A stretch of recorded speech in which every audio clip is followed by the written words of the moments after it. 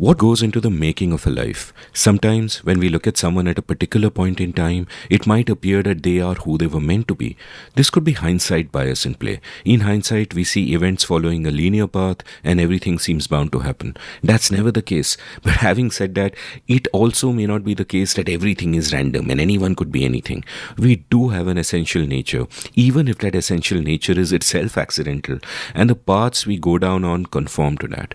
Now, many of the episodes I've recorded in the last couple of years have been like oral histories and have an element of the memoir to them. And one common pattern I have seen is that my guests never planned to be where they landed up. When they were young, they did not have some grand bird's eye view with which they planned their lives. Instead, they were often locked into a moment, they did something that made sense at the time, and one thing led to another. In fact, I invite you to think about your life. Are you where you planned to be? How much of it was intentional? If you had to do things all over again, what would you change? These thoughts came to my mind because this episode features a remarkable guest with a remarkable life. And speaking to her, it's clear that she did not set out to be remarkable, to be a brave dissenter, to go to prison for her beliefs. Instead, she always followed paths that interested her, that were authentic to herself and to the moment. And then life happened, and here we are. Welcome to The Seen and the Unseen, our weekly podcast on economics, politics, and behavioral science. Please welcome your host, Amit Varma. Welcome to The Seen and the Unseen. My guest today is Teesta Setalvad, who most of you will know as a human rights activist who has relentlessly fought to get justice for the victims of the 2002 riots in Gujarat. She succeeded to some extent, but the fight continues, and she even spent some time in jail recently, persecuted by a regime that she continues to fight. But Teesta is a lot more than just a bleeding heart activist, and her activism involves a lot more than the 2002 riots. She was born to an illustrious family of lawyers and could have followed in those footsteps and lived a plush life. She loved to write, and she was interested in politics. Her first published letter to the editor in 1978 protested the authoritarianism of Indira Gandhi. She joined journalism after college and was a reporter between 1983 and 1993. In that time, she covered various kinds of communal violence and realized that there was a deeper current in our society that mainstream media could not cover. She formed Communalism Combat in 1993 with her partner Javed Anand with the aim of fighting communalism from all communities. They wrote about the horror of what the Taliban was doing in Afghanistan, about the plight of Bangladeshi Hindus. They criticized the Jamaat-e-Islami in India. And Teesta herself wrote 5 important stories on what was unfolding in Gujarat before 2002. She saw society getting increasingly fractured and warned about Gujarat exploding into criminal violence well before it happened. And when the 2002 riots took place, she played a part in helping the victims and in fighting for justice for them. That's a fight we know her for, but she's also fighting for other causes, such as the unseen chaos that's unfolding in Assam over the impending Citizenship Act. She's also a fine scholar who's been teaching young students about history and politics for over 2 decades. In fact, the thing that struck me most about Teesta was that she is both a thinker and a doer, and the thinking and the doing inform each other. She's had a rich life and has tons of insight to share on our country and our times. I loved her memoir, Foot Soldier of the Constitution, which I recommend all of you buy. And I love this conversation. Note, by the way, that we didn't discuss a few things that are sub judice, but there is still so much here to marvel at and to learn from.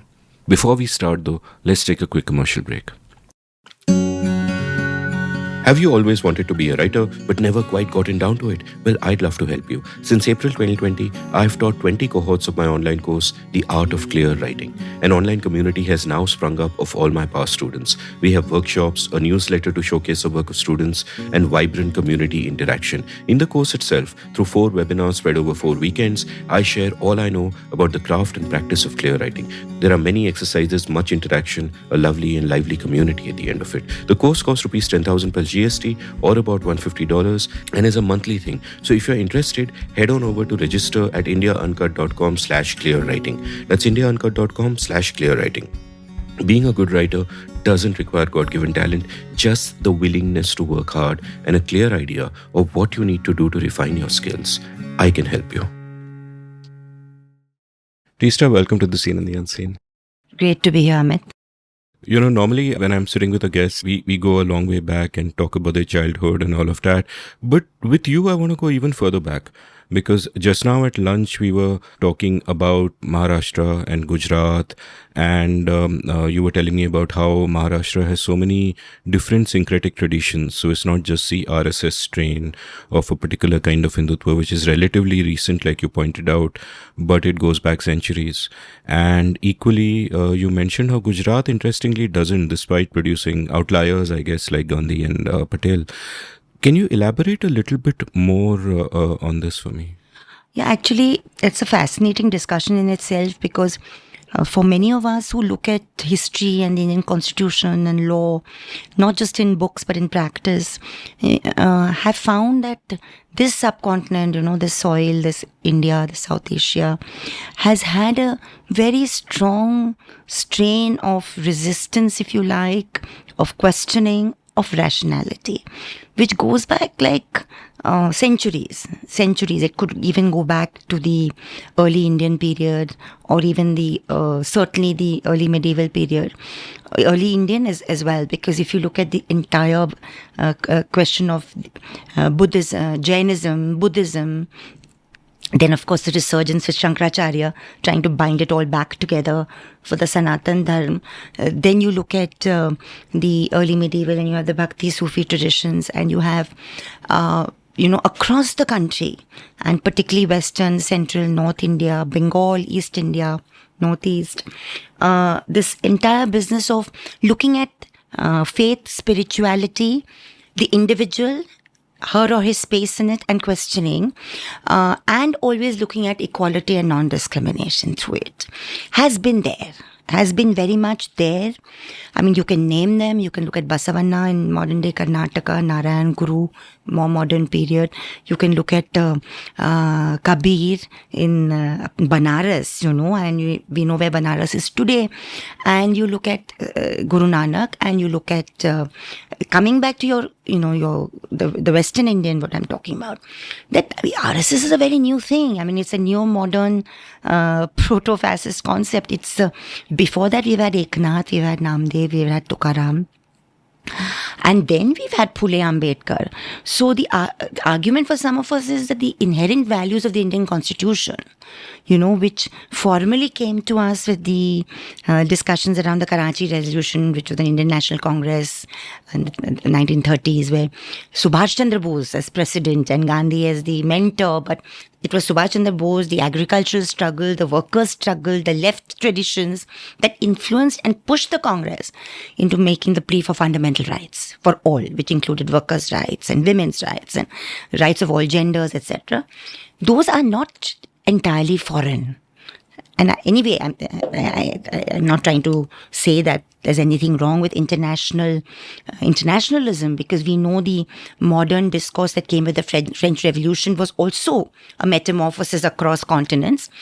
But there's a strong strain of our people, particularly people who are lesser privileged in terms of class and caste, questioning the rigidity of caste and of privilege. And and Basavanna talked about gender in a very, very strong way. So you had the Rashtriya Sevadal has worked on Maharashtrian women saints of the Bhakti tradition, single women. And later on we saw Nargis in Jogin in the middle part of the 20th century, and she was representing that it's the Miras and the Janabais and all of that, who took to the streets singing to their God and said, we are not going to be living in within the family, within patriarchy and within the bonds of marriage or whatever. And you had the Gargi and Jayabala in the Vedic period also, saying that we have a right to the Vedic scriptures. So there has been a strong strain of this. And all of this is also metamorphosed into the constitution, as much as modern ideas of equality, fraternity, justice, and non-discrimination. Now, between Maharashtra and Gujarat, I found it fascinating because I speak better Marathi than, though Gujarati is my mother tongue, but I speak and read better Marathi because this is my karma bhumi, if you like, because it's like 3-4 generations we've lived here. But thanks to my paternal grandfather, I can read and speak Gujarati as well. But But I've seen that in Maharashtra, with all the rigidity of a kind of Brahmanism and conservatism, which is evident in certain traditions, you've always had this subaltern questioning, and that has manifests itself in reform. It's manifests itself in something fascinating, because I teach history in schools, and I try to go by what Freire said, that the classroom should be the location for questioning, and not for a one-way traffic between what you're told to be taught and what you're told to be learned. He said in 1848, Savitribai Phule and her partner opens the first all-girls school, possibly in the world. And what is the concept? That in one class, you like girls of different castes and communities studying together. Now, this is before you have the civil rights movement in the US and the anti-segregation civil rights movement, where black girls could also come into the classroom. So what does this mean? It means that there's a huge churning and an assertion. And that, I think, still survives in Maharashtra with all its other regressive tendencies. Gujarat has been different. And because of my work, first as a journalist, then as an activist in Gujarat, I've always asked that what is this difference? Is it because there was no strong anti-caste movement like you see in many other parts of the country, particularly Maharashtra? Of course, you had Narmad and his poetry. Apart from Gandhi and Patel, of course, you had Wali Gujarati, Wali Dakhani, one of our early Urdu poets, coming and settling in Ahmedabad and calling Gujarat his own land. It was his tomb that was dug open on 28th of February 2002. But there's a mercantilism which runs across communities. There's a sort of prosaic non-questioning that is prevalent, So that has affected things there. And therefore, I think for the project for the Hindu Rashtra and the project for the masochist authoritarian state to revile and to discredit Gandhi in the land of his birth, Porbandar, Gujarat, was very, very important, has been very important. So a couple of strands I want to follow up on. And the first is this, that if we look back through the centuries, if we look at that tradition of questioning existing structures and so on and so forth, I would imagine that for most of our history, those would not be against the state, because the state would be a very distant kind of thing. It would more be against power structures in society around you, where you see caste play itself out, or you see gender play itself out, and so on and so forth. And this sense of this strong authoritarian state, which is like a distant beast somewhere far away, how do you even rebel, blah blah blah, seems to be a relatively recent phenomenon, if we talk in terms of centuries. Has that dimmed the fire somewhat?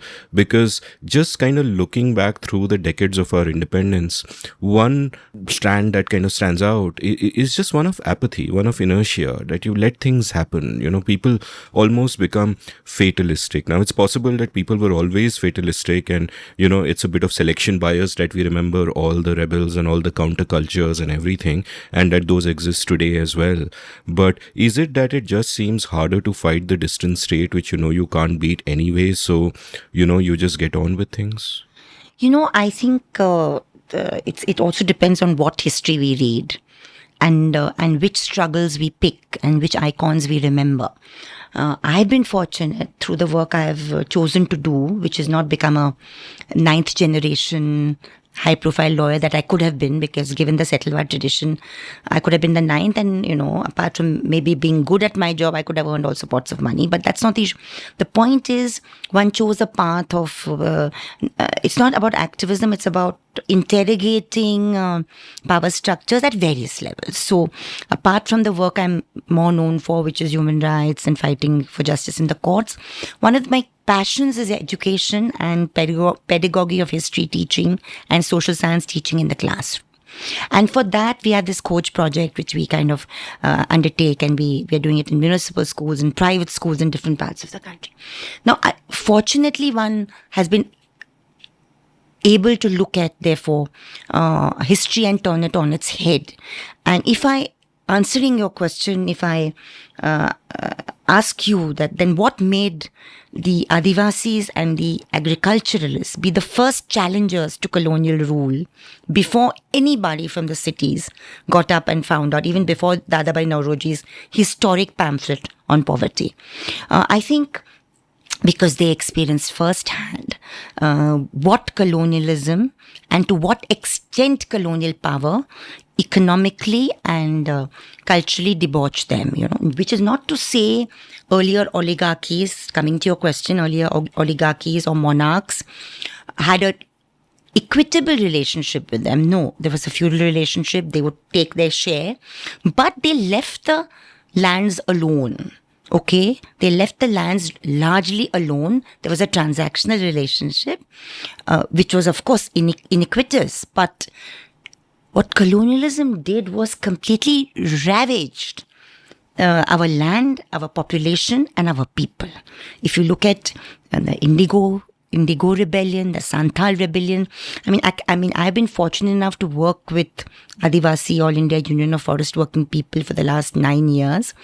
And I have seen firsthand those struggles and how they've kept their oral histories alive. And that has opened my eyes to the fact that we've really not looked at urban India and upper class India, liberal India, has not looked at these subaltern histories which have been manifest in challenging colonialism.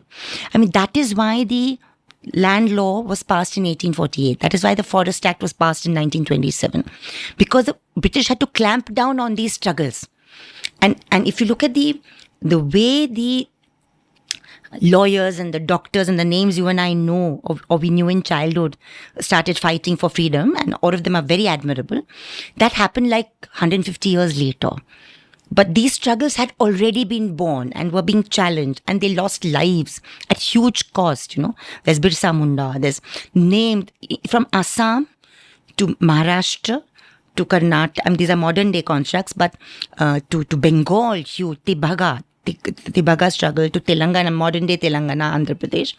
You had the agriculturalists and the Adivasis challenging colonial powers like nobody else did. So I think that is a very important thing to remember in terms of answering your question. I think a point will come when I think even with this fractured values that neoliberalism has caused us, where all of us are in little aspirational bubbles, and it's not easy to collectively organize or unionize or traditionally protest anymore. I think a time will come, and I just hope that human cost is not too high by then, when people will just find what's happening is too much. Just too much. Even though it's not distant ever. The state is never distant. In fact, today the state appears very oppressive and very intrusive, just like the colonial state was. And I think what we are experiencing today is a kind of neo-colonialism, really.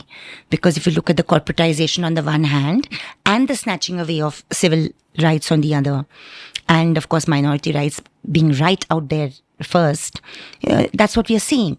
So, and constitutionalism and what the freedom struggle fought for is being turned on its head.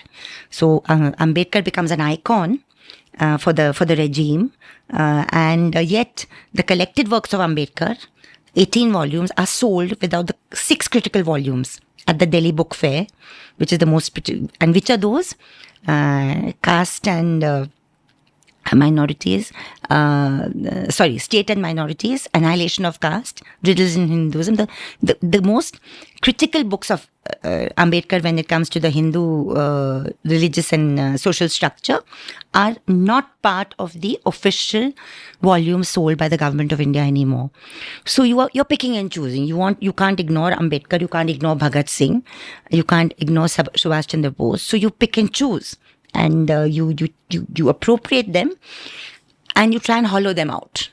The essence of these people was what they stood for. I mean, Bhagat Singh's writing on the dangers of communalism of all kinds. Ambedkar's writing on not just the caste question, but also on communalism and the state majoritarian project. And why, even I feel like re-looking at Gandhi's stand on the communal award and the communal electorate, because I think Ambedkar was right in saying that reserved constituency should allow that section to vote for that section, because otherwise you won't have representation of Dalits and minorities in parliament, and we are seeing that. So many issues get thrown up, and I think a time will come when I think the apathy will be overcome by the sheer intrusion of the horror that the state is undertaking at the moment.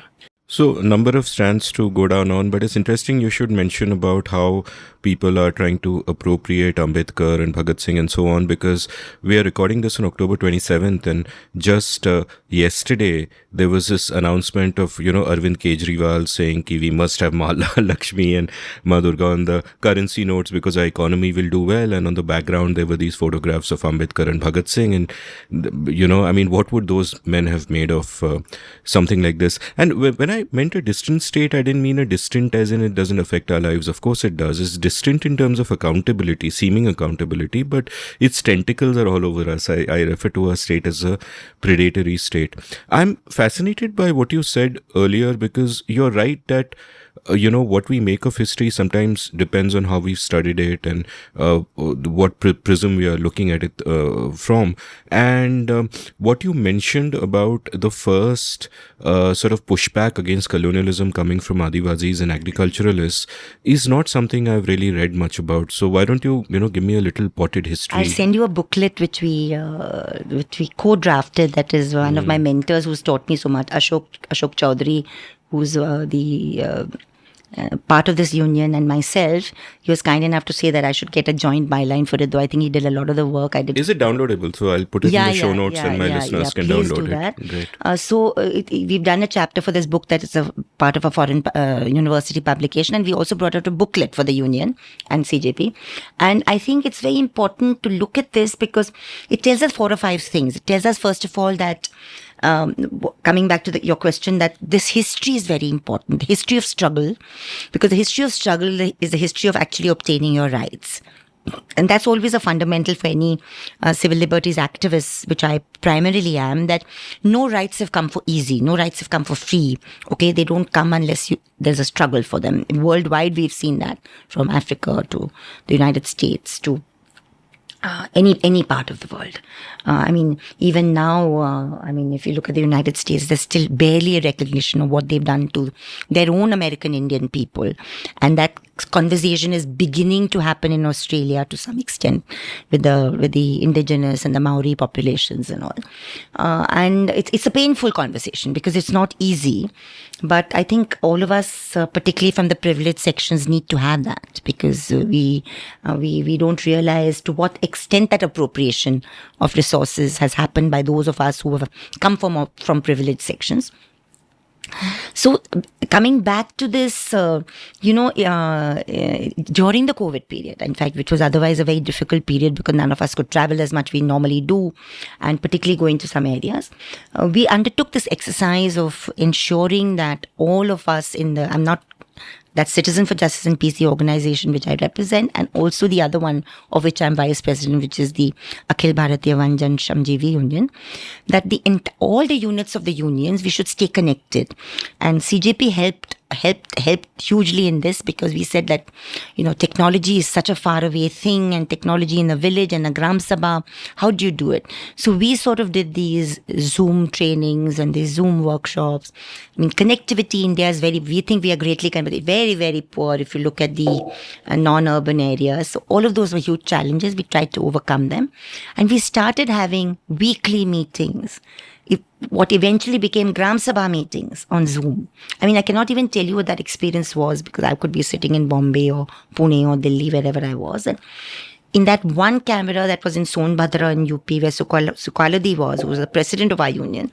She's the most amazing woman. She's been jailed twice in her lifetime. And unlike me, when she was in jail for a month, she didn't eat food. She just survived on fruit and milk. I don't know how she did that. So she would be sitting on her camera, on a phone camera, with at least 150 women in the same room. And each one would have their turn to speak on the Zoom, and all of us would be able to listen. So it was amazingly humbling and democratizing process. And through that, we decided collectively that knowledge about the Constitution and Adivasi rights and the making of the Forest Rights Act of 2006, which is our mantra for the Adivasi and indigenous movement, because it's a law that came about because of these collective struggles in the land and forest, because it turns the whole notion of elite conservation on its head, that you can't really conserve environment without protecting the rights of the people who've lived in those environs, and because they are the best conservers of that. It's not a hostile positioning. It has to be a collaborative thing. So when this started to happen, you realize that they were also during the COVID period commemorating their histories all the time. So they were saying we will start our own kind of schools, which will be shifting schools, which will be telling our own histories. And the histories of these struggles are alive to them. We think that, we have to dig them up from the odd historian who actually has had the grace to look at Adivasi struggles in English or Bengali and the Bengali translation or Hindi translation. And there have been some amazing bureaucrats also from the IS and earlier from the British colonial period who documented some of these despite being part of a colonial hierarchy. And you collect this information, and then these struggles are being actually today celebrated, commemorated as well. They haven't forgotten them. But then you give it the discussion gives it a deeper form and a context. You connect it up with today's struggles. And through those exercises of that 1.5, 2 year period, and through that we saw the farmers struggle, okay? And I want to mention this because it was an amazing thing what happened to India during that pandemic, particularly the second half. I mean, you saw that from June of 2020, and then you saw November 2020, and you saw how that, I mean, where was the pandemic for the farmers who went and sat at outside Delhi, and I mean, they compelled and impelled all of us to look at their struggle, and they brought history and context to their struggle, because everything they were saying, particularly the BKU, Ugran and all, they were talking about Bhagat Singh's grandfather and Punjab, and what the impoverishment of colonial rule meant, and how our policies are taking us back in that direction by passing laws that are going to corporatize agriculture completely and leave the bargaining power of the farmer out of the question. So all these things are very, very crucial. So I think for me, it has been a learning through actually working with people's struggles and having the humility to always understand that you don't know it all. In fact, you're in a constant process. So yes, you bring something of your experience and learning to the process, and that's why it's collaborative and important. But there's so much you need to learn actually from people's struggle.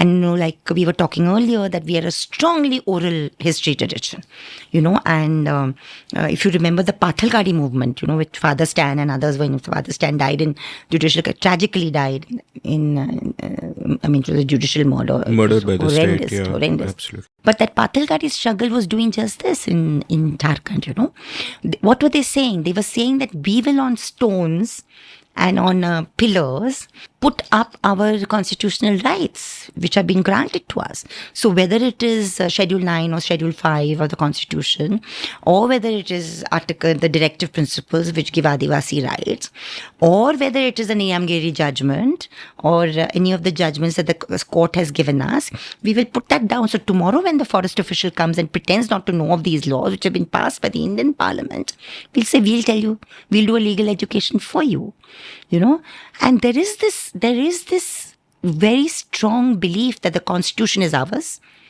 among people of this country, that the laws, the progressive laws passed, the recognition of land rights, recognition of forest rights, the land acquisition law which was amended and by the UPA2 government before the present regime overturned it again. All of these were not because the UPA2 government wanted to give it. It was because there was, being a coalition government, being not a authoritarian strong government, they were compelled to listen to voices from the ground. And that's what a democracy is. So I think coming back to your question of history and Adivasi history, it all boils down to working with communities, on an equitable basis, equal basis, and realizing that any struggle that you're involved in today has to hark back to your past. Because eventually you are based on your symbolisms, the strong women's presence in Adivasi struggles has been there from the beginning. The very strong women's presence, the number of women lost to the battle against colonialism has been huge. They know the names. They sing songs to them. They know that they advocated education for the kids. They advocated the rights over forest produce, and that should not go to the colonial powers and the forest bureaucracy. But unfortunately, there's always been this distance between urban and rural and Adivasi and non-Adivasi, and hence it's taken a while for the rest of us to open our eyes to it. So there are about 5 different directions I want to digress in, but I'll just pick one and digress in that. And it's a slightly long-winded question, which I've explored in past episodes with different people. There are 2 kinds of forces that we have seen in modern times. And the first force, which comes with urbanization and capitalism and all of those, with all their other positive effects, is of a certain kind of homogenization which leads to a loss in diversity. I mean, one metaphor for this is a Cavendish banana, which is of course a banana that we exported to the world, and then it made sense in the US economies of scale, whatever. Then it was brought back to India, and now it is kind of killing all indigenous sorts of bananas. And that's an example with bananas, where your diversity is driven out and everything is becoming homogeneous, and rice is the same. And I had assumed that there's a similar thing happening with languages and dialects. Like one of my previous guests, Vinay Singhal, not the Hindutva Vinay Singhal, this is a young entrepreneur who runs a company called Stage. What he once told me कि भाषा शहर में होती है, बोली शहर के बाहर होती है. The languages of the city, the dialects are outside. And I had assumed and lamented that the logical direction is going to be that dialects are gradually going to die out, because when a young person who is from a village goes to a city, the incentives will be to fit in and to speak in that dominant language. So you might forget your dialect of Hindi and speak Hindi, and gradually that's what happens. What Vinay is doing with a Stage is demonstrating the opposite effect, where a Stage is an OTT for Bharat, but it's not an OTT for Indian languages like Hindi and Punjabi. It's an OTT for dialects like Haryanvi and Rajasthani, and is doing incredibly well. And again, capitalism playing a part, technology playing a part, that individuals are being empowered with the means of production, and in some cases perhaps a means of communication, where they can keep their culture alive, where things don't have to scale. It's almost an opposite of these forces of homogenization. And I want to ask you about this, because when you speak of all these different oral history traditions, stories that have come down, the danger always is that these stories will be lost, because you move to a city, or gradually over time things erode and things wither away, and God knows how much we've lost. But then there is also the hope that people will, instead of being embarrassed by their origins, can take pride in it, can find community in it, and can take it into a different direction. So it's not a very well articulated question, slightly long-winded, but just looking at these 2 forces, since you work so much at the grassroots and on the ground with such a wide variety of people, what is your sense of this? That is it something that we should be hopeful that people who earlier did not have a voice or a way to preserve their memories and their traditions, do they now have more of it? I come back to this whole business of history, and I've learned so much from many of our most renowned historians, whether it is Romila, Thapar, Oki, and Panikkar. And I'm talking about the 80s and 90s, when we used to hold workshops with them, first to learn, and then I organized workshops with them for teachers. And you've got a great interview of Romila ji also. I'll link that from the show notes. For me, for them, I organized 3 workshops where they came and actually interacted with the school teachers from about maybe 40 schools in Bombay, 2 schools each, and 3-4 days they interacted. And my thought behind that, because Khoj, the pedagogy of Khoj was evolving at that stage. Now we've got about 54 modules going, and resources permitting, we can do that or we can't do that kind of workshop all the time. But we are editing it and we are trying to make it available so we can use that input. Idea being that those original thinkers and historians who are actually looking at history in a particular way should interact directly with the carriers of that history into the classroom. So that pedagogy of a non-didactic teaching, no final full stop, always a question mark, have the humility and courage to say you don't know something and you look it up and come back, and the child will respect you more. The young mind will respect you more, not less.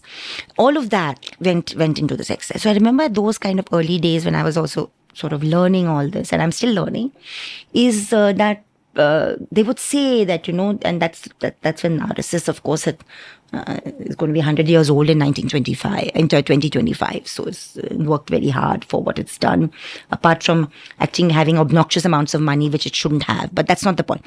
That one of the bulwarks against authoritarian supremacism is local histories and diversity and pluralism. Okay, this was always what we said and came up with at the end of these discussions and workshops. And we need to do this at various levels. We need to do it as at the finer academic historical level, where there's a certain rigor of the discipline, where local histories emerge and maybe even contradict the national narrative. Doesn't matter. Let the dialectic emerge.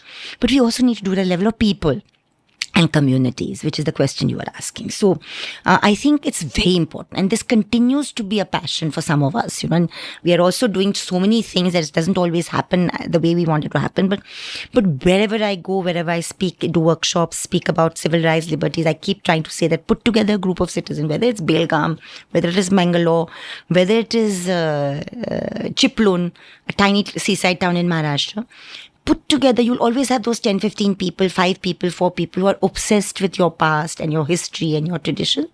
Put them together, meet regularly, start documenting and put it out, because I think that is our only bulwark against this top-down homogenization, which has a sinister political motive, without question.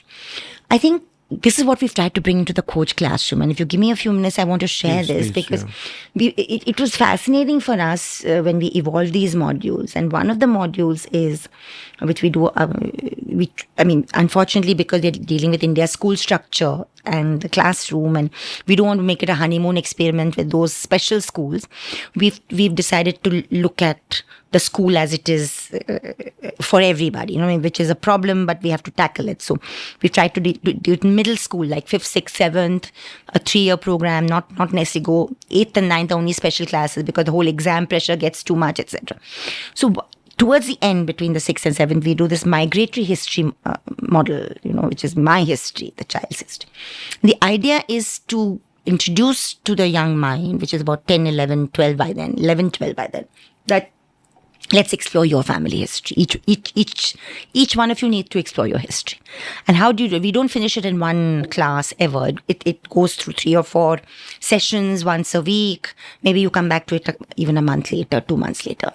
The idea is ask questions in your family and in your community. Where are we from? Which village, which district, which state, which language do we speak? Do we have connections with that place still? Do we go back? If not, where? Did we directly come from there to Mumbai or Pune, wherever the class is being held? Or did we go somewhere in between? And start tracing it, make notes, jot it down. If you ask enough questions, you'll find a couple of people who are willing to kind of wax eloquent about this. Once you get them to wax eloquent, cross-check the sources a little bit, cross-check with 2-3 people, the facts and all that, and start penning this history, migratory history of, say, Dhruv Prajapati or whatever the name is, and start writing it down.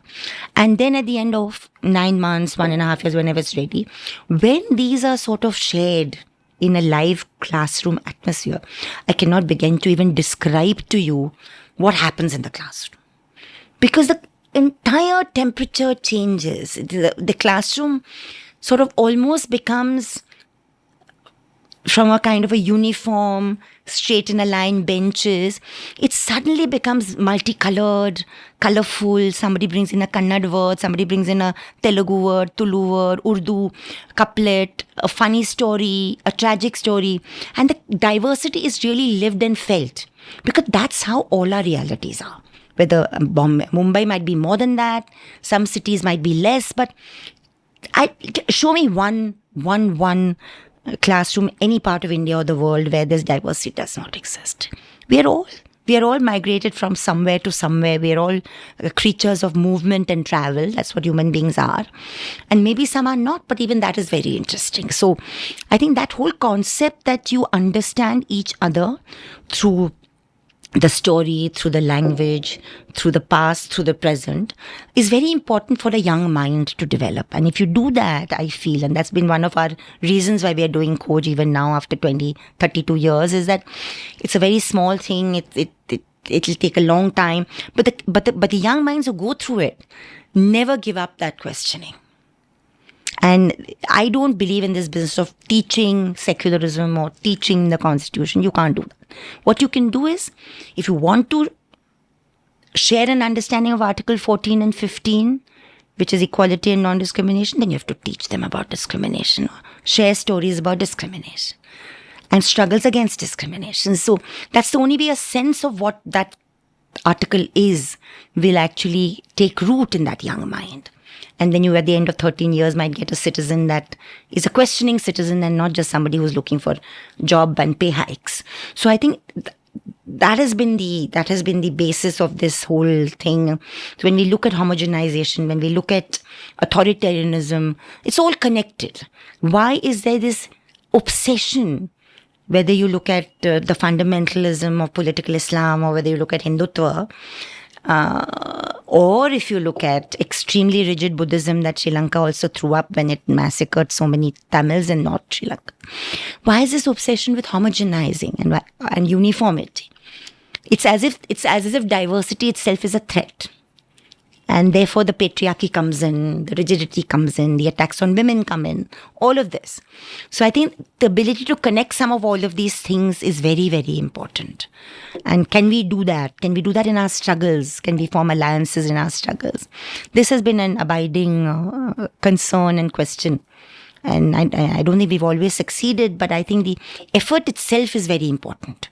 Effort itself is very important because you're able to see that not just this struggle which you've taken up just now is important. Of course it is, but there are also many other myriad struggles that need to be looked at to be able to question this absolutely crude homogenization that we are seeing. I find this story you've told of the magic you created in the classroom very resonant because it feeds in with a theme that I think about a fair bit, which is the importance of the concrete in our lives. Like what often happens is that if we just think in terms of abstractions like nationalism or purity or race or the other or Hindu or Muslim, those abstractions can be dangerous and can lead us down, problematic paths. But the moment you make it concrete, and I see that's what's happening in this classroom, that's what it seems like to me, that it's almost like a show don't tell brought to life, that each child is making herself concrete by talking about her past and where she's come from, and showing her authentic self also in a sense, and showing the joy in that, and everyone can then relate to each other in a different way. It's a lesson about discrimination in the most beautiful way because it's a lesson about the joy of diversity, which is automatically an anti-discriminatory lesson, right? So that's a lovely story. Here's my next digressive question. And obviously the cliche is of course true. Whatever you say about India, the opposite is also true, right? So we are deeply illiberal in so many ways, gender, caste, whatever. But there is a lived liberalism which you can, see in our languages, in our cuisine, in our clothes, assimilations from everywhere. And you've also spoke at the start of this conversation about how Maharashtra has had much older traditions in the RSS which go back, which are syncretic, tolerant, which celebrate, differences. But here's the thing, my sense, and we were chatting about this at lunch, and it's a theme I keep going back to, is that if there is one way in which I've realized I was wrong about the world, it is that, growing up in my little elite English-speaking bubble, I always thought that, India is broadly tolerant, we are liberal, there are fringes, but that's okay, we are what we are. And my sense, and I can perhaps get too pessimistic about this, is that we are the bubble, and society has always been extremely illiberal. And these strands that we see in political Hindutva today, they're not recent. They've been like I did an episode with Akshay Mukul on the Gita Press, and Fantastic work. fantastic book, and all of these issues from love jihad and cow protection and conversions, all of these were live issues exactly 100 years ago as well, right? And if you see sort of the sales of the books on the Gita Press, including the manuals telling women how to behave and in sanskari ways and so on and so forth, you realize that this is a very big strand in our society. And therefore, one begins to wonder about whether the experiment that we tried with the kind of constitution that we had, was it bound to fail? Because what we seem to have done is we took a liberal constitution, not as liberal as I would like, but still much more liberal than society, and imposed it on an illiberal society and assumed that the job was over, that we are doing it top down. Things will take care of themselves. Madhav Khosla in a brilliant book, an episode with me, describes a constitution as a pedagogic exercise. And it seems that politics has caught up with society. And therefore, where again, I'd look pessimistically at what you said about at some point something's going to give. At some, I don't know if at some point something's going to give, because the majority is having its way now. Who's going to do the rebelling? It's not that society is being forced into a direction against its will or whatever. This horrible direction that we are going in seems to be, if the majority aren't actively clamoring for it, they're perfectly content with it, which is, obviously it's a very pessimistic view, and I know you're not so pessimistic. So, I mean, what's your sense of this? Am I being too negative? No, I just it's a kind of expected question, and it's a question that needs to be asked, if you like. But I just would like to take a little bit of issue with the proposition that Madhav would make or whatever, because I think it shows very little regard for what went into the making of the Constitution. I mean, to think that the Constitution or the Constituent Assembly debates that resulted in the Constitution, and to forget that the Constituent Assembly debates had the partition bang in the middle of it. And the fact that the Constitution actually emerged after the 150, 175 years of the struggle against the British, I think it really disregards the entire sacrifices or the pains of the national movement against British colonialism. So I just like to contest that very strongly, because I think to say that it was a pedagogic constitution is actually to disregard that what I said right in the beginning, that the values that were thrown up from the freedom struggle, from the national movement, also harked back to much earlier struggles, but they coalesced in a certain way, and they represented a large and vast section of our people. In fact, I think the problem is with liberals who think that we are the cocooned minority, but I think the vast section of these people, of the people of this country, have actually battled inequality and oppression of various kinds under British rule, and they actually were part of the movement against the British. So I want to repeat that, and I think therefore the values that were then sort of nichodoed and put into the Constitution came as much from there, as much as from the higher intellect, as we like to think of it, of people. I mean, why was Baba Saheb Ambedkar chosen? I mean that question I think Madhav Khosla should also answer, because why was Dr. Baba Saheb Ambedkar, a young man who, when he was a young boy of maybe 12 or 13 in the Elphinstone School, Mumbai, sitting in a classroom, and a brilliant mind, and a maths problem is put to him, and nobody in the class is able to answer, and he puts his hand up confidently, and then the teacher is compelled to allow him to come up to the blackboard to write down the 5 steps solution to the maths problem, which he does. He solves it correctly, and the attention of the class by the time he's reached the answer is not on the fact that he's got it correct, but the fact that a quote-unquote untouchable has reached the blackboard, because all their tiffin boxes are behind, and therefore they will not eat their food anymore because now it has been polluted. Now, this is the man chosen, quote-unquote. Not chosen. He's the man who, obviously the person to write the Constitution. And how can we therefore ever say that the majority of this country are sworn to a kind of a majoritarian authoritarian deal. No, I think there is certainly the subaltern, there's a whole section of the underbelly, and that has grown from the meager 0.5 or 10% that the Jansang once had to maybe even the 30% or 35% or 40% of the population. But I do not think that I will accept that it is 100%.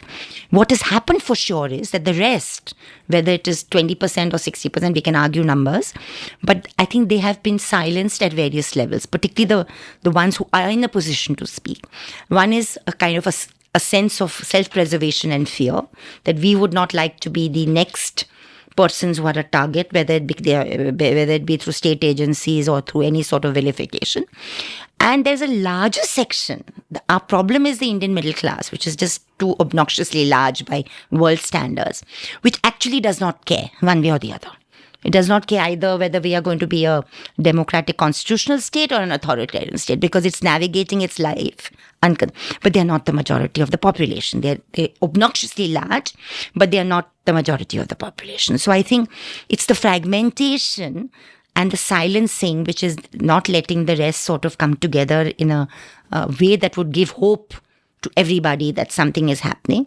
If you are looking and working at the grassroots, if you're looking at the kind of the struggles in various parts of the country, and there are myriads of them, I think one will realize that it's not an entirely hope. It is fairly hopeless, but not entirely. I'm not a stupid optimist, but I'd also like to say that the hugest and biggest abdication of the last decade and a half has been by the media.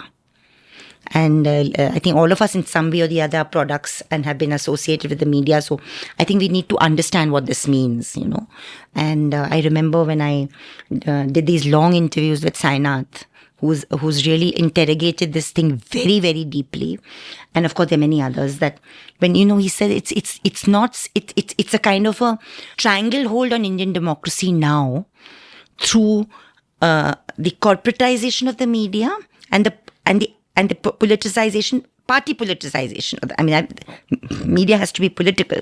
But you have, if one party dominates the ownership of the media and corporates, and those same people are then now the dominant in parliament. So then when he calculates, like Sainath does, that how many percentage of our parliamentarians are billionaires and which industries do they represent, then it's mining, telecom and television companies. So then you know that the digital communications industry, your commercial television, and your political representation is all the same.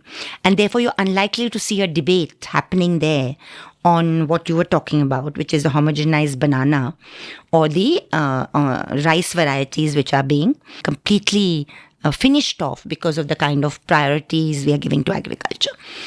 Forget a lynching or a Muhammad Clark. You won't even have a debate on homogenization of agriculture, because it's not in the interests of the section that would benefit from this homogenization who are sitting in parliament to do that.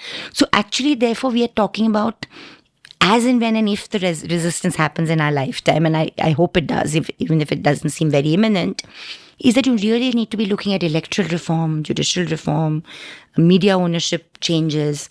So we need to look at judicial reform, courts. You need to look at so many things being turned on their head, which is like individual and collective struggles that encompass all of this. And is that feasible? Is that happening? Can it happen? Is, of course, seems so overwhelming that we most of the time feel it cannot happen. Just look at what the Election Commission is doing. Look at the electoral bonds issue. It's so brazenly non-transparent. It is brazenly non-transparent, And then, therefore, there's inordinate hope that is required from the judiciary. And will the Supreme Court cope? Therefore, there's debates on who the next Chief Justice is going to be. So all of this is, we are looking at these 1, 2, 3 places for us to get manners from heaven and to get solutions from them. All of this can only happen if there are these myriad struggles that are constantly pushing these institutions to answer, and many more people who are willing from the political opposition to not say Lakshmi and Ganesh on the vote, but to actually say we are prepared to go to jail. And let's flood our jails with the opposition. Doesn't matter if you want to do it, but we are going to raise some inconvenient questions. We are going to raise questions of the lynching of minorities, the lynching of Dalits, the attacks on girls in Uttar Pradesh. We are going to raise these issues, even if it's inconvenient. So there is a sense of despair because of the quiet we see, but I think we need to start looking for constructive noise and constructive struggles. So we'll talk about each of these one by one as we go along in the conversation. But first, there's a book by Rohit Day called The People's Constitution, which makes exactly that point, that these are not just imported values, these are lived values, and they reflect in people's struggles in different ways. Let me ask you sort of my final digressive question before we get back to our chronological narrative of your growing up and your family and all of that. And this one nicely segues into that because, you said a little earlier that you were almost sort of the ninth lawyer in the family, down the family line and all of that.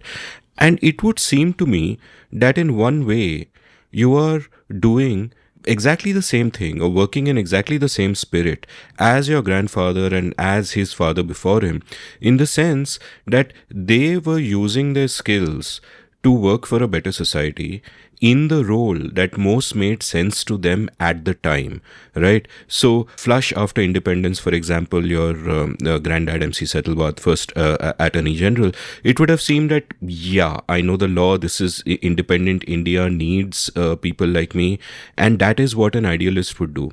And we find over time that idealism and that hope in the virtues of the state have kind of vanished, that we are faced with a much starker reality.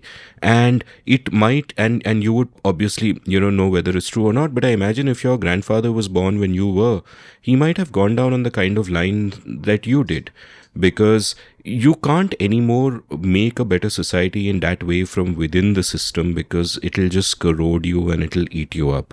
And in a sense, if you want to go down those paths, you end up like your route in that sense feels natural. Like on one hand, and that's a separate side question, that how do we become what we become, how much of it is contingent and how much of it has something to do with our essential nature. And on the one hand, it might seem contingent, different things happen, your first journalism job, you're covering those riots, you're covering criminal violence. So on one hand, it might seem contingent, but on the other hand, in these times, what else could you have been is another question that comes to my mind. Yeah, actually, that's interesting. I was just rereading my grandfather's autobiography, My Life, Law and Other Things. And there's a very interesting chapter in it on the Mundra scandal, which was the independent India's first huge financial scam and scandal. And he was Attorney General at the time. And the fact that, and the whole question of autonomy of opposition. If I look at today, today we have a very decent Attorney General after many years. But if you look at how the Solicitor General is functioning today, it's so crude, apart from anything. And so it tells you a little bit about how these institutions need to function. Because he narrates, it was the Chagla, MC Chagla, the Doyen, was appointed as commissioner into the scandal. And he was representing the government as in state, not in government in power. So he had made that very clear. And the entire proceedings were in our city, which is the old town hall, where now the Director General of Police sits. And it was hugely attended by the public. Chagla had taken the decision that it'll be open. And of course, Setalvad was arguing and that all these evidence was coming, etc. And there are very interesting passages from there, because obviously the dispensation, and that was our first Prime Minister, highly regarded. And it was about the LIC scam, LIC investing out of turn more than 1 crore of its capital on in a private enterprise, when could not have done that without under the act under which it was formed, and without consulting its shareholders, which is the public. So anyway, so of course the stand that my grandfather took, and then the praise he got from the newspapers and all of that. And obviously dispensation was not happy, and including the Prime Minister was not very happy with the kind of independent stand he took. Yet, after the whole thing got over and T. Krishnamachari was compelled to resign after the finance minister, so it was like a huge thing internationally as well. He describes the first visit to the Nehru's residence after dinner, because there were a lot of rumors that now Setalvad will resign because he was Attorney General for about 12 years, because the government is unhappy with him. And I think Nehru went out of his way, apart from anything else, to say that is not what he intended at all, though he was upset at the time. So it's both things you see. You see the fact that, yes, there was this tension, and the tension was unfortunate and should not have happened, that you saw the finance secretary and the home and the finance minister and the state bank chairperson and the RBI chairperson behaving in ways they shouldn't have. But you equally saw the attorney general and MC Chagla and others functioning beyond par, And then he writes there that then, after that, he talks about his father, Sir Chimanlal Setalvad, who my great-grandfather because he cross-examined Dyer in the Hunter Commission, and because of it died. But for me, it was so important also to see about Chimanlal, and this, I'm hoping that his autobiography we are reprinting now, as well, because people demand it, but it's out of print, is that he was a close colleague of Baba Saheb Ambedkar. And in 1924, Chimanlal was president of what is called the Bahishkrit Hitkarni Sabha, which was formed with the aim of ensuring the construction of 124 hostels for Dalit girls and boys. Because the whole understanding being that, they're left out, they can't stay there because only residential colleges are possible. So we must have this. And it's not just Chimanlal. The entire trust, the board of that was one Parsi, one Jew. So different castes and communities recognizing the vision of Ambedkar. Of course, this is the tradition one has grown up very proudly with. One knew about this. But I was very personally, it was sort of assumed that I would be the one, we are just two sisters. I would be the one who does law, because my sister was not particularly interested. I was always very interested in the law and current affairs and everything. But, 12th standard changed all that. 7th standard changed all that when I was about 12 years old, when a book that my father bought me, actually, All the President's Men. And I said, no, I just have to do journalism. And I told him that one day in one of our myriad discussions and arguments that I want to now do journalism. I remember he didn't say a word. He didn't even say that. There was no pressure at all. He just sort of kept quiet for a few minutes, and then he said, you have to do what you are most happy doing. And I think that feeling of being brought up in that sort of environment where you had a father who asked him to call him by his first name. He never asked us to call him father or papa or daddy or whatever. We always called him Atul, both of us. And he was very comfortable with 2 girl children. I think my mother probably wanted a son, but because there were 2 miscarriages after my younger sister. But I don't think he was at all concerned that he didn't have a son. I think this also allows a lot of self-confidence to grow. So then you not only decide to take on a profession which is not this thing, but you also ask questions of your father, who's told you once that don't study your Kundra and your history textbook. Read the history from your library that you're lucky enough to have, because he had a huge personal library of history and stuff. And then I would ask him, but why do you have more Nehru and Gandhi and Patel, and why don't you have enough Ambedkar and Phule? Moment I was in junior college. So all that questioning and churning would begin. My own politicization in Elphinstone College, which again I chose because my father and grandfather had gone to that college. So there was this thing of always being proud of that tradition, but also being quite self-assured about questioning it and taking a different path. And I think that is also probably comes from that upbringing. But of course, you're also your own person. So even as a reporter, I covered the courts immediately. After doing my university beat and political beat, I was very keen on legal reportage and coverage, legal analysis of judgments. So I think there was the attraction of the law and understanding it or try to deconstruct it didn't ever go away.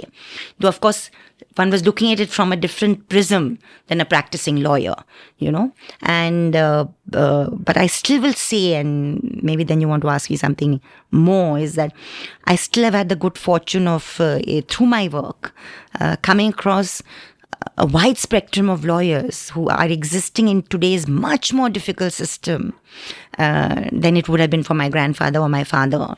and great-grandfather also, and who are doing such a fine, dignified job of it, and it must be so much harder because we are facing a very viciously reprisal-oriented government, and yet they just carry on at great personal risk and at displaying huge moral courage. So, maybe that's the trajectory I took, but I'm so glad that there are lawyers in our courts, whether it is Gujarat High Court, whether it is Bombay High Court, whether it is Delhi Supreme Court, who are still there to be able to take up the causes that all of us collectively espouse. What did your father feel of the work that you did? Like you've mentioned that in your book, you've spoken about how he'd give you strength before he passed in 2010, that he was supportive and all of that. But in general, as your career took the paths that it did, your 10 years as a full-time journalist, 83 to 93, and then after the activism kind of happened, did all of it feel like this is a natural flow of things, that this is what this is who she is?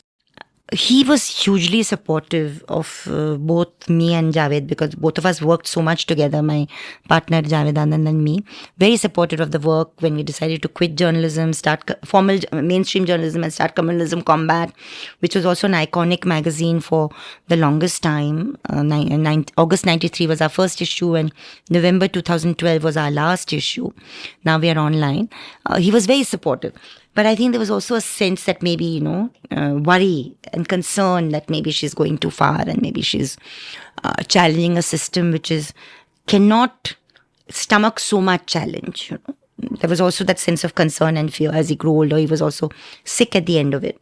So I think he was also very, very worried. So I remember particularly from June this year to September, when I was so wrongfully confined and in jail, one of the thoughts that used to come in, I said that, I never wanted him to go so early, but I'm glad he's not there, because I don't think he would have been able to handle that, the way in which I was picked up and the way the vilification has been happening. It would have been really too much for him, because he really believed in a different India where the system cannot be, he really believed that the system and the state cannot be so vile.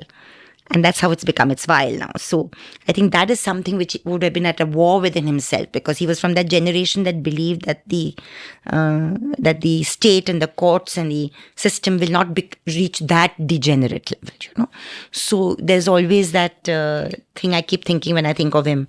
Though he was a huge, huge support, I think there was also a huge sense of worry he had, that, where is this going to take her? You mentioned your grandfather's encounter with Mr. Nehru, and how, your grandfather did the right thing and Nehru did the right thing, and they were both in that sense upstanding. But my sense always has been that you might be lucky at a particular point in time that you have people of great character, but you cannot rely on that. A well-designed system is a system that will function even if you have the worst possible people in charge. And it is clear that our system is not a well-designed system. It's, it's too top-heavy, too much power to the state. And sort of, in a sense, the scales have fallen from our eyes over the decades. My dad was an IAS officer as well. And when he speaks about the idealism with he and his batchmates all joined, and, I think back on that and I'm like, how could you be so idealistic, right? And today it's easy to say that in hindsight when you've seen what the state has become. But the point is that was never really going to last. And even in your book, all your actions represent a great faith in the rule of law, a great faith that no, justice will be done and we have to keep fighting for it, and so on and so forth.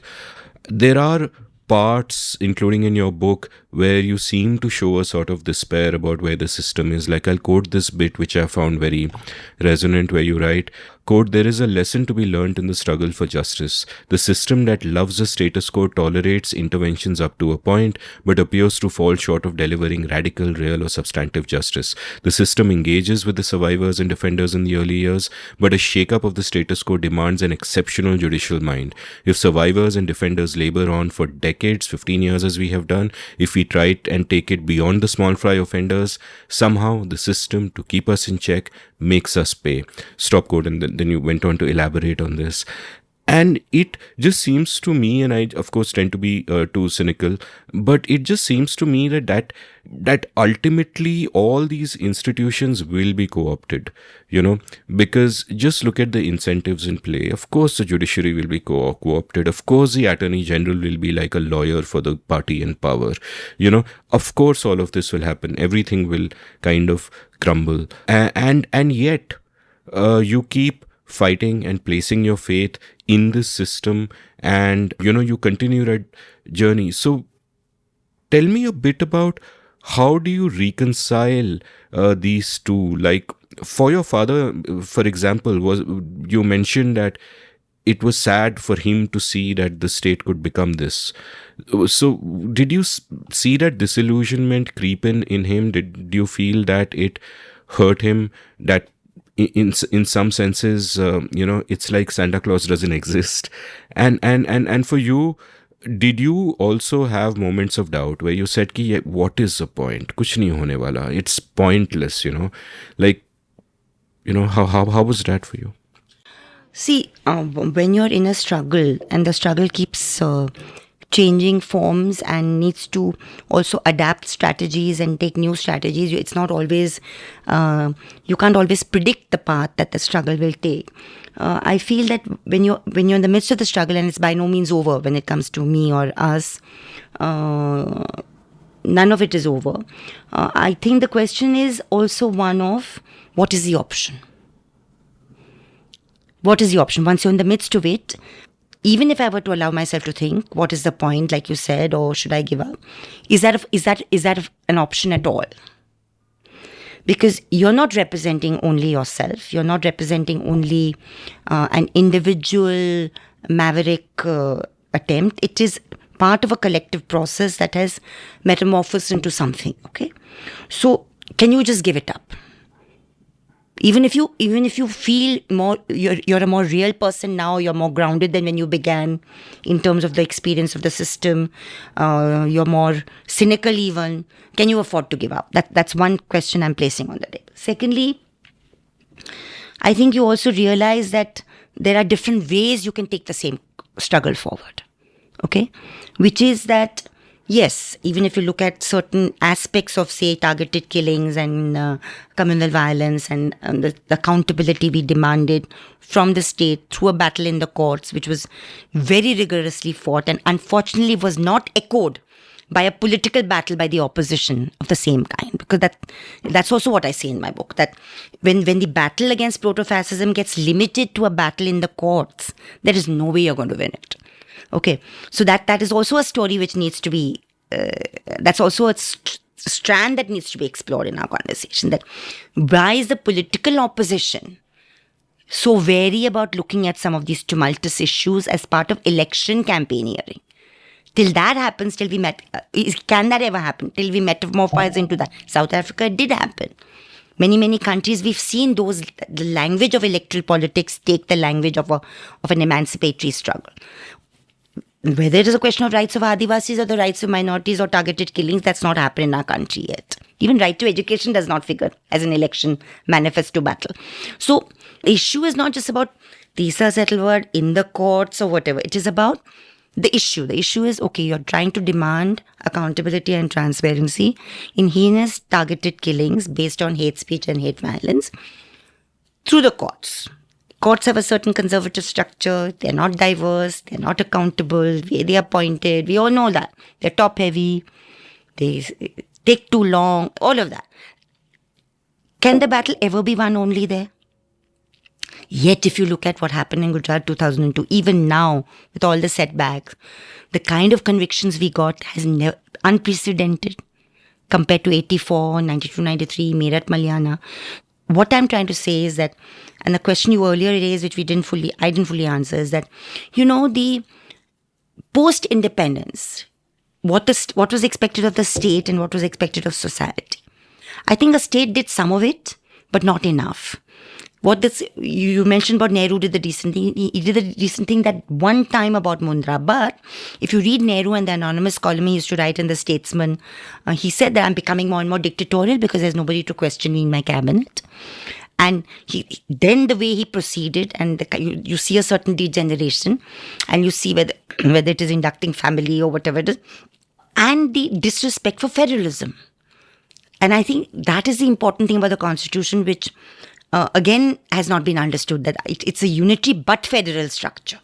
And we are seeing this noise is coming from the south. We are seeing DMK make that noise in a very considered way. We are seeing the Kerala make that noise. Now, whether it will be effective or not, but it's a battle. And eventually we are 75, 76 years down. Look at other democracies and how they've evolved. Is democracy the best way? Even history will tell us that. But it has taken 200, 150 years for capitalist, entrenched democracies to even get their quote-unquote institutions to a level at which, when Trump is trying to capture that election, which 1.5 years back, you have election officers, many of them women, saying, no, the last vote will be counted. Which, given America's foreign policy, is no great deal because they massacred people all over the world. But at least as far as that institution is concerned, it gave me a lot of hope. So I'm just saying that it's a very complex battle that we are fighting. It's a battle to deepen the institutions of governance of democracy in this country. Yet our structure of our society and state is very, very casteist, classist and feudal. We did not allow the structures of state to get, to have representation as they ought to have had from the sections that need it the most and deserve it the most, in terms of if lived democracy had to come in. Anytime any Dalit intellectual talks about the issue of Dalit representation in the higher judiciary, they are shot down. But it's a very valid question. Dalit representation, gender representation, minority representation, why can't we raise it? Because it's a fact that it's only when those representations come that you will have a sense of you're responding. And I don't think it's about just identity politics. It should be about workers, about farmers. Do we have farmers as judges, workers as judges, teachers as judges? It's all of these kind of cross-intersectionalities that we need to think.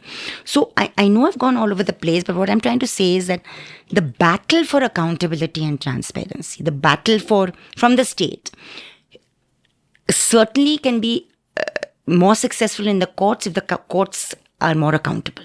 And I'm not running away from that question. But it cannot only be fought there.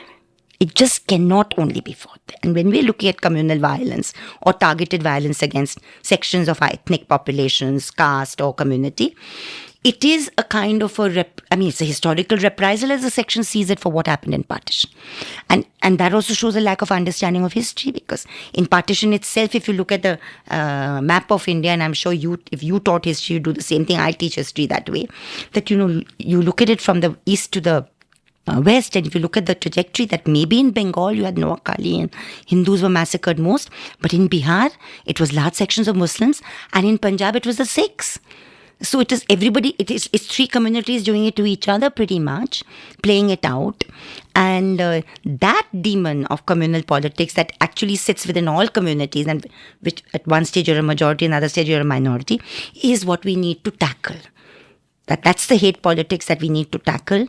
And there's a danger of it becoming majoritarianism when it's Hindutva here, but equally Islamization in Pakistan or the Buddhist state in Sri Lanka. So that understanding we need to get among our people, which means a strain of rationality and a strain of questioning. And the right wing, the supremacist right wing, is better organized. It has had its goal. In fact, it made it clear when it assassinated Gandhiji. And that was, in fact, the first book I edited. I don't know if you've seen it. It's called Beyond Doubt. Because, for me, it was an eye-opener when Jagan Fadnis's book I read in Marathi in 1998, where I first, as a student of history, his book was called Mahatmanchi Akhir. And he first wrote, and it was his original work, that there were 5 attempts on Gandhi before the last one that successfully killed him. And this is not part of the dominant narrative. Even now I have to keep telling people that, did you know that there were 6 attempts totally, where the 6th was successful. And in 3 previous attempts, Godse was part of it. So it was not a spontaneous act. It was pretty organized, pretty well thought out and all of it. So I just feel it's all of this coming together.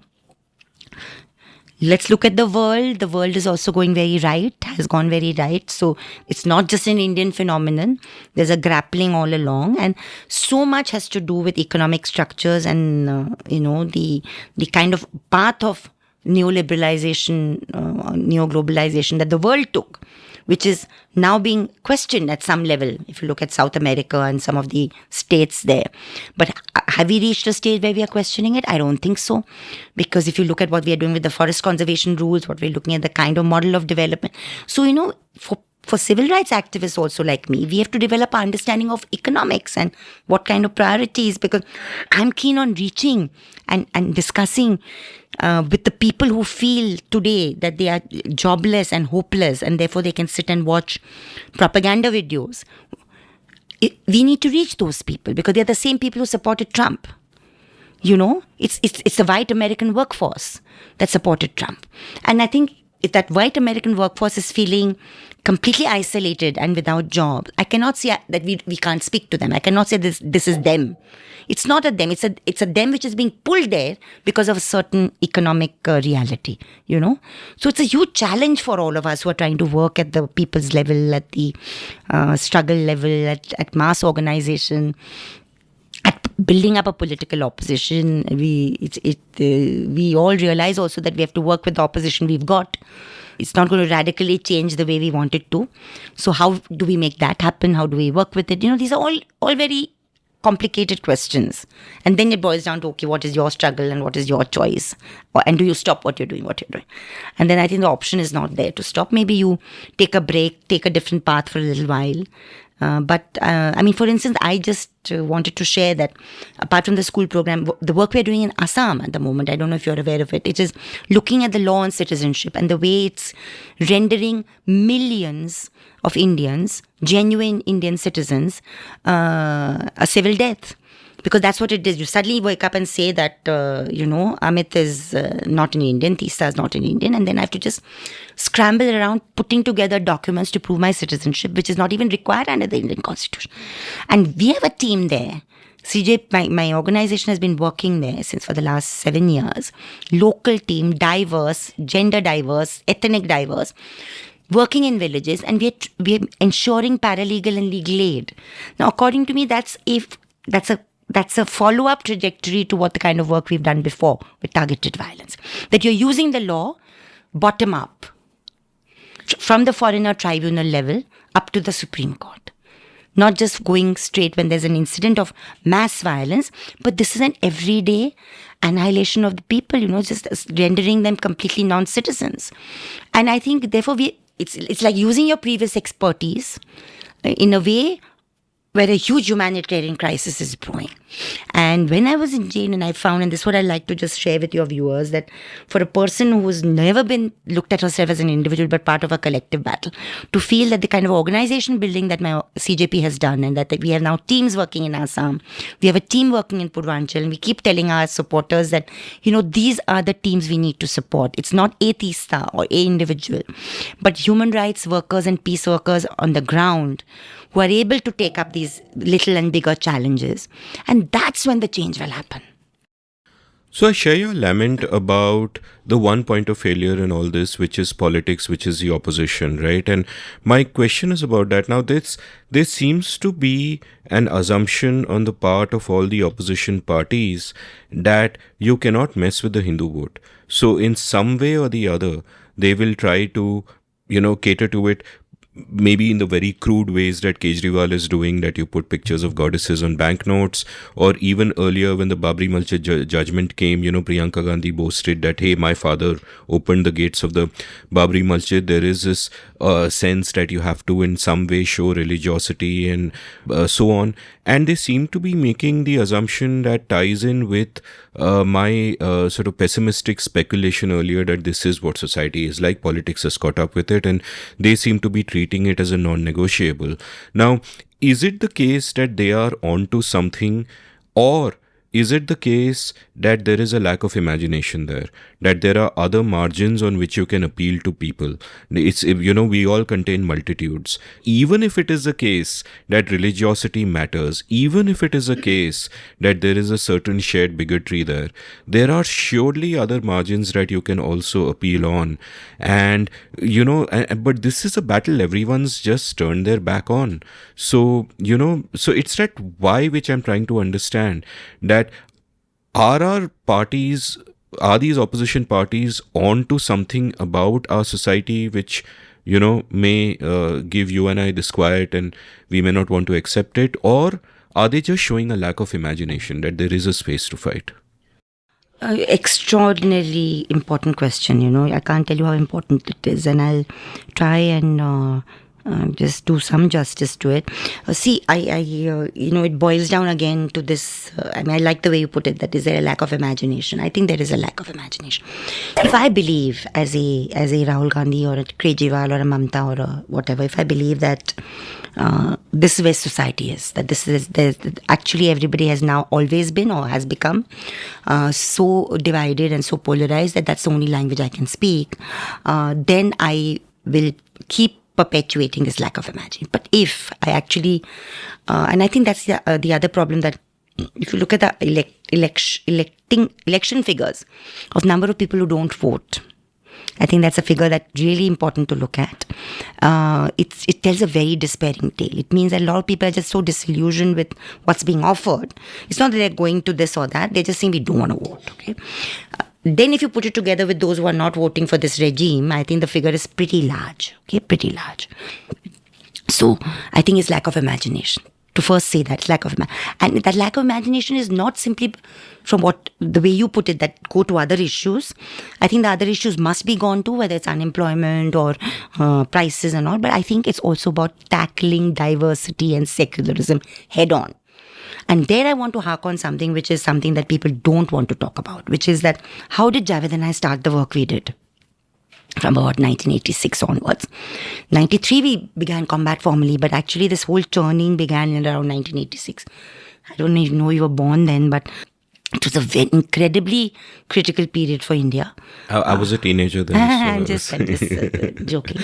But thank you for that. Very critical period for India. Very critical period for India, because you saw so many things happening at the same time. And if I just want to encapsulate those three were, one was, of course, you referred to it, opening, what Priyanka said, opening of the talas of the Babri Masjid, but not as important was the reaction of the Muslim male clergy to the Shah Bano judgment. Okay, now this was within weeks of each other, both happening within weeks of each other, and we saw, as young journalists, we saw that what awful effect it was having on the ground, because the VHP had made this the construction of the Ram Mandir their program from 86 onwards. BJP adopted it a year or two later. But the Shah Bano judgment was like a manna from heaven for the right, for the Hindutva right. Because the manner in which not just the Muslim male clergy reacted, but the manner in which India's centrist party reacted, which is the Congress, was horrendous.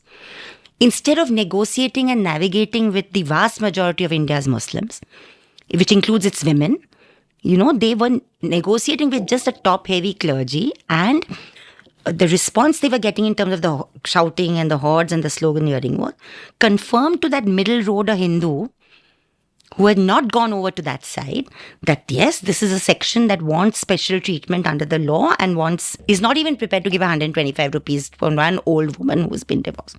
What does this mean? You saw minority communalism feeding into majority communalism, exactly what led me to do so much reading of my history pre-partition. And I teach it now in the class to the 8, 9, 10 standards, junior colleges.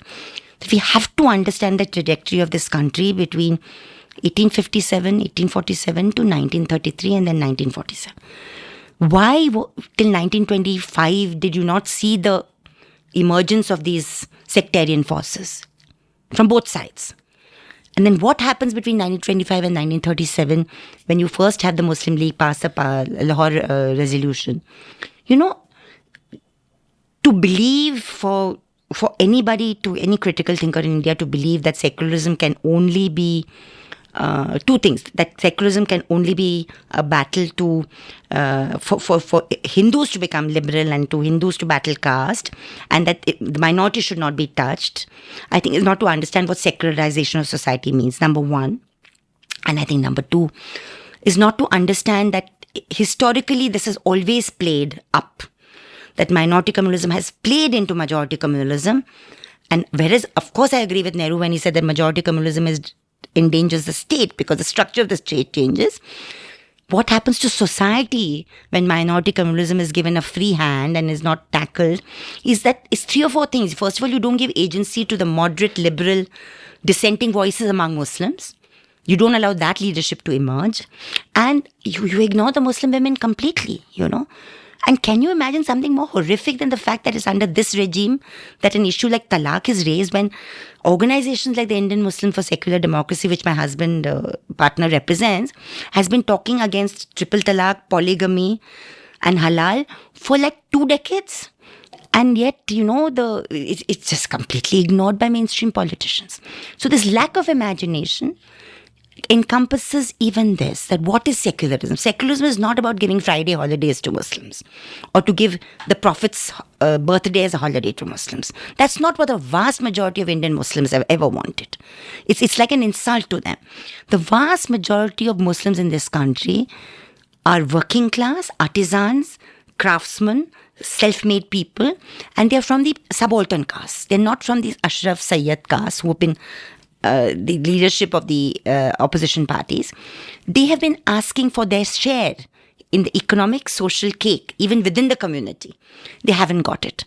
So I think if political parties started articulating what India stands for in terms of all of this, secularism means this. Secularism, equality, non-discrimination between various faiths and within communities as well. I think if you have the moral courage to do that, and I can't see which leaders, or very few, there are a few who do it in their own way, I think it's possible that your disgruntled, hassled voter who doesn't vote will get inspired to say, yes, we believe we are like Muslims who are secular, we are Hindus who are secular, but we don't want this nonsense kind of secularism that you are electorally peddling out to us, which is meaningless. We want real secularism. And I think the real secularism exists. It's morally, people are living it all the time. Muslims have, if you look at today's Muslims, you look at the number of Muslim girls who are kind of educating themselves. They've not done it on a free lunch. They've done it out of battling patriarchy within the families. But they just need articulation. Why is opposition politics not keen on doing that? And I think it's possible to do, that it needs to, and these things need to be said. When someone like Tikayat, the farmers' leader, in Muzaffarnagar, has that slogan, Har Har Mahadev, Allahu Akbar. It's a transformational moment. Because all of us were wondering, Rakesh Tikayat used to be a fairly reactionary, big farmer. But even that whole struggle and his interacting with the small farmer, the middle farmer, the woman farmer, the Dalit farmer, and his realization that where is this politics taking us, has made him kind of utter those slogans, Even Mamata Banerjee, when she was faced with a couple of times during the Bengal elections, she was trying to articulate, Ishwar, Allah, Tero Naam, this is my secularism, don't try and tell me, when I think the Congress and the left try and put up an ultra-right-wing Muslim against one of her candidates. So we've seen glimmerings of that. But this needs to be an principled, accepted position that we are going to battle for secularism, which is intrinsic to this country staying one and united, and that means no nonsense politics which talks about equality and discrimination. So yes, much more imagination is required and moral courage. So I used to find it a little bit of a semantic paradox where a couple of decades ago the BJP would go on and on against the Congress's pseudo-secularism, while at the same time they had no regard for secularism either. So it's like, you accuse someone of being pseudo-secular if you're saying that, hey, they're pretending to be secular, but then one would imagine you want to be secular, but that's not the case either. I want to ask you a question about this then, because, you mentioned a real kind of secularism where, you build that equality into into society. Now, one of the lasting complaints of the Hindu right has been against the Hindu Code Bill, saying that why are you only reforming our personal laws? Why not the minorities? Perfectly rational complaint to have, and that is why also, the UCC's, the Uniform Civil Code, is going to be an issue at some point in time, though, there are other incentives obviously driving them towards that. So would you say that part of the reason for the vehemence and the radicalness of Hindutva coming up the way it has are also the mistakes that the Congress made in terms of not being truly secular or being pseudo-secular, building that vote bank, pandering to it, so on and so forth? What's your take on that whole debate? I wouldn't use the word pseudo-secular because I think it's an abused term. Yeah. But I think it was a hollowed out secularism that was trying to be tom-tommed. And it's ironic that the same party that did that, because it was a party, let's not forget, for 45 years, also, today, even before Kejriwal started playing its own version of soft Hindutva, now Kejriwal has taken it to another obnoxious level. So I think that a lot of what happened, a lot of the ceding of power to the Hindutva right has been possible because of the mistakes of earlier parties, without question. But on this point, I really, really feel very, very strongly that so much ground was lost. And it's not as if, and it was both things. And I want to join that as well, because this is something that the Hindu privileged castes and classes, not all of them who support the Hindu right, need to understand, and who are rightly angry about what the Congress did on this score, is that they also did not do enough to protect the life and economic livelihood of minorities when it came to riots and all of that. So both things were happening. So you alienate even the minority by not doing enough, whether it is in 84 with the Sikh community or Meerut, Malyana, Hashimpura. Nellie was the first post-independence massacre of Muslims in Bengali-speaking Muslims in Assam. So you see, you did both things. That you hollowed out the word secularism so much so that you neither protected the life and livelihood of the religious minority as stringently as you should have done. And equally well, you hollowed it out by quote-unquote these silly pampering acts, which were meaningless, through which you kind of created a coterie of this of male clergy privileged sections who became the spokespersons of the community, whereas the community had moved way ahead. Disgusted with that same leadership, So you don't want to navigate or negotiate with a modern-looking, a man or woman from who may be a believing Muslim, may be an agnostic, but who definitely represents his or her community, because he or she is going to question the way you look at her community. That don't stereotype me. I'm a Basti level worker. I'm a self-made person. Please don't patronize me. It was a relationship of patronage, not a relationship of rights. And I keep saying that. I used to say this because I have a certain equation with the Muslim community because of my work. I used to say this in-house all the time, that why do you have this relationship of patronage with the opposition party? That time it was the ruling party. Demand it as your right, as a citizen of this country. As a citizen of this country, you need to be protected. You need to have economic livelihoods. You should demand that every time. Why is you're taken 4 generations back every time there's a riot? So much of your property is destroyed, and this is under which regimes before 2002? So it was both things happening. I just wanted to table that. Equally well, this is a very good question you raised. Minuscule sections of the Muslim community were raising this question of codification of the Sharia law from the beginning. And I don't think the Hindu community should feel resentful about it. They should be happy that at least that happened to them. But they should certainly ask the question, like all Indians should, as to why there was not a similar codification of the Sharia bill. I don't think uniform civil code is the way to go. But the codification, which will then ensure certain gender-just provisions emerging. And then if you want a certain gender-just code or the Special Marriages Act to become a more gender-just and representative, diverse thing, certainly do that.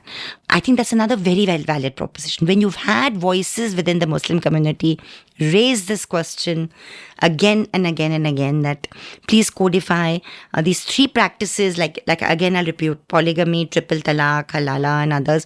They don't exist in other Muslim countries. So why do they exist in India? And yet this. So that's the other thing that happened with the Shah Banu thing, which is, I think, important to table here, is that the creature called the Muslim Personal Law Board, that had been dead for about 80, 90 years, didn't exist in terms of the political consciousness of this country or community or the Muslim community, was resurrected by none other than Rajiv Gandhi because of that stupid exercise of getting that special law passed. Now, never mind the fact that, that law itself, that Muslim Women Divorce Protection Act, has also been used by Muslim women to get their rights, because that's what people will do. But the impulse to pass that law, to take out a section of the community away from the purview of normal criminal law, it was what alienated large sections of the majority population. So I think that is something we need to recognize, that how do we view different communities when we govern? What do we mean by secularization of society? What do we mean by secularization of state? So Congress also precursed the majoritarianism in the state, if you look at 1984. If you look at Mrs. Gandhi's statement that she made from Jammu, I remember, I think 1980, I was horrified when I read that. When she said, and that's why Balasaheb Devaraj of the RSS had said that she's the tiger and we need to support her, is that she said that I'm faced with Khalistan on one side and I'm faced with separatism in Kashmir, so I'm appealing to Hindu India to vote for me. So it's not as if the majoritarianism had not started creeping into the state as well earlier. The state in the latter years of the rule of the earlier opposition, largely the Congress, but even the coalitions, did ignore the whole question of the communalization of the police force, which was like a hugely problematic issue which had thrown itself up. I did a lot of investigative work on this when I started covering communal violence and found that. And so all of this built up into what we are seeing today. So state agencies, police, governance agencies. It's one thing to be secular neutral, that you don't really bring a live secularism, but another thing to allow the induction of those kind of people who actually have an ideology which is hardcore RSS. There's a big difference. It started happening. So, Veer Sanghvi in his recent memoir and in an episode he did with me speaks about exactly what you said, how the 1984 Congress vote was really a expression of the Hindu vote. And at that point, the BJP realizes that, hey, we are losing the battle that used to belong to us, let this, they formed the BJP saying we'll do Gandhian socialism, but they said, forget that, let's chase the vote. And then you have that sort of that competitive race to the bottom, as it were. And this is sort of one trend that is playing itself out that makes it seem inevitable. I also did an episode with Vinay Sitapati on sort of the history of the BJP before Modi and Shah. And one of the interesting points he made there was that liberalization in 1991, while it led to all the prosperity and all the great things that happened, one of the sort of side effects was that it brought into being a new middle class, which just happened to be conservative or bigoted or whatever term you want to use for it. And that played into the political arena. And thinking of it that way, it almost seems as if what we have seen in our politics in terms of the general direction was sort of inevitable. Events might be circumstantial and, different things happen at different points. Like you said, the Godhra incident was just a pretext for what was already planned, and we'll talk about that in detail as well. But the general direction was always this, the general drift was always this. Is that a take that you'd agree with, or do you feel that it's too much based on hindsight, that there are different directions we could have taken, that it need not have gone this way? Even that question would be hindsight, even that answering that question itself would be hindsight. So I just want to mention that it's very easy to, take it either way. That it's very easy to adopt this position, which you already mentioned, that it was going to go this way anyway. Then the question I ask myself, that is that a kind of a defeatist position, that you're trying to say that because maybe we didn't do enough, or maybe we didn't anticipate deeply enough, and is that why we are now today coming up with that analysis? Or then I will ask myself this question, but then if not that, then what could have been done differently would be the next question.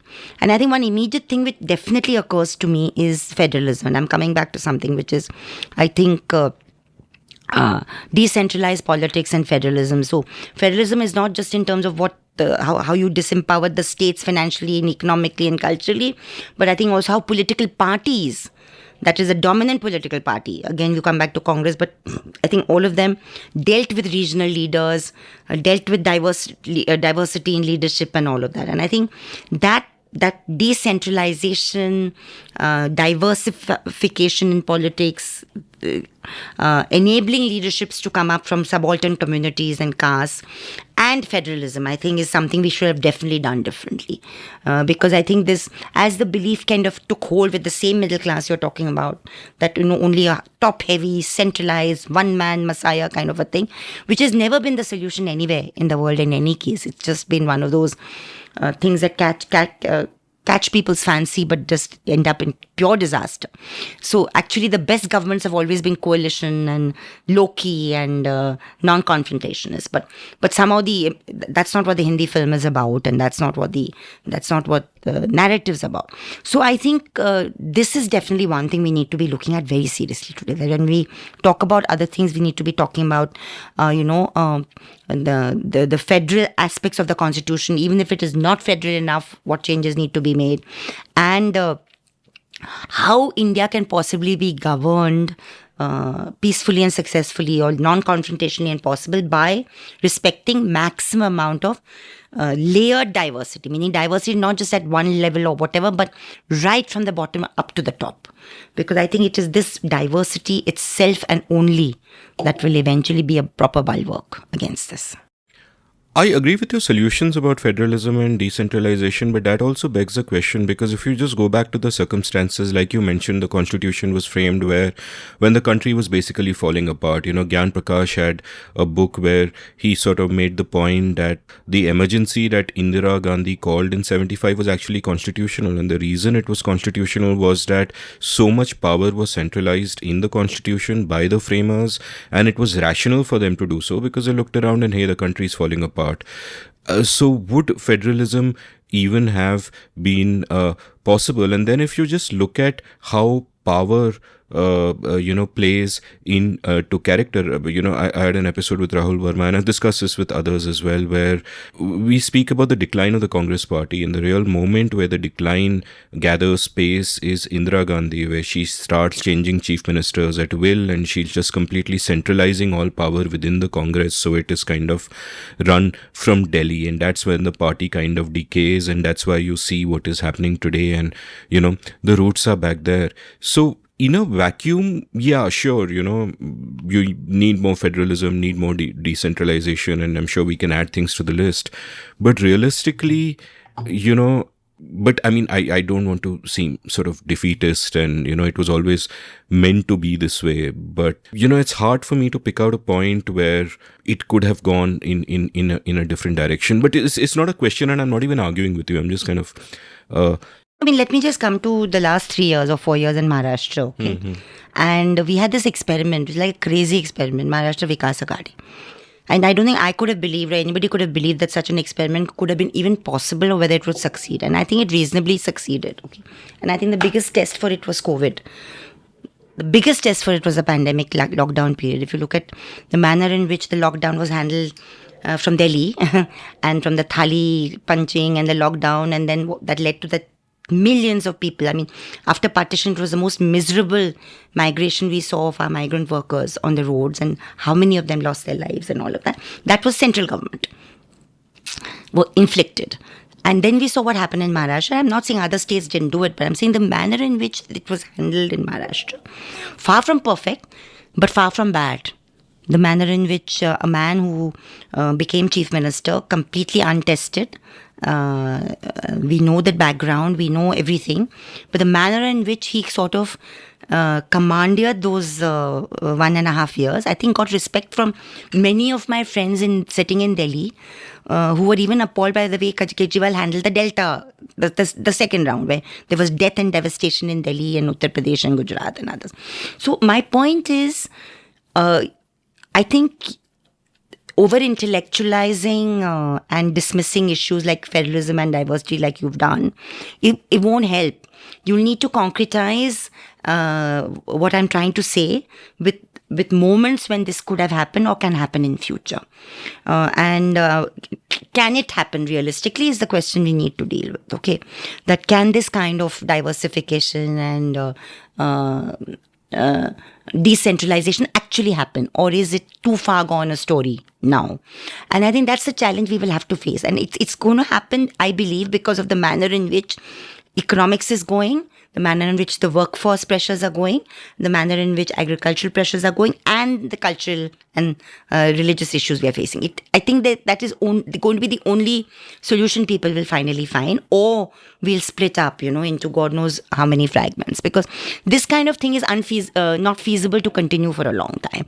So either you're going to be able to figure out, and this is exactly what Tamil Nadu is talking about every single day. It's just that we sitting in Bombay and Delhi don't read about what's happening in the South, because the South has not mattered to our consciousness. We are so North-oriented, we are so Delhi, Sarkar-oriented. I mean, this is a conversation that is happening every day when they're saying that we'll call you not union government, but central government. It's very, very fundamental issues that are being raised. And those are successful, strong governments that have raised them, where there's a strong social justice component, where there's also atrocities on Dalits and all that. We know that. So my point is, it's happening at a real level also. Maharashtra was an experiment. Tamil Nadu is something else. Kerala is something else. So let's just see. I mean, today what's happening in, say, Telangana, and what TRS is trying to do, what just came out in the papers this morning in terms of how, we know that they're trying to buy off these MLAs and MPs all the time. How far is that buying out going to go? Because the politics that we are seeing, which this regime has perpetrated, Modi and Shah, as you put it, is not a genuine centralization of politics. It is also huge amount of money throwing around after demonetization. Everybody knows how this money got into their hands, yet there's no institution that is prepared to question it yet. So all of this is up in the air and out in the open. It's known and yet it's unknown. It's known and yet it's untackled, So I think it's therefore not a fair level playing field at all, by any means, whether it's the election commission you're talking about, the courts that are willing to question, etc. So my point is, we have to see how all this plays out. Is it going to be getting much worse before it never gets better? Or is it going to get slightly better, so there's going to be spaces created where there'll be more resistance? That is the question. No, I take back my words. You're right. These are signs of hope, especially, Uddhav Thackeray's leadership. And I'll have a question about that, which just kind of struck me. And as much as that is a sign of hope, earlier we were talking about how oppositional politics is letting us down.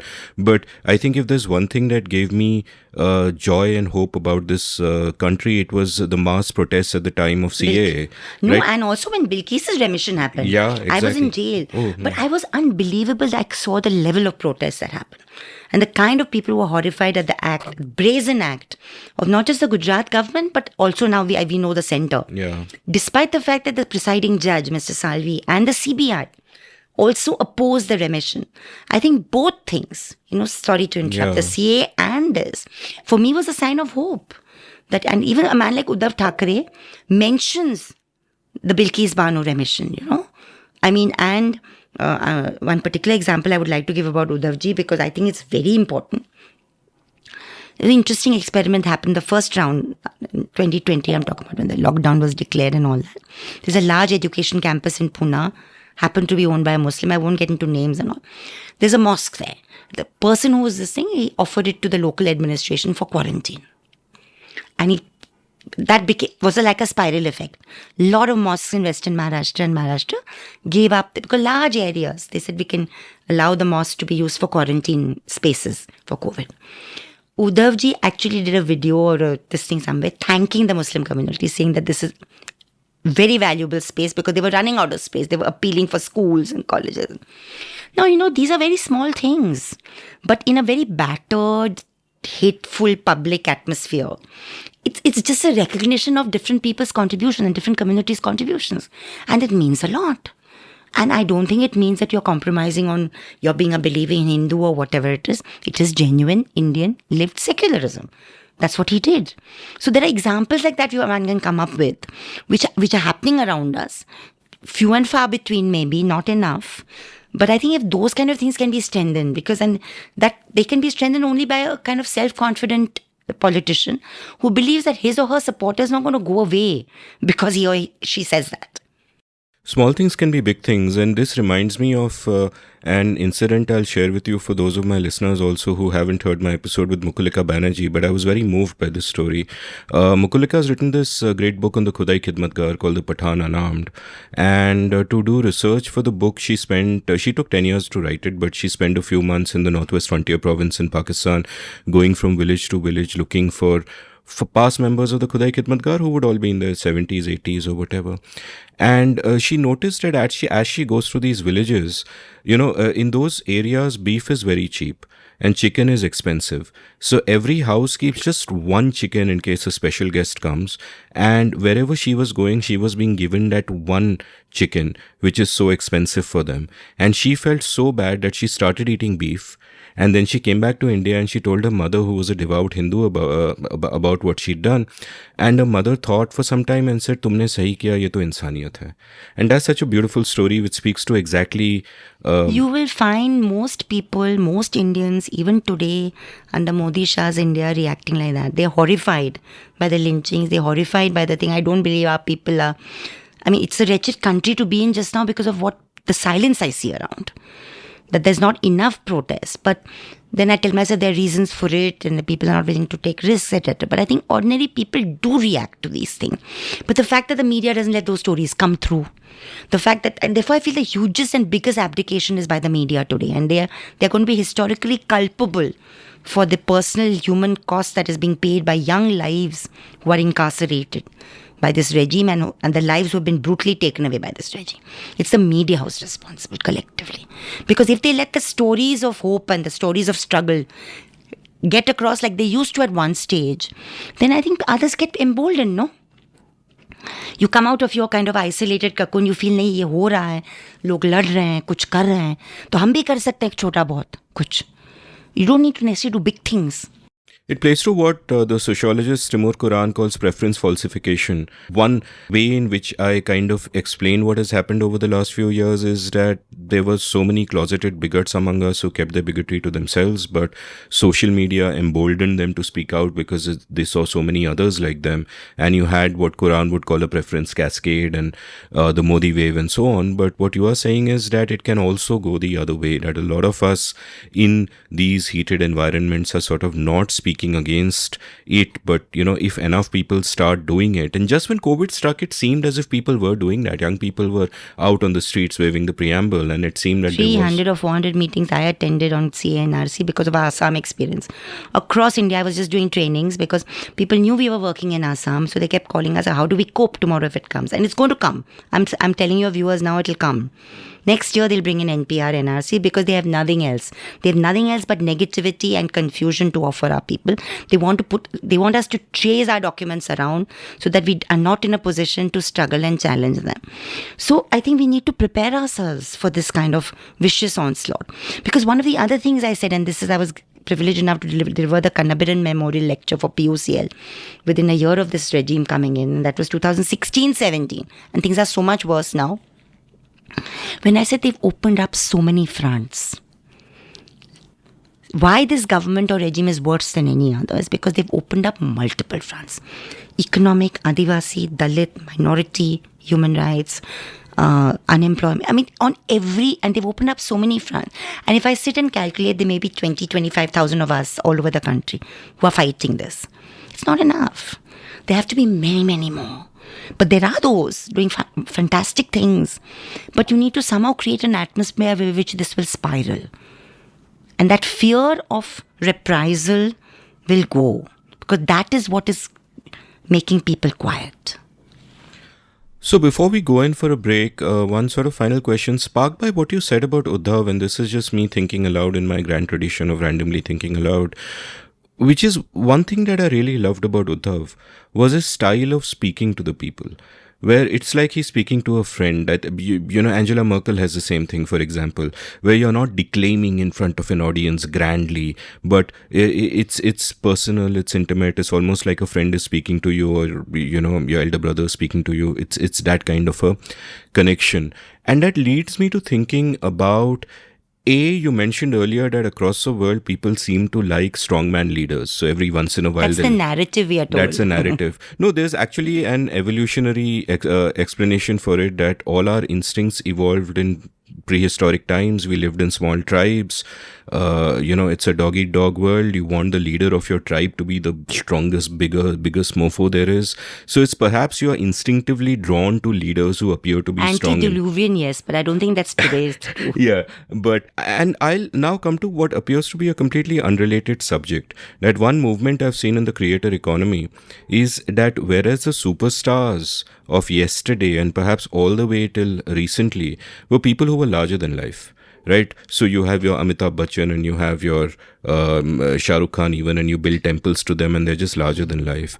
And today in the creator economy, the people who do really well are people who are authentic to themselves, who build an intimate connection. You feel like they are your friend.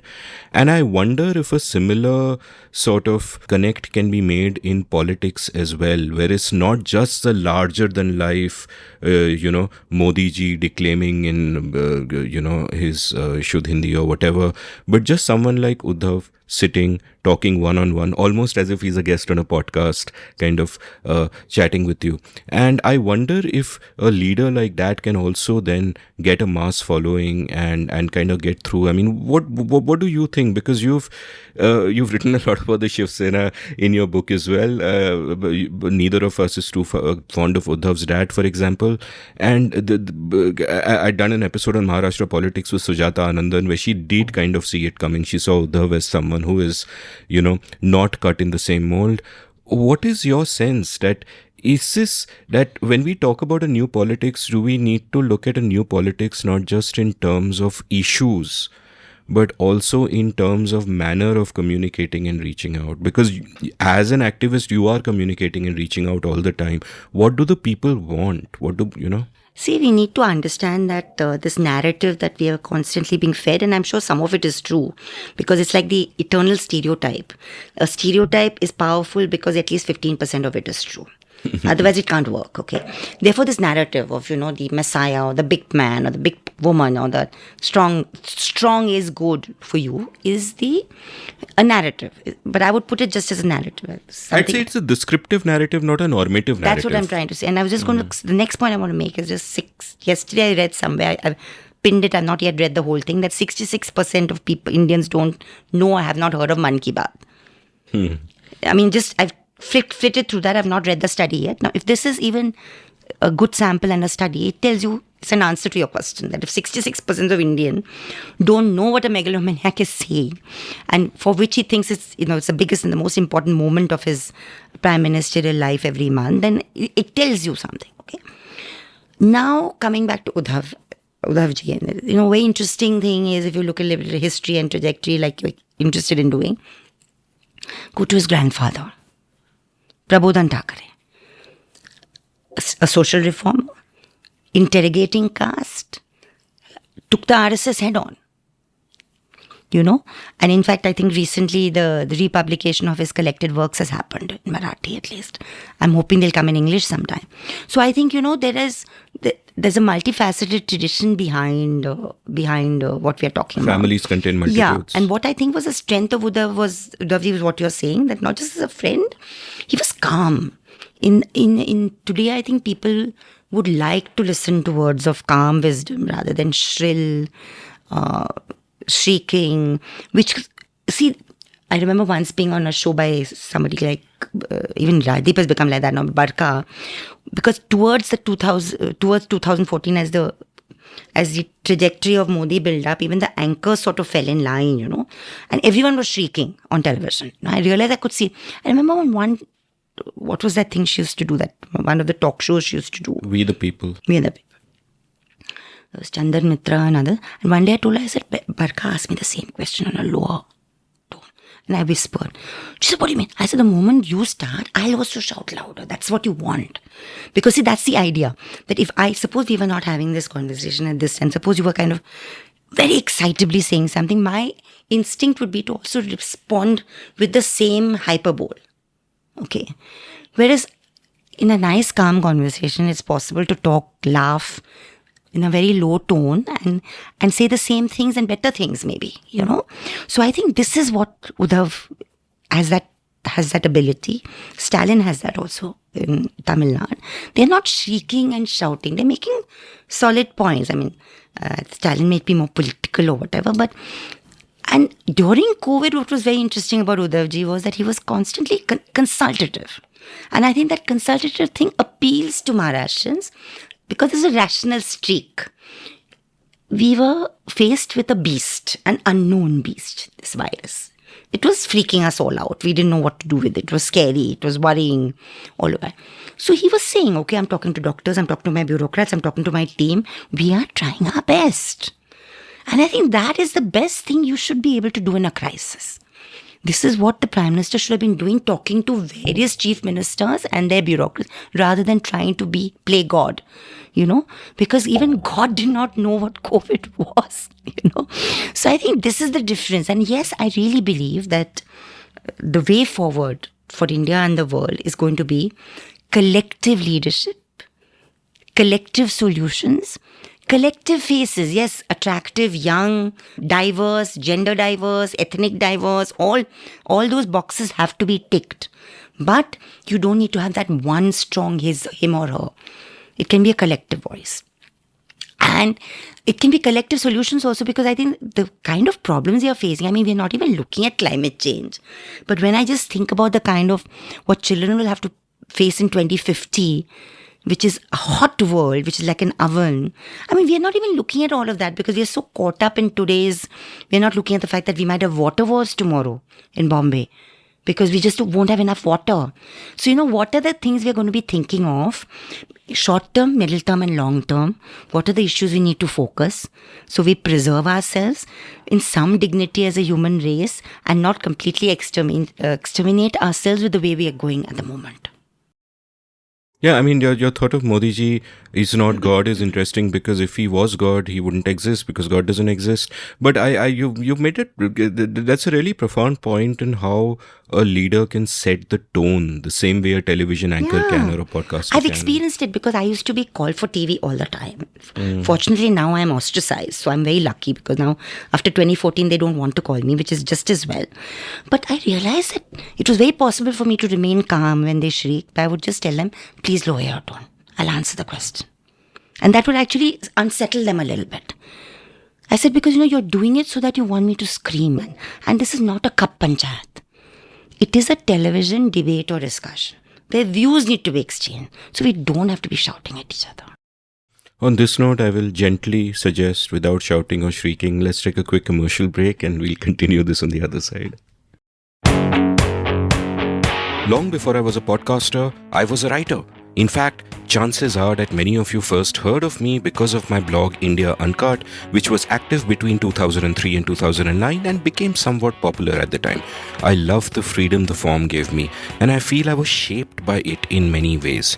I exercised my writing muscle every day and was forced to think about many different things because I wrote about many different things. Well, that phase in my life ended for various reasons, and now it is time to revive it. Only now I'm doing it through a newsletter. I have started the India Uncut newsletter at indiauncut.substack.com, where I will write regularly about whatever catches my fancy. I'll write about some of the themes I cover in this podcast and about much else. So please do head on over to indiauncut.substack.com and subscribe. It is free. Once you sign up, each new installment that I write will land up in your email inbox. You don't need to go anywhere. So subscribe now for free. The India Uncut newsletter at indiauncut.substack.com. Thank you.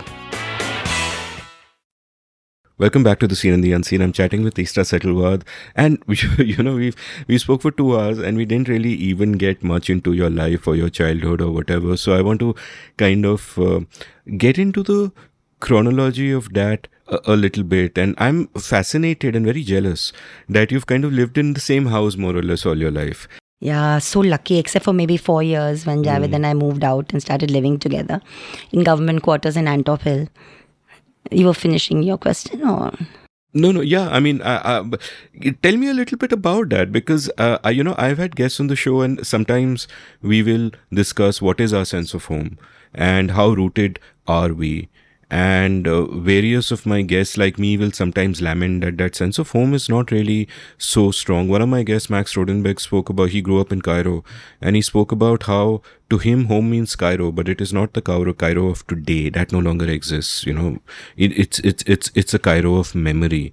And it strikes me that even though you've kind of lived in the same place all your life, it's not been the same place all your life. It's just kept changing. And since, you live in Juhu, I live in Andheri, buildings like the one I'm in must seem like monstrosities and unimaginable. So tell me a little bit about how growing up was like in the 60s and, what was life like? Actually, it was just so much fun because it was like a different Bombay, different Mumbai, different Bombay. I mean, I've always loved Bombay, and I think I continue to love it, though it has changed so much. And and it has always been Juhu as home for me, except 4 years, like I said, when Javed and I moved out and started living together, much to the chagrin of my parents. But anyway, so that place where we live now is off the beach, on the beach, and it's a very lucky place to be because, particularly now with all the, like you said, buildings coming up, I won't call it a monstrosity, but large buildings everywhere, construction everywhere. Actually, more than the buildings, I feel the fact that they don't allow trees around them, as is mandatory required. You have 14-inch spaces, you should have trees. That's another story. But growing up was like, so next to the bungalow where we live in now, which was built in 1964, there's an older structure which is next door, which is an old bungalow.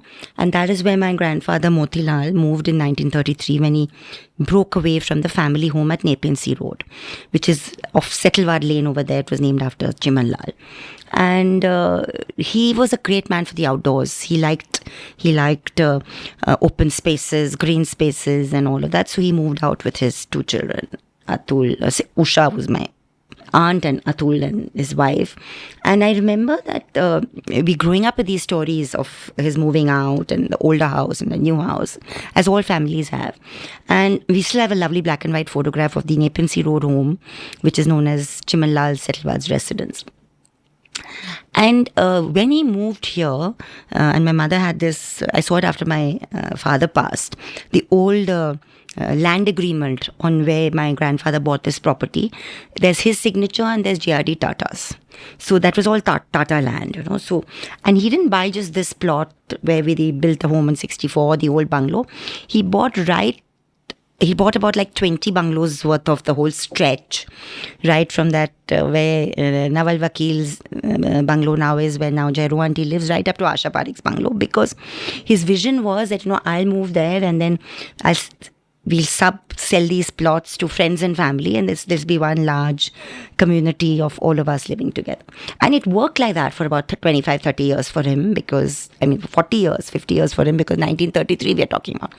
So, for instance, my father and I were born in that 1933, that older bungalow, and then this place was vacant land, and then there was my one aunt, another aunt, then there was Bombay's very famous dentist, B.G. Khair's brother.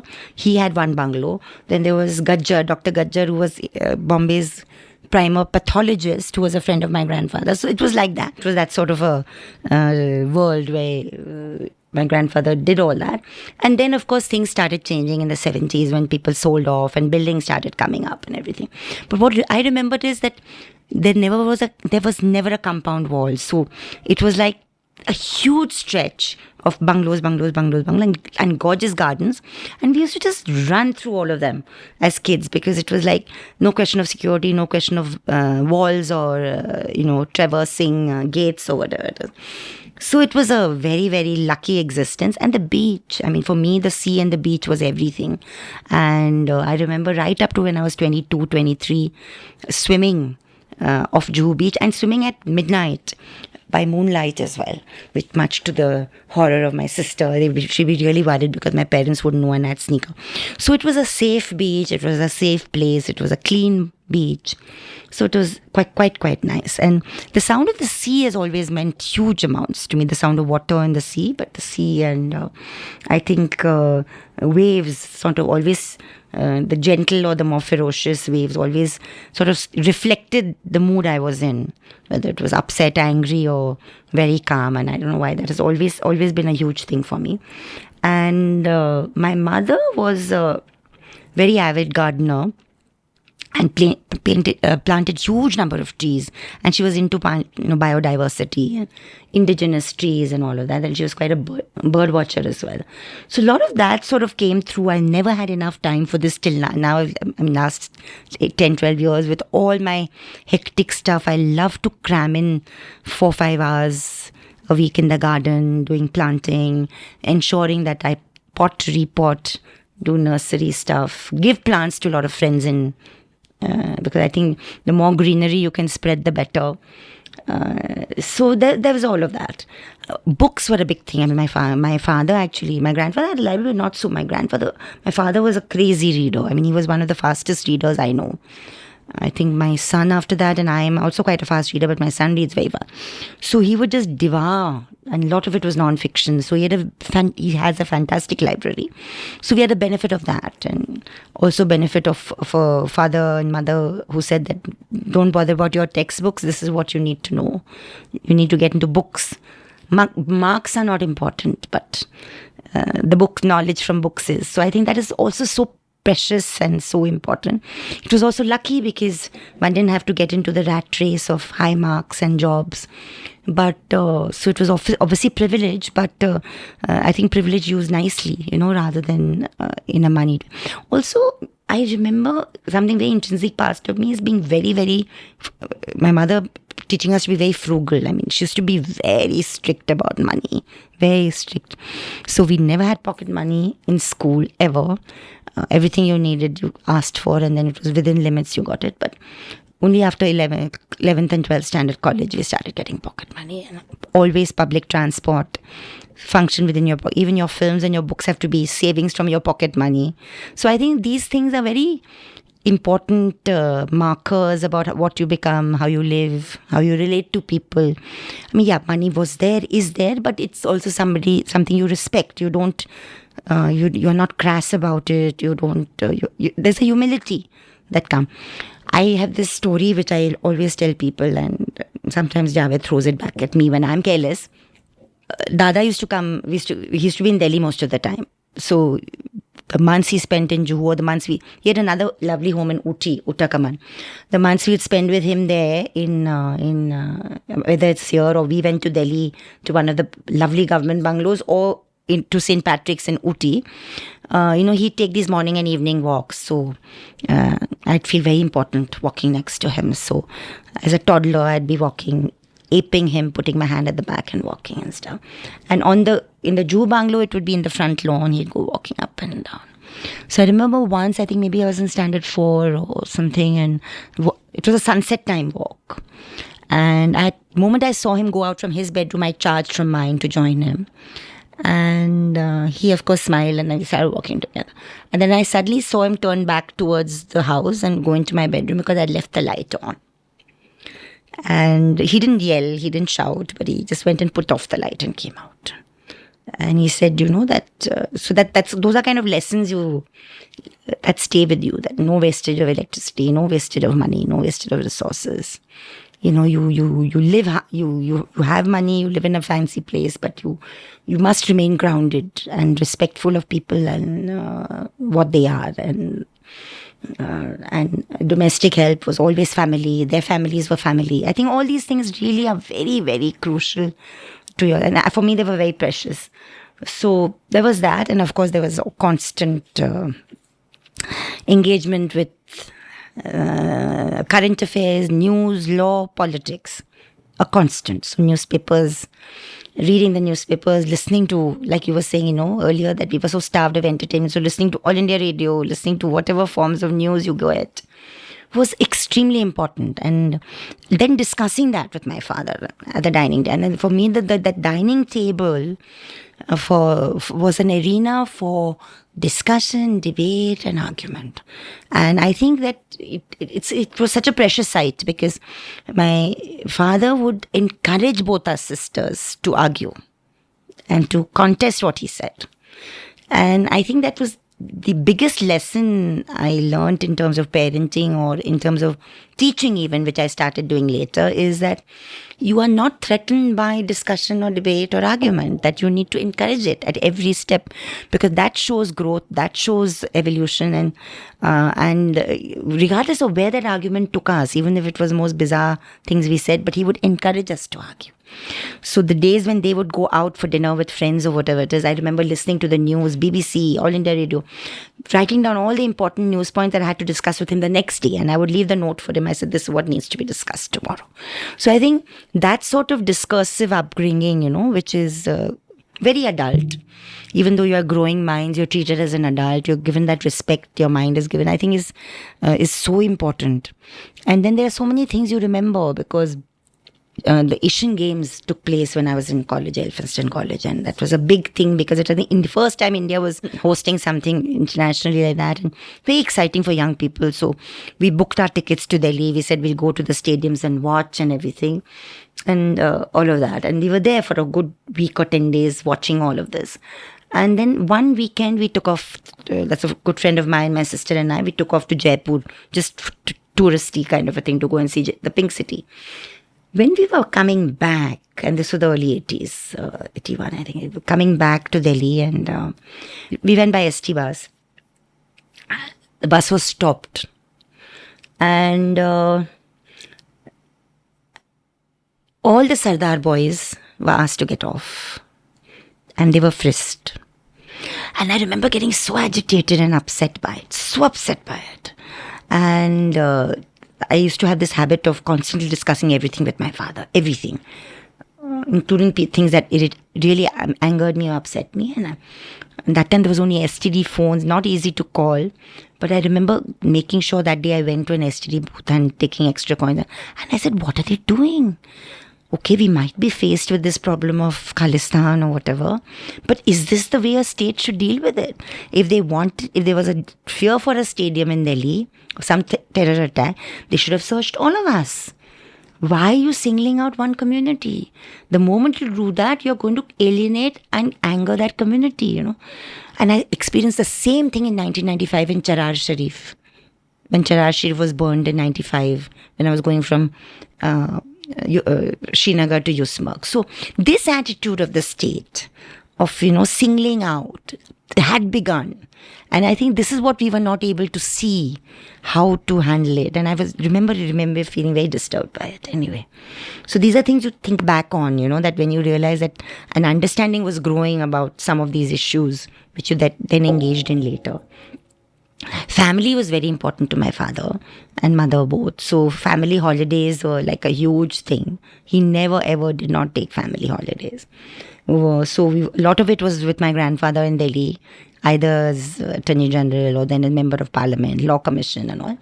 But also Uti. So, and in between we would go other places, like we'd go to Himachal or we'd go to Kashmir. Was very, very important to us because there's a family connection actually, because Sheikh Abdullah and my Motilal were very close friends, because my grandfather was the Indian counsel and representative of the United Nations for the Indian position on Kashmir.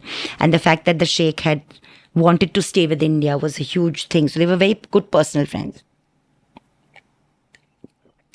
So I remember when we went to Kashmir, one of our family holidays, he hosted us, and it was such an awe-inspiring occasion that my father, mother, and the two of us, they hosted us for tea, and there was a kewa, and there was the macaroons from Kashmir that we ate. Then the other time when we went to Dalhousie, and the Dalai Lama hosted us in a similar way, because just these were like private meetings. But I mean, they meant so much because you realize these were really incredible people that you had a chance to meet simply because you happened to belong to this family or whatever it is. So these were some of the things that stayed. And there was one little ditty that my sister and I would keep singing to ourselves which we were taught, I think, by somebody in the family, which is that Atul, Motilal, Chimanlal, Harilal, Brijrai, Harrai, Setalvad, which would take all the, of course, it was very patriarchal because the women were not counted, but it just showed the long lineage of lawyers in the family. So there was all of that. There was all of that. And there was also the fact that my grandparents, both sides vegetarian, Gujaratis, but my father, a beef eating, alcohol consuming, atheist, a sense of rationality that you make your choice. So I used to ask him that how did you begin? So it was because he went for his LLM in post-war Britain. So he stopped drinking sugar in his tea, but he started consuming beef. So there were things like that which were very interesting. And my mum was never really a committed non-vegetarian, but she would indulge my father and she would eat a few things here and there. She preferred vegetarian. She preferred curries rather than meat as such. But there was all of that. And we were, of course, both my sisters were non-vegetarian. And there was no problem in the family on that. My grandparents had no problem. There was also a huge respect for girls and women's status in the family and education. So another thing I remember is my mother very strongly always saying that because she was also part of the Setalvad family from another side. So they were second cousins. So that dowry is something that was frowned upon during marriages. So as a principle, when there were marriages in the family, the girls would never be given a dowry. And that was one of the precursors, discussions that, and I think, and that on the one hand, and education and higher education for girls on the other. So I think all of these things stay with you and you realize the value of that has come to you through a trajectory. So it's a humbling experience also. It's not something that you have done, but it has been brought to you.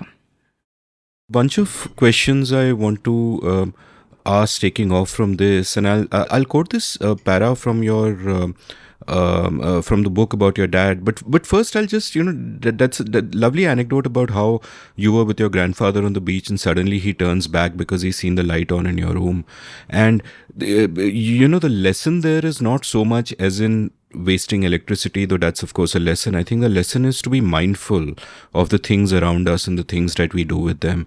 And there is some of that also comes across when you write about your dad in your book. Quote, Atul went to Pupil Zone, a school started during the independence movement in a small abode in Veleparle, which then moved to Khar. His friends from school included Dilip Purohit, Dilip Dalal and Hamir Doshi. They made up a jolly foursome who stayed close to the end. My father had this unique and rare capacity to keep and stay in touch with all his friends, even if their paths had diverged. Friday morning before court at the near coffee houses where they would often gather. Stop quote. And I found this worth remarking on because one, you of course remembered those names and an indication of how special those people must have been to him and therefore by association to all of you. And also just that sense of, just as your grandfather is mindful that the light is on, your father is mindful that I have to stay in touch with friends.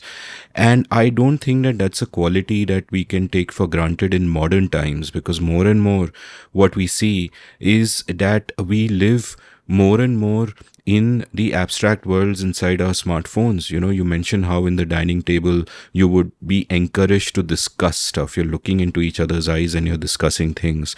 But the modern dining table is not that. The modern dining table is, you might get 4 people together, but they are looking into their phones or they are lost in their worlds and all of that.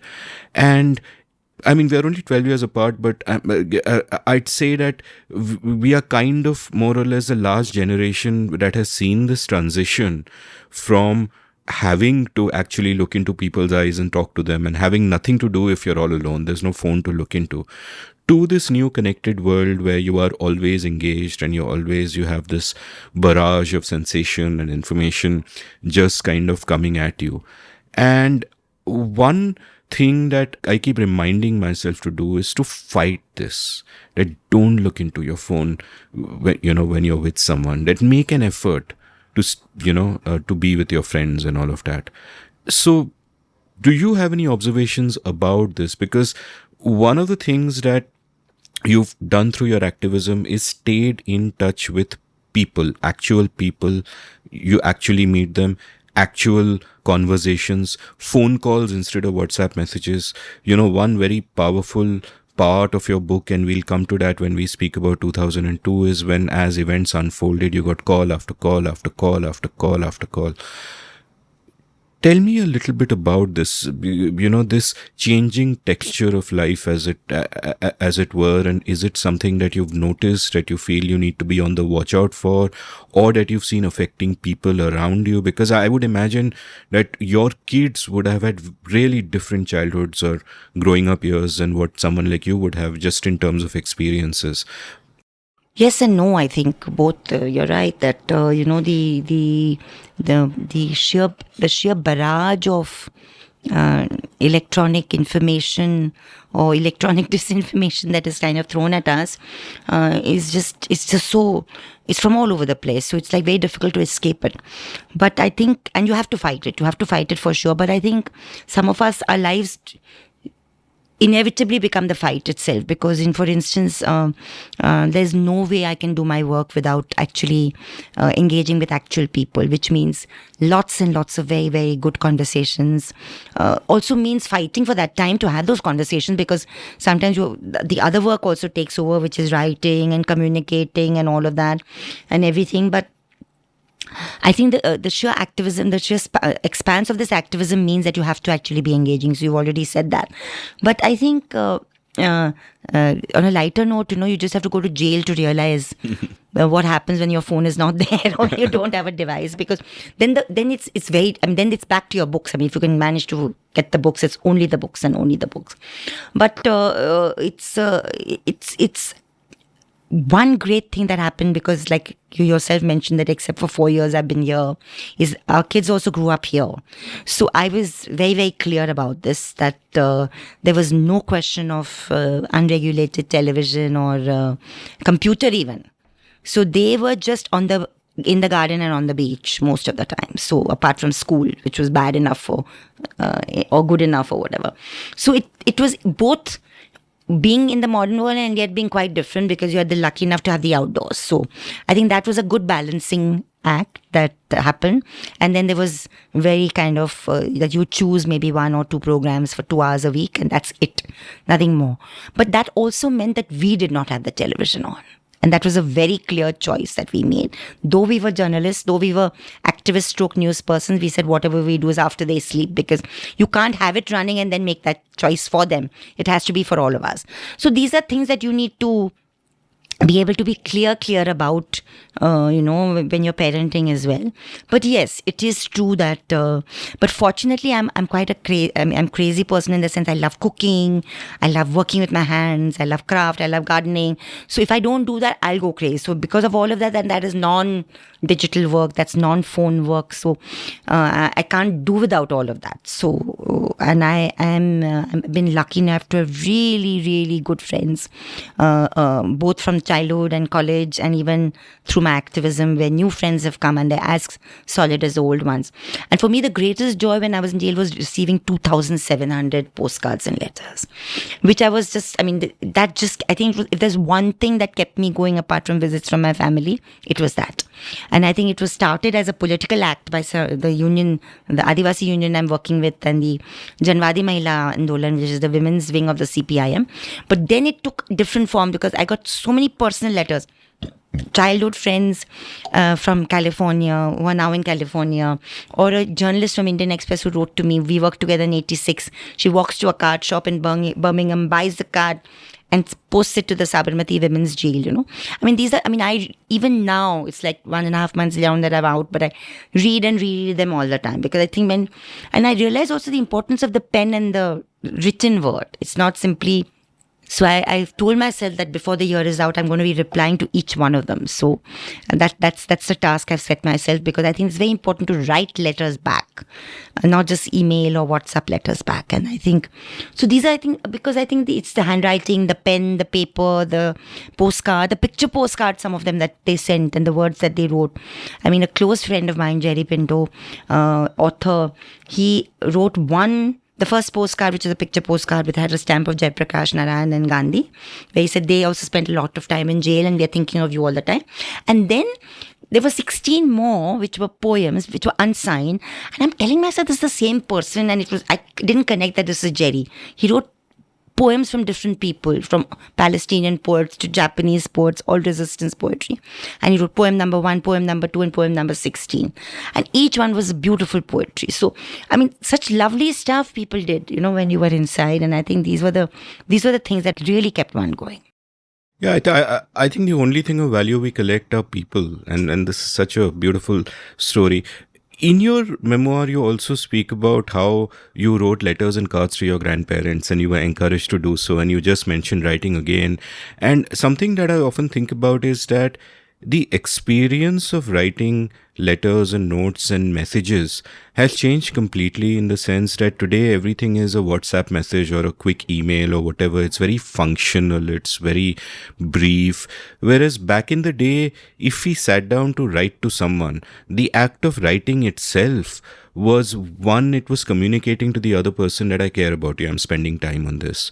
And two, it was an act of actually sitting down with yourself and examining the contents of your own mind. It's like a deliberate act of consideration. It's not just that you hit compose on Gmail and you say, are you free at 8 or whatever, and you mentioned that you'd like to do that, and you mentioned what it meant for you to receive all of that, and it's hard to sort of look back and kind of try to reconstruct this or whatever, but how important do you feel things like that were in sort of shaping the way you related to people, understanding yourself? Because every time you sit down to write something, you get to know yourself a bit better in that act.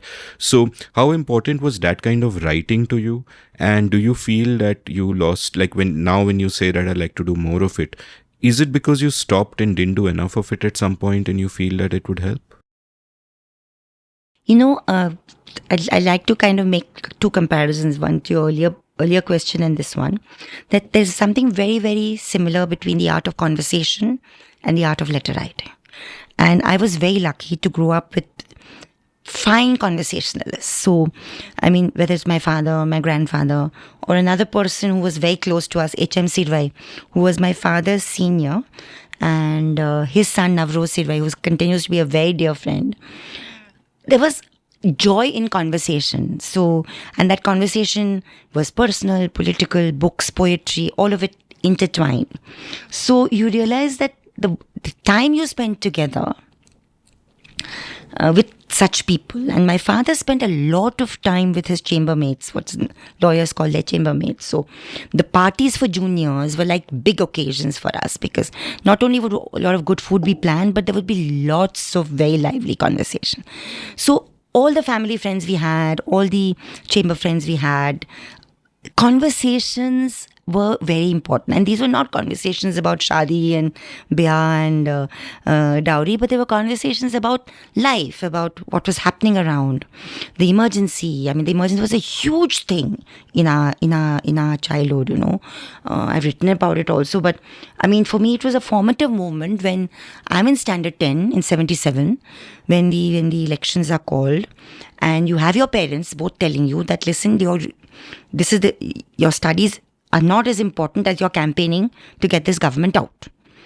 And, in the in the pre-election period, during the emergency, it was the homes of the Setalvad and the Chaglas and the Bhatkals in Bombay that all these meetings would take place as to how the Janata Party can come back and we need to get this government out and etc.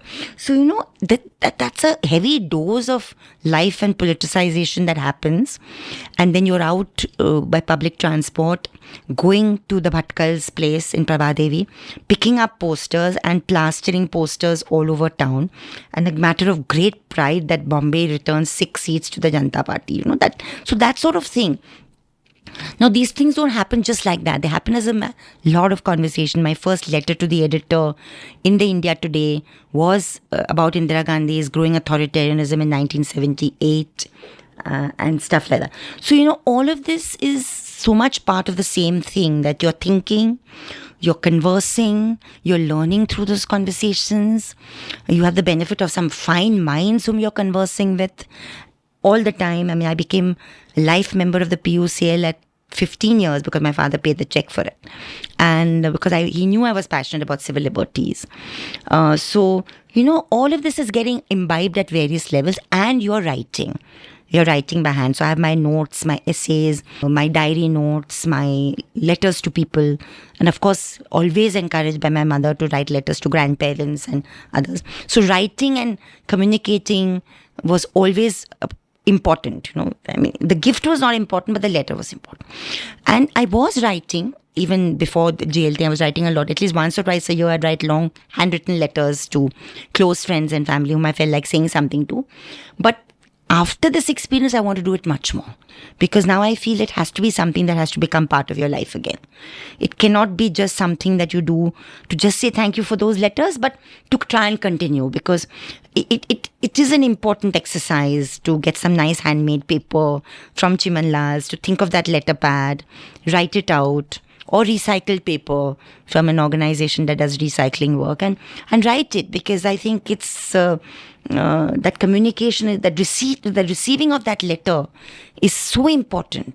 And there's an old family friend of ours who lives in San Francisco, and she half her time is spent in, and that family is also a very important part of my upbringing. It was my mother's best school friend was Preeti Desai, and her three sisters, Jyoti, Sita, and Bindu, and one brother were like family to her and my father. So we lots of holidays together. And Preeti and Bindu were like my political mentors. Cuttings about Palestine and cuttings about resistance in Latin America, South America, all of that would come from The Guardian and the time that they would get, and they would send it to me to read. These, we've lost the others, but Sita's are there, but Bindu is so much part of my life still. I got maybe 5-10 postcards from her in jail, and she wrote to many of her academic and doctor friends all over the world, who then wrote to me when I was inside. So, there's so much of this which is so important and continues to be important. And why? Is it important only because you feel important at that moment, or you feel loved? No, I think through every postcard that you get or letter that you get, there's an idea, there's a thought, you're making a connection. So Dilip D'Souza, when he writes to you, will be writing about his visit to Portugal, where he saw that particular monument which he's writing about in the postcard. That makes you reflect on that. Then you think of Mario Miranda and his postcard. There's so many things that happen to you when you're reading and writing letters. And the first letter I got in jail was on 27th of July. And that was in an envelope. And it was from Sonbhadra. It was from the Adivasi Union leaders, women leaders, Rajkumari, and 8-9 others had angutha chapped it, and they had written out this letter. And my fellow inmates in the barrack 6 were saying, "What are all these letters? Why are you getting so many?" So then I would tell them about the women who have written them, who's Rajkumari and who's Sukalo. So for an hour that conversation would take place till interest would wane. I said, no, these are amazingly fantastic women. You would never meet such women in your life. They live in this thing, they're fighting for their land, and this thing writes. They've been in jail twice. I've been in jail only the first time. So, all these comparisons, analogies become extremely important. I don't know what it meant to my fellow inmates in Barrack 6, but those conversations were very important to me to have with them. Wow, that's so fascinating. Another sort of strand I want to kind of pick up on, where you mentioned how it meant a lot to you to be living by the sea, that, you would have that sense of calm and all of that. And you've also spoken about times where, you'd just like to be yourself cooking, or be with yourself, doing something with your hands. And one thing I wonder then is that how in one's life, especially if someone is as engaged with the world as you are, where you're always busy doing something, organizing something, speaking to people, how do you manage to make space for that therav in your life? Like sometimes, you just want to sit back and sink into yourself and just find a moment of calm where your monkey mind is quiet, so to say.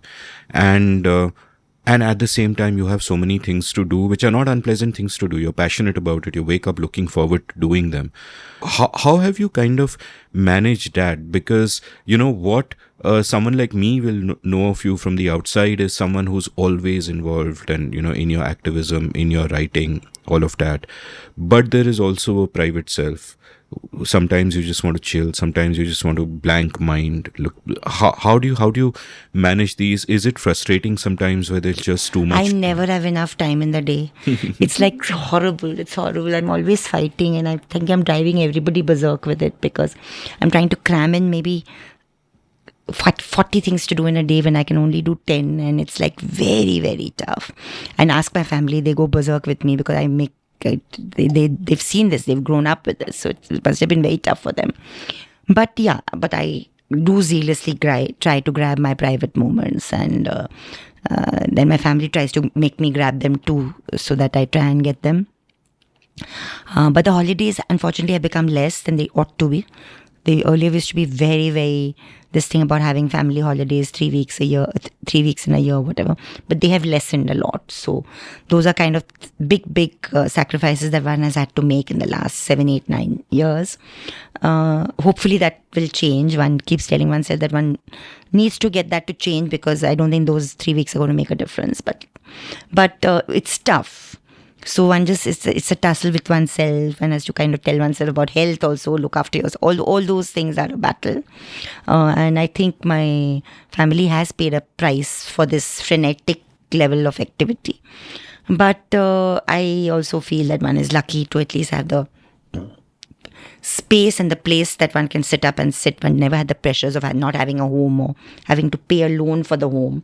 And I think I always recognize that one is lucky activist in that sense, that at least this fallback cushion was there. And maybe that's why one can do more or should do more. So you mentioned how, you decided you wanted to be a journalist when you read all the President's Men, and then, you got into college and you threw yourself into student politics, you protested fee rise, you were active in debating, you were part of the Film Society, all of that. Tell me a little bit about what was your developing conception of yourself? Like when I think of myself in college, I mean, I would have no way of answering that question because everything was a confused, hazy mess and you're just kind of going with the flow and whatever. But in your case, there seems to be more purpose to kind of what you're doing. So what was that period like? Like, were you so clear that you're going to be a journalist, that this is just like a waiting period, graduation karna hai, get the degree and then... I think college for me was a flowering of my personality. So I think that journalism would have come later. I was not looking at that stage. I was just enjoying every moment of that thing of a kind of an educational space, an institution where you were challenged by the curriculum, but not enough not to do lots of extracurricular stuff. Political engagement, because those are the times when campuses were political. And I think that's one of the, linking up to your earlier question, I think one of the reasons why you have this hopeless depoliticization of the middle class is this whole Lindo committee business, not having elections in colleges, and a completely depoliticization of the campus. Because I think the only politics that happens in campuses is ultra-right politics, and that's really sad. It's really, really sad, because there's a whole crop of us, generations who got politicized on campus, because that's the age, right? You're out of school, you're on your own, your mind is growing, you're experimenting, breaking away from what your family has stood for. All of that is natural. And I think that was so important to me. Elphinstone years were like really important for my formation in terms of what I became afterwards and what the work I did afterwards. And my engagement with student politics, issues. We saw so many I wish I could see the films that I saw there. Number of films I see now, I can't see them now. I don't have the time. But we saw the most glorious films. Apart from really good, solid classics and art films, we saw 3 films a week in theaters, and we bunk classes, but we were very active on the campus, and we had very good professors, so they knew that tutorials would be submitted, but not always we attended in class. So it was a fantastic atmosphere. And I think we really need to fight to get our campuses back to a space and a stage by which really good politics can happen, where the politics of equality and non-discrimination can be arenas in the campus. Because where else can you learn this, Imagine, I'm coming out of Manikji Cooper School and I'm going to Elphinstone, and I'm engaging with this whole question of fee rise, and of course, but I'm also telling the political organization that is talking about fee rise that please also raise the question of English language privilege, because I'm already got a 20-point handicap over somebody who studied in the non-English languages, because I can sail through my 11th and 12th without even opening my textbook. If I'm not interested in getting 90%, I will get at least 50, 60, 70% because of the wretched English language privilege. So let's also battle for some sort of handicap marks for those persons who are not coming from the, so all those issues get crystallized if you're able to articulate them in that kind of space. How many kids are given that in a commerce college today or in a science college today? Is there that kind of articulation possible? We saw it during CA and NRC, and we know the potential is there. I mean, the gathering we saw at August Kranti Maidan and then at Gateway for a depoliticized city like Bombay was tremendous. So the potential among young people is always there. But I think we need to also revive politics on the campus to make this consistent. I guess you're saying this from, an Elphinstone upbringing point of view, but the counterpoint to this would be so many campuses in North and Central India where, politics just leads to violence. And I guess the kind of politics you have also depends on the kind of society you're in and the kind of people that there are. Those are not... See, this is like a teacher telling me when we are doing teacher training on Khoj, and we say that Khoj's principle is pedagogy, multidimensional, and we must bring conflictual issues into the classroom, because to believe as an adult that the young mind has no capacity to deal with conflict is as an ageist prejudice. So this is one of the discussions and trainings we have. So many teachers say, but you're talking about a very noisy classroom. So I said, yeah, but it's the right kind of noise. It's the noise that means questioning. So to answer your question, it's the kind of what kind of politics. If you're talking about politics of the mob, then obviously what you're saying is true. That's why I said that the only politics left on the campus is right-wing politics. But if you're talking about the politics of organization, the politics of the constitutionalism, the question of deepening the constitution, deepening democracy, then this is the age to do it. I mean, you have to question your structures now and here and learn how to do it and experiment with how to do it. You might make mistakes, but that's how you kind of get.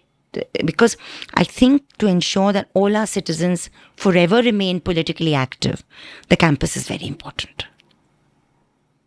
And we have to have politically actives. I'm not talking about party politics, but politically active citizenry is what strengthens democracy. So as we sort of segue from your college years to actually joining journalism, let me also ask you a larger question about journalism, which ties into your point about the importance of politics and political thinking. I did a recent episode with the journalist Samarth Bansal, and one of the questions that we sort of debated was just the meta question of what should a journalist report on? Because, a journalist or a publication can really write about anything, but you choose to write about some things and not about others. And that choice is aesthetic, ethical, political, all of these things. Everything kind of comes into it. And this is something that I think increasingly we need to think more about. And you, of course, bemoaned, and I share your lament of what is happening to the media today and the spaces that they've vacated. But on this larger question, what has been your evolving sense of it? That if as a journalist you have to think about what do I write about, or if as an editor you're saying what are the stories we will publish today, what will we put on page one and why, what would your answer be today and how would it have evolved over time? And I understand that obviously there are nuances here, like what is your market or who are you speaking to and are you a tabloid or a broadsheet, and obviously all of those nuances are there. But in general, I think that there are many of us who are searching for an answer to the question that goes beyond the functional one of what does the market want, what will sell most copies, what is trending on Twitter, so is there so how do you sort of look at this, and how has your thinking on this evolved? Like, where are you and how did you get here? See, I think as a practicing journalist, I need to explain to all of you, because you have probably not seen it from the inside. I've been a practicing journalist as well, but never mind. No, but I just want to say that I think what is often forgotten is that, how has the whole concept of the fourth estate evolved? I mean, the fourth estate, both internationally and nationally, within India and South Asia, it's evolved as an entity or a thing which is outside the state, which is by its very inherent nature anti-establishment and needs to question structures of state and society. So you need the independence, you need autonomy, etc. Then as you evolve further and you get into a democratic setup, you have this notion of ensuring that the journalist or media, and we begin with print, then we move to electronic and digital, should be equipped to question every governance structure that exists within that democracy, right? Now, having said that, step back for a minute and look at the way our national movement and the freedom movement, given what I was saying earlier, where you have our best leaders and even using media for political mobilization. So Gandhi as an editor, Gandhi as a writer, but there's Young India, Harijan, all the publications he edited. Baba Sahib Ambedkar edited like 15, Mukhnayak, so many of them. And each one of them had a different stage and evolution. So on the one hand, I'm talking about the post-independence, what it ought to be or should be, what it has become, we'll come to later, and what it has meant in terms of political emancipation, I also flagged. So it's very important to understand that the focus needs to always be that, of course, the editorial in terms of comment and comment writing or feature writing is important, but I think the journalists and publications and television channels and portals should never forget that the primary duty is to report. Now, reportage means what? Reportage means understanding the structure of society and state and having meticulous, independent, autonomous coverage of it. Okay. So, in traditional terms, what this meant for us when we began was beat reporting. Okay, beat reporting. And what I would like to flag today is, and I say this all the time because I take journalism classes also, is I really bemoan the complete obfuscation and eradication of beat reporting today. And I think this is very important. So what am I saying here? That you traditionally, and there were lacunae there also, it was not perfect, so we'll come to that in a minute. But what do I mean by that? I mean that how did we begin when we began as cub reporters or trainee reporters? You begin with the crime beat, then you go to the corporation beat, then you go, I'm talking about cities, then you go to the university beat, then there's also a health beat, and then there's also science beat for the experts. There's also legal beat, law beat, court beat, and there's of course the pinnacle, which is everybody aspires to, the political Mantralaya beat or the Vidhan Sudha beat or the parliament beat. So these were this is the traditional I'm saying. Even then some of us were questioning, like for instance we formed the Women and Media Committee, which I write about. Then there were the labor writers and all. Even then we were bemoaning the fact that there was not enough attention paid to the labor beat, workers' issues, agricultural beat, no attention at all, even that time, or very little, maybe sporadically when there was a drought, but not as a beat. So farmers' issues were not regularly covered, agricultural issues were, there was no environment and climate change was never really an issue, So even then all this was being deepened and questioned. But my point is that the beat journalism has gone. Never mind that those that didn't exist or were eroded didn't exist even then, So I think one of the things we really need to flag again today when we are looking at alternatives and your own experience, Amit, with this entire podcast is actually a reflection of this, that to say that the market doesn't want it is bullshit. I really, whether it's with Bollywood and the kind of films being trashed out or whether it is media, I don't buy that. Because who is deciding and who is giving? We know the game of advertising, what it was. I mean, it was all a bubble. You told yourself that this is what worked and you told yourself this is what the market wanted. We know the world of TRPs. We know whether TRPs are represented or not. There are enough critical studies on that. So I think let's come back to the fact is that who is honest enough to actually return to being a decent newspaper or a decent television channel or whatever, and who is willing to back that financially, because the issue really is ownership, money, and all of that, which is what Vaya is trying to do. That funding by the viewer and all of that, which are all experiments in the making. We don't know if they're going to succeed in the long term. Scroll. We just hope they do, because if they don't, then I think we are sunk, because what little options we have will go. So I think I'll return that. I think this looking at this entire business about, number one, reportage being as important as comment. And when I mean by reportage, I'm not talking about just individual fragmented stories, but through those individual stories, you're actually picking up trends, you're picking up this thing, and then you're doing an analysis. So from the reportage comes the knowledge of analysis, not just sitting in a editor's chair and doing the analysis with no knowledge of what's happening on the ground. So today, for instance, and this is what I found so tragic, and many of us who are still involved with the Bombay Union of Journalists and the Delhi Union of Journalists, is that, 475 to 500 journalists lost their lives during COVID. And it's not a national story. Just as you had nurses and Anganwadi workers and health workers who risked their lives, so did journalists. But it's not a story even for the media. Why would it be for politicians? So, I think this is where the huge disconnect lies, that there are still journalists who want to do their job. There are still journalists who are trying to do their job. There are still journalists who are actually sacrificing lives for the job. But they just don't get the visibility or the respect that they deserve. Maybe that was always the case, but it is far more acute today.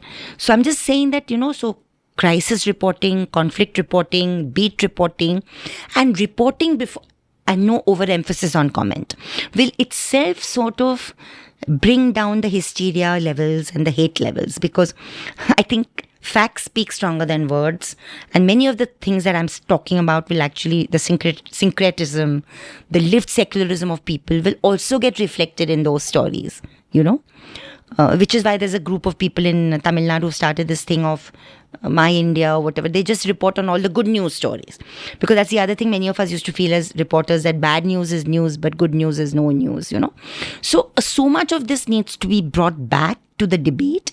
Obviously, forms will change because media has changed. So I'm not saying we go back go back 4 decades or 3 decades or 2 decades, but we re-examine the proposition that are we doing justice to reportage? And if reportage has to be engaged in fairly today, of the various structures of governance, how do we do it? And if this is an age of shared news and syndication and shared platforms, can this be done collectively? I think these are some of the challenges that we need to do, because the digital portals are trying it. So you have a Muknayak, you have a Wire, you have very, very interesting experiments. You have that Khabar Lahariya, you have Gaon Ke Log, many small and big interesting experiments taking place in the non-English arena as well. But this is no match for the kind of bombardment and this thing that we get from our electronic commercial channels. I refuse to call them mainstream anymore. They are commercial, they're pure commerce. So how does one counter this? That is a huge challenge. And of course, some of our best journalistic minds are engaged in it, but are they enough?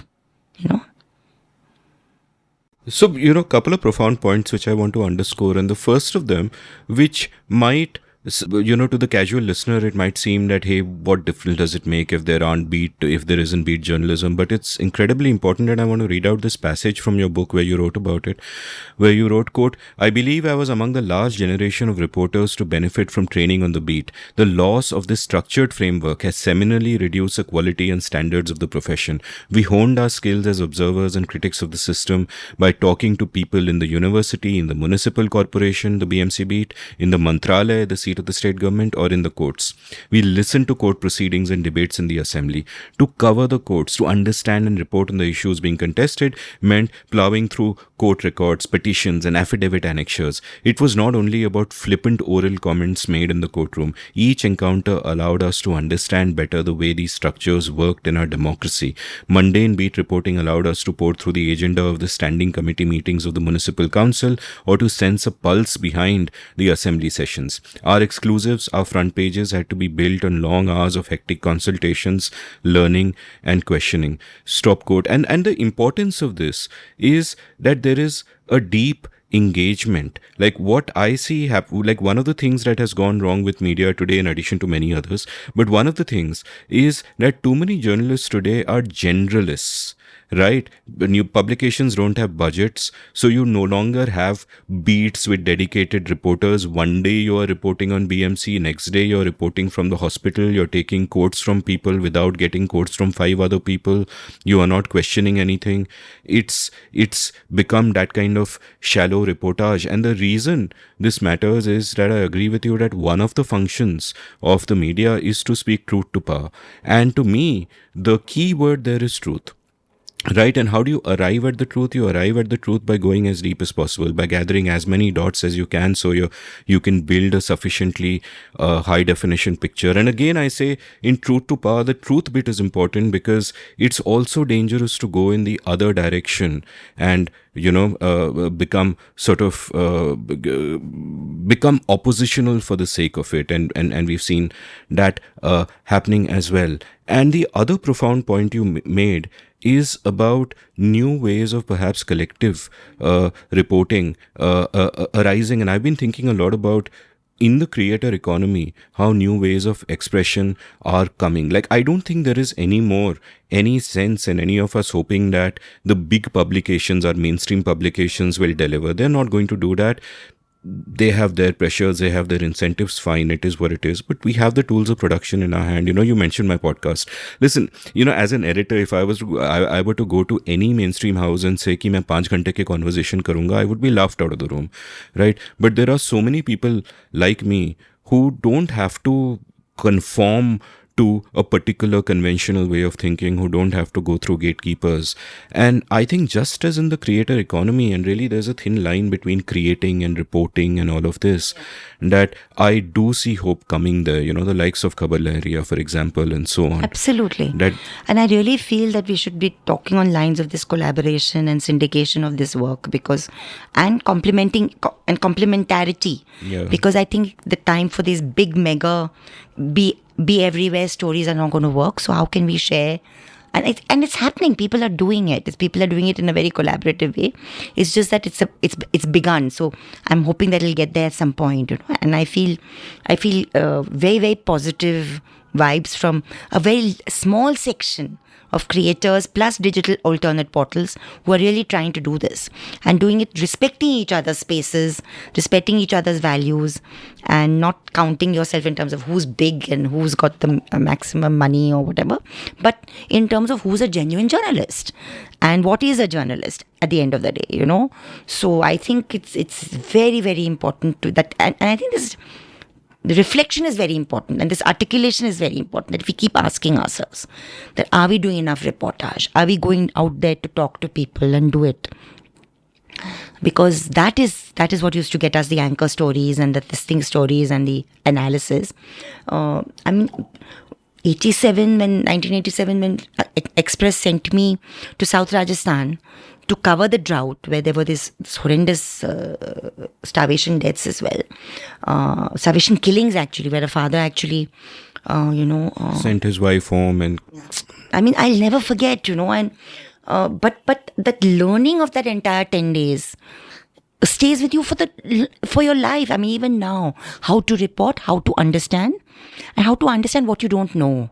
So have that humility that you do not know this issue completely. You're a journalist. So you're reporting it. There's always more to know about it. And you have to have the humility to know that more, So read up as much as you can, and have respect for that expert on the ground, or the expertise on the ground, which is fighting it.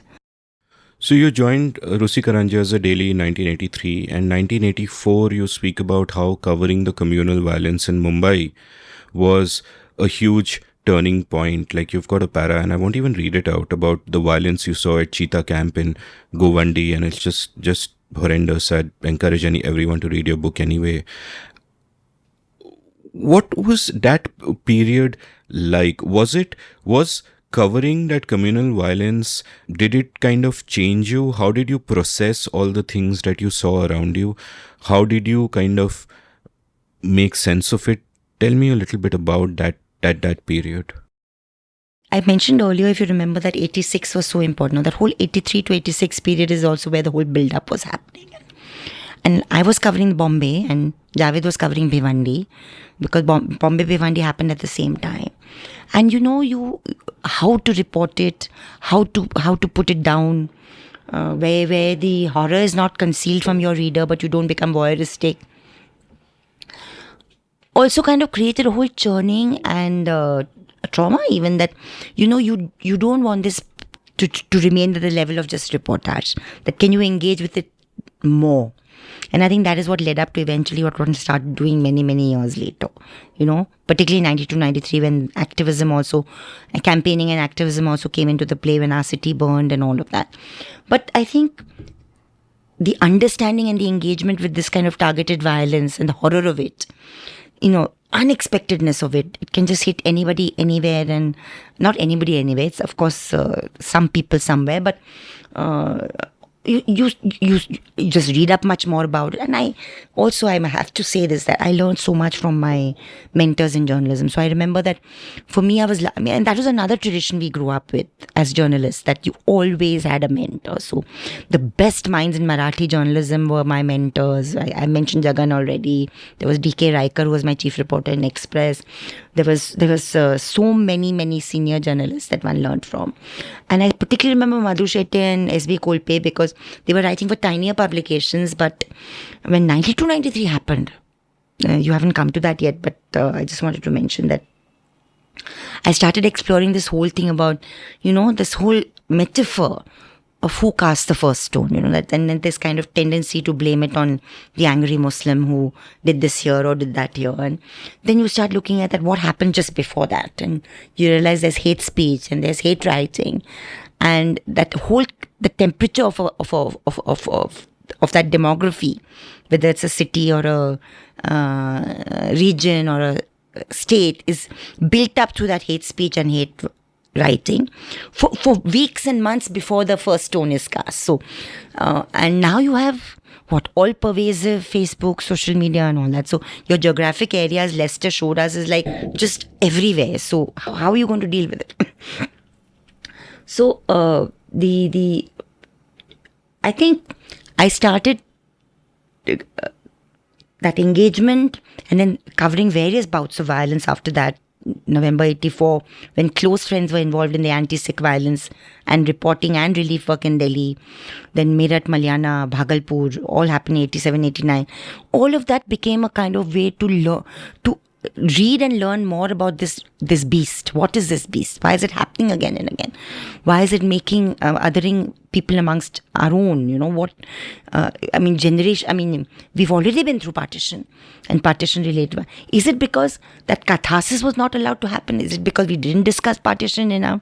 So all of those thoughts were forming, and then you have 92, which was like a big blast. It was like crazy. So your analytical capacities as a journalist are growing side by side. You're not thinking about just that reporting that incident, but reporting on the phenomenon of communal violence, which is why I started conducting classes on the historiography of communal violence at Xavier's Institute of Communications, Sophia and other things.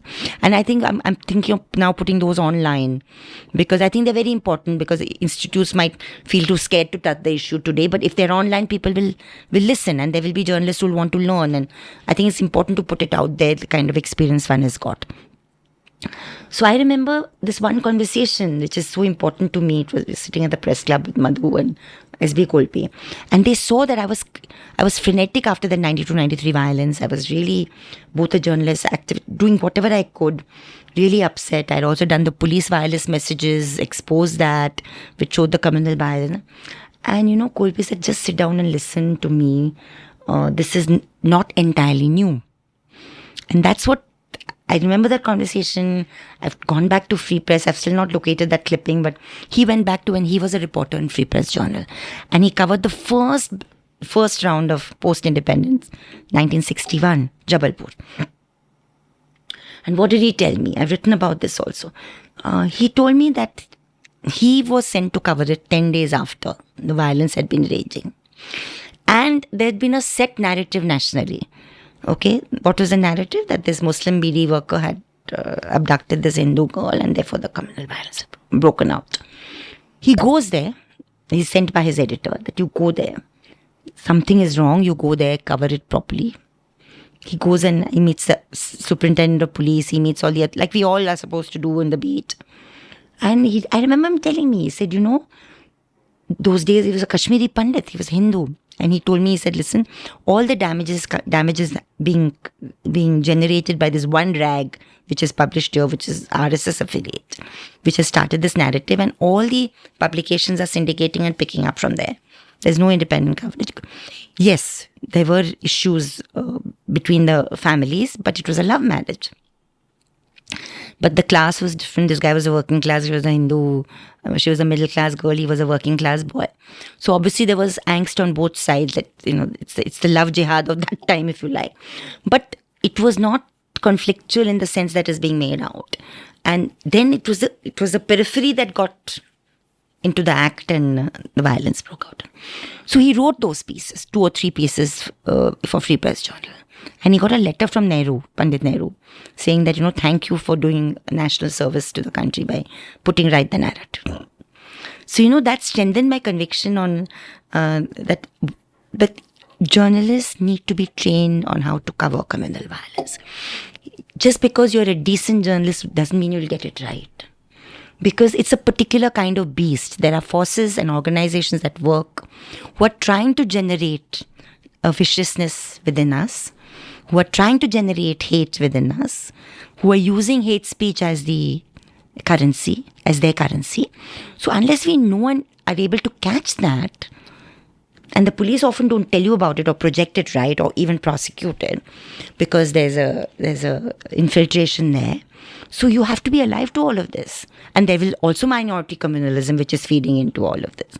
So, all these dimensions, unless we are aware of when we are entering the field, you can't just cover it. I mean, I was lucky because I was sensitized like this. I was at that time, and then I went my trajectory way. I read more. I talked to a lot of senior journalists, read up all the commission reports, all the judicial commission reports on communal violence. So that developed my analytical thinking. But how many journalists will do that? Just like Nehru wrote to your friend, I hope one day Modi ji writes to you and says, Teesta, thank you for your service to the nation. But I won't hold my breath waiting for that. My next question is this, that as things happen, the more they happen, the more they get normalized, the more there is a sense of numbing. And I would imagine that, if I had to cover incident of communal violence after violence after violence, eventually, it could bleed into one. But what you have done in your writing, and in fact, just your description of one of the deaths at Cheetah Camp is an example of that, is that you took that deeper look and humanized the person. Like you could easily say that, a Muslim boy was in a room and the police burst in and they took him out and they killed him. But instead, we know that he's a Zari worker. His name is Abdullah. He's writing a letter to a friend in Kuwait about the birth of his child. And then the police burst in and take him out. And this just humanizes the whole thing. Immediately there is empathy. And it's in fact really cinematic. Like if you had a web series on communal violence, your opening scene could just be the letter being read out and whatever, and then that sudden burst and the shock of the police and the violence and all of that. This gaze, did you work at developing it? Was it partly a sort of a strategic thing that for my stories to be powerful, this is what I have to do? Is it something that was taught to you or that you learnt over time by yourself, or was it always just natural to you? Tell me a little bit about the craft of doing this kind of reporting to make it effective. I don't think anything is just entirely natural or is entirely taught, right? It's both, correct? So, but if you're serious about what you're doing, and I think I was extremely serious and honest about reporting on communal violence, very honest. I was always interrogating myself, how do I put it down? How do I communicate this? Because you are writing on something which is potentially, you're going to reach people. You enjoy a certain credibility, then it's all the more reason why you should be doing it extremely carefully. Before I try and answer it further, I want to give you one more example of something like this. 1991, I was covering the Rath Yatra that takes place in Jamalpur every year, Ahmedabad. I was in Business India, and I was lucky in Business India allowed that space to explore the issue a little bit. So it was not just like newspaper coverage where you were covering on a day-to-day basis. So it was a particularly brutalizing period that was happening all along, because you had seen that whole development post 1986, and then of course it culminated in 2002, like I've written about. But 1991, I actually traveled by train from Bombay to Baroda, Surat, then Surat to Baroda, Surat, then finally ended up in Himmatnagar, Ahmedabad.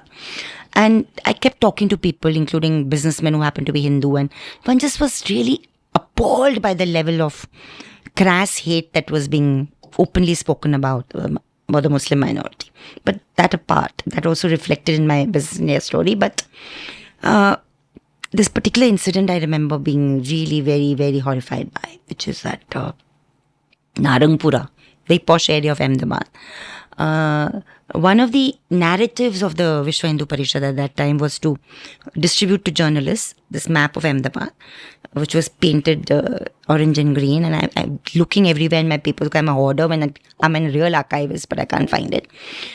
To show that, anytime a Muslim couple or mixed marriage couple tried to move to a quote-unquote more elite area, which by their definition was a Hindu area, they would ensure through violence to push them back.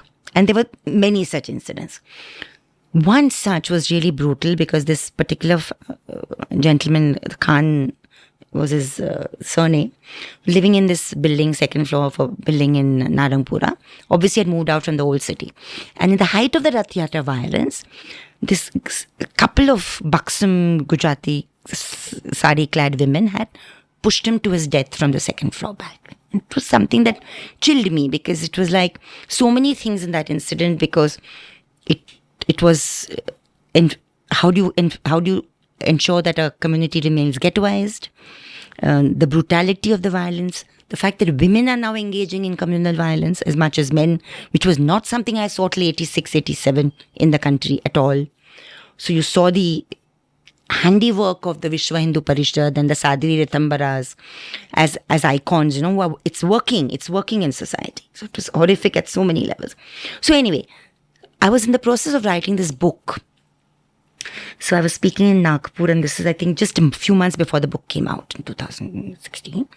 And there's a public meeting in Nagpur where I narrated this incident. And I write about this also in the book. And after the meeting is over on the stage and all, if you remember, I see this young man sitting there, and he's shaken, really shaken. And he said, "Ma'am, can I have a word with you?" and all. I said, "Sure." And he's a reporter with the Times of India, won't mention his name. And he said, "I just want to finish your story. You mentioned that incident, and I was just 12 or 13 or 14 when it took place, and it had chilled me and my family. And I don't think you know this because you've reported Gujarat so closely, I'm telling you. So you can round off the story. That Navratri, 3 months later, those women were felicitated." So, you realize when you're writing, coming back to your earlier question, that how do you write these stories?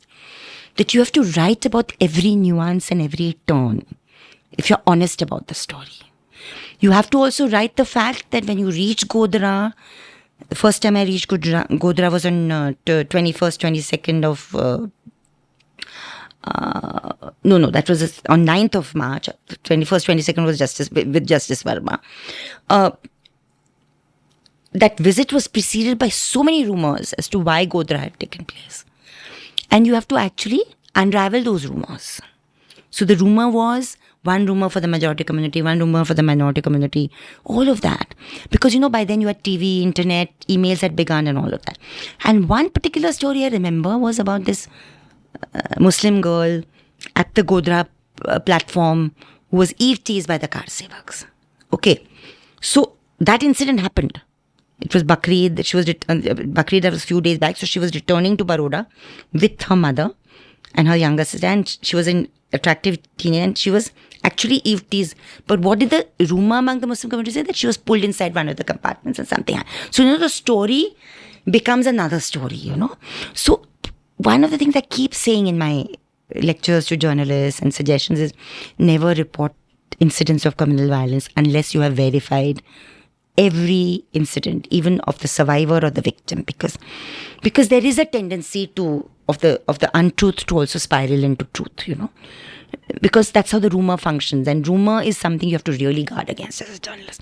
So, long-winded answer, but to say that be honest, be truthful, cover every nuance, but never forget that the human victim needs to be central to the story. Victim or survivor. Because you're not writing about numbers, you're not writing about numbers of death, but you're writing about a human being, a set of human beings who've lost their dignity and life. It is something you learn. I don't think anything is just pure instinct or natural, but it's something I learned because I was serious about continuing to cover it, though it was a deep personal cost, because it takes something out of you every time. Tell me about how that sort of journey happened from where you realized that activism was a part of your journalism, just because of the nature of the stories you were doing and so on and so forth. See, where does the pen stop, the full stop, or does it stop with some little bit of justice being done to the survivor?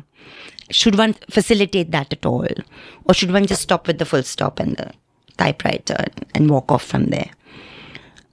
So there's another story, if you'll allow me, which is Please. that this is again 92-93, which is 7th, 8th of December. Demolition was Sunday 6. And I reached this Khan Abdul Khan Ghaffar Khan Nagar and Kurla. And I reach around 9-10 in the morning. And there's this one particular lane where there is this sole or lone Muslim building. Otherwise, it's a Maharashtrian locality. And it's the survivors of Muslim survivors of the building who tell me the story. So I don't think you can get it truer than that. They tell me 2-3 things. They also praise the ACP of the locality for dispelling a rumor, a real rumor, not a rumor, a fact when there was a pig was, typical that, what I can't also get over is that I remember watching Tamas. I don't know if you watched Tamas at all, but reading Tamas, watching Tamas, and then reading partition-related Sharat Chandra stories and the cow carcass and the pig carcass and the sindoor outside the mosque and the music outside. The stuff doesn't change. And yet we are falling prey and victim to this every time. So I don't know how we are going to ever deal with this and stop it. Does it mean people's education, people's awareness, or what? I don't know. That's an aside. So I reached there and this family starts telling me the story that we would not have been alive today but for this one woman. I said, who's this one woman? So she says she's about 70, 75 years old at the time. She's the mother of the Shiv Sena Shakha Pramukh. Now, it's like unbelievable story material because she is this Nawari sari wearing Maharashtrian woman. I go and meet her. I take her photograph on my black and white camera. And what has she done? Her son, Bharat Khavanekar, drunk, has taken this mob the night before, 1 o'clock, and is exhorting the mob to burn down the building, attack and burn down the building. She gets to know, she goes there. This is all being told to me by the Muslims who survived all this. She stands in front of them. And here's her son who's like drunk, and here's his mother, and she's saying that you will go there over my dead body. You got your talwar in your hand. Na? First you attack me and then you go. And then this face-off continues for a few minutes and then obviously he slinks away, ashamed. Now, I've got the story. I did the story. I talked to her. Because of these survivors, I get the story from them. Then I go and talk to her. I take her photograph. And I'm in Business India, which is a fortnightly. And I said, this is not on. I mean, I can't. This story has to be told now when the city is burning. So it so happened that my husband is in Sunday Observer. So I said, can I go and meet your editor? I talked to his editor. And they put the story there with a little caption and nice small little text story. But the photo is the most important. And then she gets the Mayor's Medal for Bravery. Now, should I have stopped at not doing that? Because, for me, that is important. Both as a journalist and as a citizen, that this act of hers gets recognized and important. She becomes a symbol in those hate-ridden times. So that's these kind of things that started happening. Then 92, 93, Sainath, Nikhil Wagle, Sajid Rashid, Javed, me. Our homes were like mini control rooms. Naresh Fernandez, Daryl De Monte. Because we were not just covering riots, there was no way we could be every part of Bombay. So we were also sharing credible information so that we could report on other areas where we couldn't be. But we were also responding to despairing calls of victims. Now, should we just put down the calls and not call the cops after that? Those are the dilemmas we faced, real life dilemmas that all of us faced. And all of us were doing this. Reporting also, writing also, and also making those calls.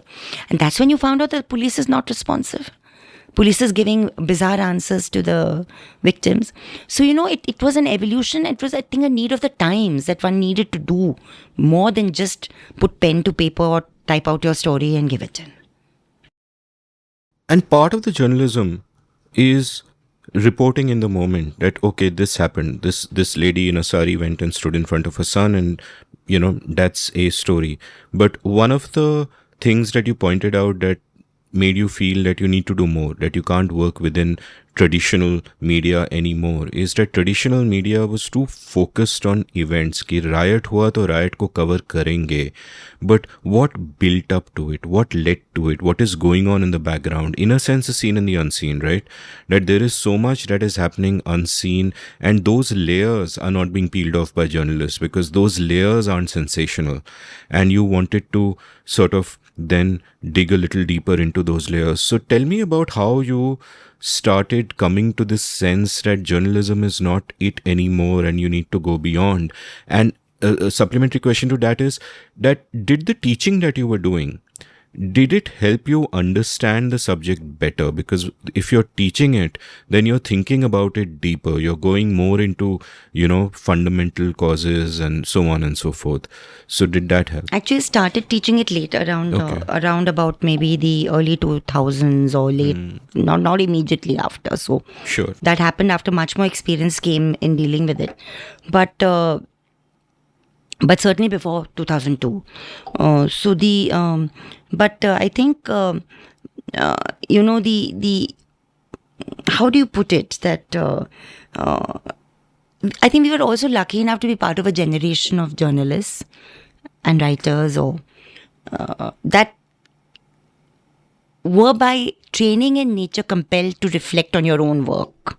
Okay, you didn't just do it and forget about it. You looked at it, you looked at your peers, you looked at your mentors, and you talked about it. That is it something you could have done better? Is it some more elements you could have added? So that was always a part of us. Then as 1984 moved to 92, 93, and then like you yourself mentioned, apart from who cast the first stone, this whole business of hate speech and hate writing, then this business about fallout, build up and fallout, that how long do you stay with the story? That ho gaya, log mar gaye, itne log camp se nikal gaye. But you realize that under the law, for 7 years, a missing person cannot get a check. So if the body of the dead person has not been found, and is true of targeted violence always, that they're charged to nothingness, you can't recognize them or the body is not found, then you can't claim the compensation or reparation for 7 years. So this is the law. So then you want to battle that for them, you want to at least write about it for them, but then your publication starts telling you that, now it's an old story. So, many of these things started happening after 92, 93.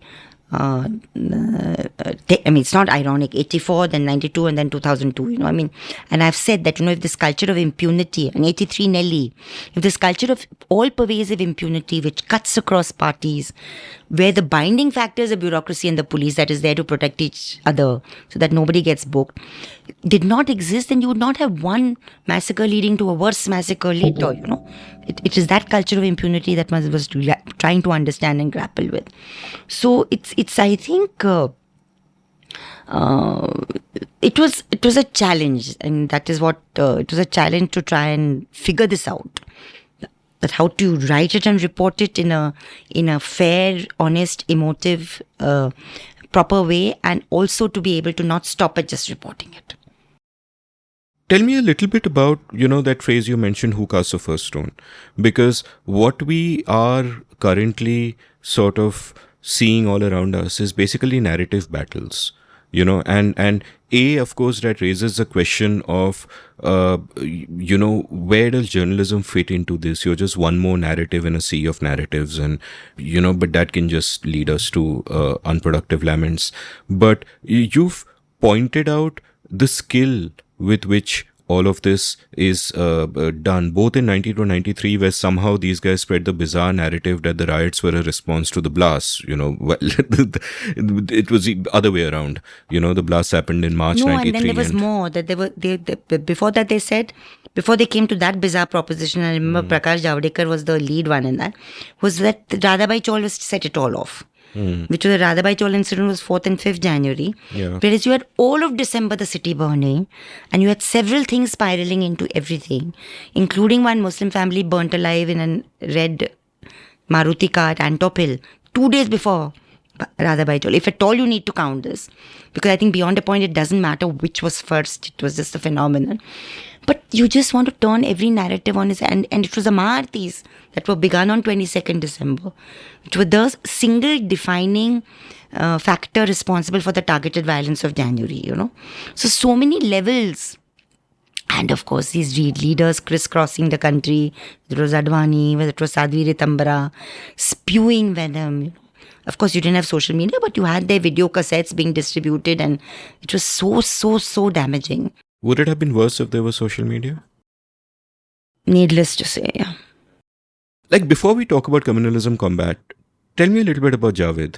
So, you guys were colleagues and you were covering sort of communal riots, both of you. He was in Bhiwandi and you were in Jogeshwari and Govandi in 84. So tell me a little bit about the partnership. Actually, he is a graduate of IIT, Mumbai, kind of metallurgy engineer who never did a day's engineering in his life. He went straight after coming out of IIT, he was a gold medalist and all. He went straight to working in rural Maharashtra, joined an organization called Freya and then ISRE. So engaged with kind of alternate development, working in Marathwada, the 71 drought. And then a library movement in the state and all of that. He entered journalism through a very unusual trajectory, which was not planned, like I wanted to become a journalist, is through the textile strike. So he had started as a labor activist, looking very closely at the whole vision of labor unions and all that, and started reporting on the textile strike for the Blitz and the Daily. And those reports had done very well, and they were very, very highly read and all that, which is when Rusi Karanjia offered him a job of special correspondent in the Daily. So that's when he sort of transitioned. That was a couple of years before me. So I joined in 83, and that's where we met. And we got to know each other almost immediately. In 84, we covered the communal violence together. So I think it was obviously it was a camaraderie and all that, also respect for the profession. But also I think apart from a kind of perspective on labor and human rights and generally, I think this whole huge concern for the targeted and communal violence was a shared concern. And I remember long conversations with Javed. When he would come back from Bhiwandi, I would come back from covering Bombay, and you just needed to talk it out because it was so brutal. You couldn't sort of rest that night before you had long conversations and sorted it out. Or nothing gets sorted, but at least you share it. And that was a huge binding time, very difficult, painful time, but a binding time. And then I decided to quit the Daily within a year and few months because he got promoted to chief reporter, and I just did not want to ever have anybody, because we got personally involved also. I didn't want anybody to ever kind of, and people will, that saying that I would get any, and I was very clear and that I was a decent journalist, so I didn't want to get that thing about my having any favors because he was chief reporter. So I'd also begun doing a lot of legal reporting, and I was covering the Antule trial. So by then I got an offer from Express, so I shifted the moment I got it. So it was, I think, a shared concern about where the country was going in terms of targeted violence. And what I found was a huge complementarity was that, of course, I was hugely concerned about majoritarianism and the, impending doom of Hindutva, which I saw. But I realized that he had this capacity, I think, because of his own biography, because he grew up as a believing Muslim, came to IIT, and IIT sort of radicalized him completely, so he became left and all of that. But I remember him telling me that when he was younger, he was not only would recite the Quran, but didn't want his mom to abandon the burqa. And I can't imagine that to be the Javed I know. So there was a huge change. So he would always be talking about the absence of rationalism within the Muslim community and how it's always needs to be talked about as much as majoritarian need to talk. And I thought that was a very interesting dialectic, because I was, of course, very concerned with the majoritarians of the community I was born into. But he was always very interrogative of the regressism which he saw and the obduracy he saw among the leadership, even over Babri Masjid, though, of course, everybody was extremely upset by the demolition. But he wrote this piece, I remember, which I thought was a pretty brave piece he wrote, I think, in Sunday Observer, which even Siyasat carried, translating it in Urdu, where he was writing to the likes of Shahabuddin that don't make this into a Hindu-Muslim battle. Make it the battle between the constitution and non-constitution, and leave it to the majority to fight that battle. Because if you make it into a Hindu-Muslim battle, you're not winning, given the trajectory of Pakistan. And I remember not getting up slightly, why are you writing that, but realizing the sense of it, because you saw extremely hysterical outpourings coming from the minority side, which was matched then by the aggression from the majority side, and the sufferer is always going to be the minority in this situation. And he was able to see that dialectic, which was a huge learning experience, and continues to be, because even he wrote this recent piece in the Express on the hijab thing. And I don't agree with it entirely, because I think the education of a Muslim girl is, for me, paramount, even if she is forced by a PFI kind of outfit to wear the hijab. But I realize the importance of a Javed Anand writing what he's saying is that outfits like PFI cannot be given currency, because they are just the flip side of the RSS, and they're a whole. He says, for instance, that a whole generation of extremely intelligent Muslims were lost to Simi, and now we are losing them to PFI. And it's very sad that there's not another kind of politics that young Muslims are going into. So there's that engagement as a partnership, which I think is always brought a complementarity to it. We've also had very strong arguments, but I think it adds a lot to your own perspective also.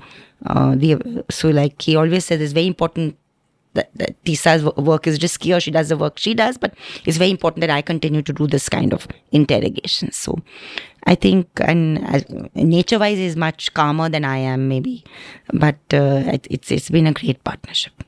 I've been reading some pieces by him while looking your work up, and I found his writing really nuanced, and even this piece that you mentioned on the Babri. And I was just thinking that in today's sort of social media polarized environment, this is just going to get you slapped from both sides. Do you feel that there is a degeneration of the discourse, in the sense that there is sort of this incentive to preach to the choir and to kind of go more and more extreme on either side? Yeah. And therefore there is no space in the middle. There is no space for nuance. You really have to be careful, otherwise you're going to get mobbed from every end. Not only that, there is no respect for the need for dialogue.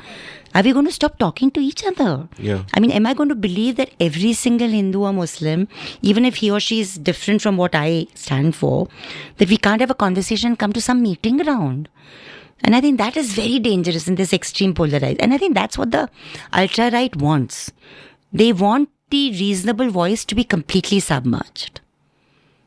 And to some extent they are succeeding, but that's the space we have to battle for. We really have to battle hard for. And I keep telling people that, listen, I don't want to fight an election, so I'm going to say this. I'm going to say both things. And I don't want to come to fight an election. I'm not coming for popular brownie points. So you may like what I'm saying, you may not like what I'm saying. But even the tough things need to be said. So I'll pose to you a question I asked both Hussain Haidari and Ghazala Wahab when they were on my show, which is something I'm truly befuddled by, which is that clearly what would work for the Hindu right is that you provoke, prod, and some poor Muslim guy somewhere can't take it anymore and lashes out, and then you use the lashing out, you spread it all over WhatsApp, and you use it as a pretext for whatever, the same way Godra was a pretext for what happened. And that scares the shit out of me because it almost seems inevitable, because there is no end to provocations. Especially this year, it seems like almost every week there are 3 or 4 things that we yes. hear of in the news which are just, it's targeted anti-Muslim hatred, and you just need one guy somewhere to snap and do something. And yet, the Muslims of India, and one shouldn't generalize, but by and large aren't snapping. There's really, I mean... See, they have to live through the violence and hatred. Let's remember that. And they have already lived through it for decades. The worst, of course, being post 2014 to some extent, but 2002 and then partition and all of that. So 92, 93 Bombay. So, I mean, it's the community that is at the receiving end that realizes how it has to live and how it has to navigate. And I don't think we can ever have the gumption to speak for them. I think it's really wrong to do that. But I've always said this, that, and this is what I've said even to law enforcement personnel, police officers, in better times when one would be called to meetings with the, at Sardar Patel Police Academy, I would be called for lectures at one point, which of course won't happen now, at least under this regime. And I used to say that, do you realize that 99.9% of Muslims today are still not getting provoked at all? And that's a huge tick mark, and therefore it's so important. I'm not saying there's no radicalization happening. I'm not saying there's no, but that's a huge thing in favor of law enforcement. Forget Teesta, Setalvad and civil rights activists. It's a very important reality. And therefore what you need to do is trust building. What you need to do is rights, and a politics of rights and not a politics of patronage. And I think this is what the glimmer of hope that the CA, anti-CA, anti-NRC movement gave us all, particularly the initial phases. When you saw the emergence of, and I think before lots of other people jumped in, I don't want to get into that, but when you saw actually it became a articulation by amazingly articulate community women and youngsters who was taking their voice as citizens, that we are not going to get dishoused from here. We've bloody opted to stay here, and we are Indians. And of course, unfortunately, that whole narrative got turned around completely and brutalized with the COVID and incarceration and all of that. I don't think that can entirely disappear, though. That spirit can't go. Of course, the cost has been hugely high, paid by the community. But I think it'll come back. It'll resurrect itself at some point. And I think that the farmers' movement also got a lot of heart from Shaheen Bagh. I don't think these things happen in isolation, So I think the farmers' movement coming up, and it was also very syncretic, and the fact that it did also articulate some of the political issues that had preceded what had happened and all of that. But I think it's really not a good space to be in. What the Indian Muslim community is today being pushed into, it's very, very sad. It's disgusting as far as I'm concerned as a thinking Indian, that any individual or community has to be compelled to live like that and pretend that everything is all right. I think that's the worst thing ever, because things are not okay. I mean, you just have to have a child going to school, or, you have to have somebody traveling by public transport, or you need to sit and listen to conversations on with what fear people travel by train or cross-country train or whatever it is, fearing that, if they just open their tiffin box, they might be lynched, So I think it's a terrible, terrible situation to live through. I think the more of us who are born into the privileged majority should not just acknowledge it, but do little and big things to put this in abeyance and to stop it and to protest it wherever we can. Tell me about communalism combat now, because, you started in 93, and what was your sense of how this is going to evolve? And was there a worry that how will we make money? How will we reach enough people? Will our work have an impact? You must have started with all these worries, obviously. And immediately you had a bunch of impactful stories, like the story you mentioned with the cover, "No riot can last for more than 24 hours unless the state wants it to continue," which is a quote from a serving police officer, which was picked up by 34 Indian publications, and a series of successes after that. But what were the early days like? Because you've made a move which is a move purely of conviction, that this needs to be done, but what were the uncertainties there and how did you approach it? How did you sort of set that brief for yourself? What are we going to do? How are we going to do it? Oh, it was not easy at all. It was very tough, and it was like I don't think commercially it was quote unquote successful or viable. But and it 20,000 copies was the best selling number, and by post and dispatches and all of that. But I think It's pretty good. Yeah, but it had an influence which was very disproportionate to the numbers, because I mean, and from day one we got this input that please ensure that it comes out in Hindi. We never could do that because I think that was a real need, that it should that kind of material should also be available in one of India's largest spoken languages. But anyway, those are all the. But unfortunately, we are English speaking and writing journalists, so yeah, we had a string of quote unquote journalistic successes. It was recognized. It was quoted. In fact, just the other day, Lolly and Ramu, Admiral Ramdas and Lolly, they wrote. For 6 months, we had to suspend publication. Then we got some friends did a show for us and collected some money and started it and all. So that reopening issue, I remember, where we went back to black and white and lots of stuff we had to do to cut corners. So Admiral Ramdas and Lolly wrote this autobiographical piece on when they saw Delhi burn. When he was and he was chief of Indian Navy, as you know. Very powerful piece. And just now she found a photograph of it and she said, Teesta, is there an archival copy? I said, you're talking to an archivist, I'll send you a copy. But, so you not only was it quote unquote did we have successes, but we had the kind of writing and people writing on it who were actually sharing very, very priceless insights and perspectives on targeted violence, which I think was most precious about combat, because whether it's this or the earlier piece you're talking about when Vijay Tendulkar wrote that piece on Muslims and I, or Suketu Mehta, the writer, shared as a chapter of his book on partition, where he particularly shared that excerpt on that one Punjab village where the Sikh elder had indulged in violence. All of these actually cause a lot of introspection when you read them, because it's not about that one story or it's not about that one narrative, but it feeds into the effort that combat was trying to make, which is to understand and unravel the whys and the wherefores of this kind of violence that erupts within us and the fallout of it, And in fact, our sort of little flyer we used to put out when we were trying to get subscribers and supporters, that, the riot in the mind festers for days and months and years before it spills onto blood on the streets. And we are trying to unravel that riot in the mind. How does it get there? Who makes it happen? What makes it happen? Is it our childhood? Is it something we hear? Is it the shakha? Is it something else? So I think that exploration is what made it so special. That essay you mentioned, Vijay Tendulkar, Muslims and I want to quote a little bit from it as I get to my next question. We had narrated it to Javed, I remember, this entire thing, A Muslim meant someone with a beard. The word also conjured up an unclean appearance, uncouth behavior, lack of education and culture. A Muslim was someone you stayed away from. Contact with them in any form was supposed to be dangerous. I still remember a common expression very frequently heard in casual conversations among white-collared adults.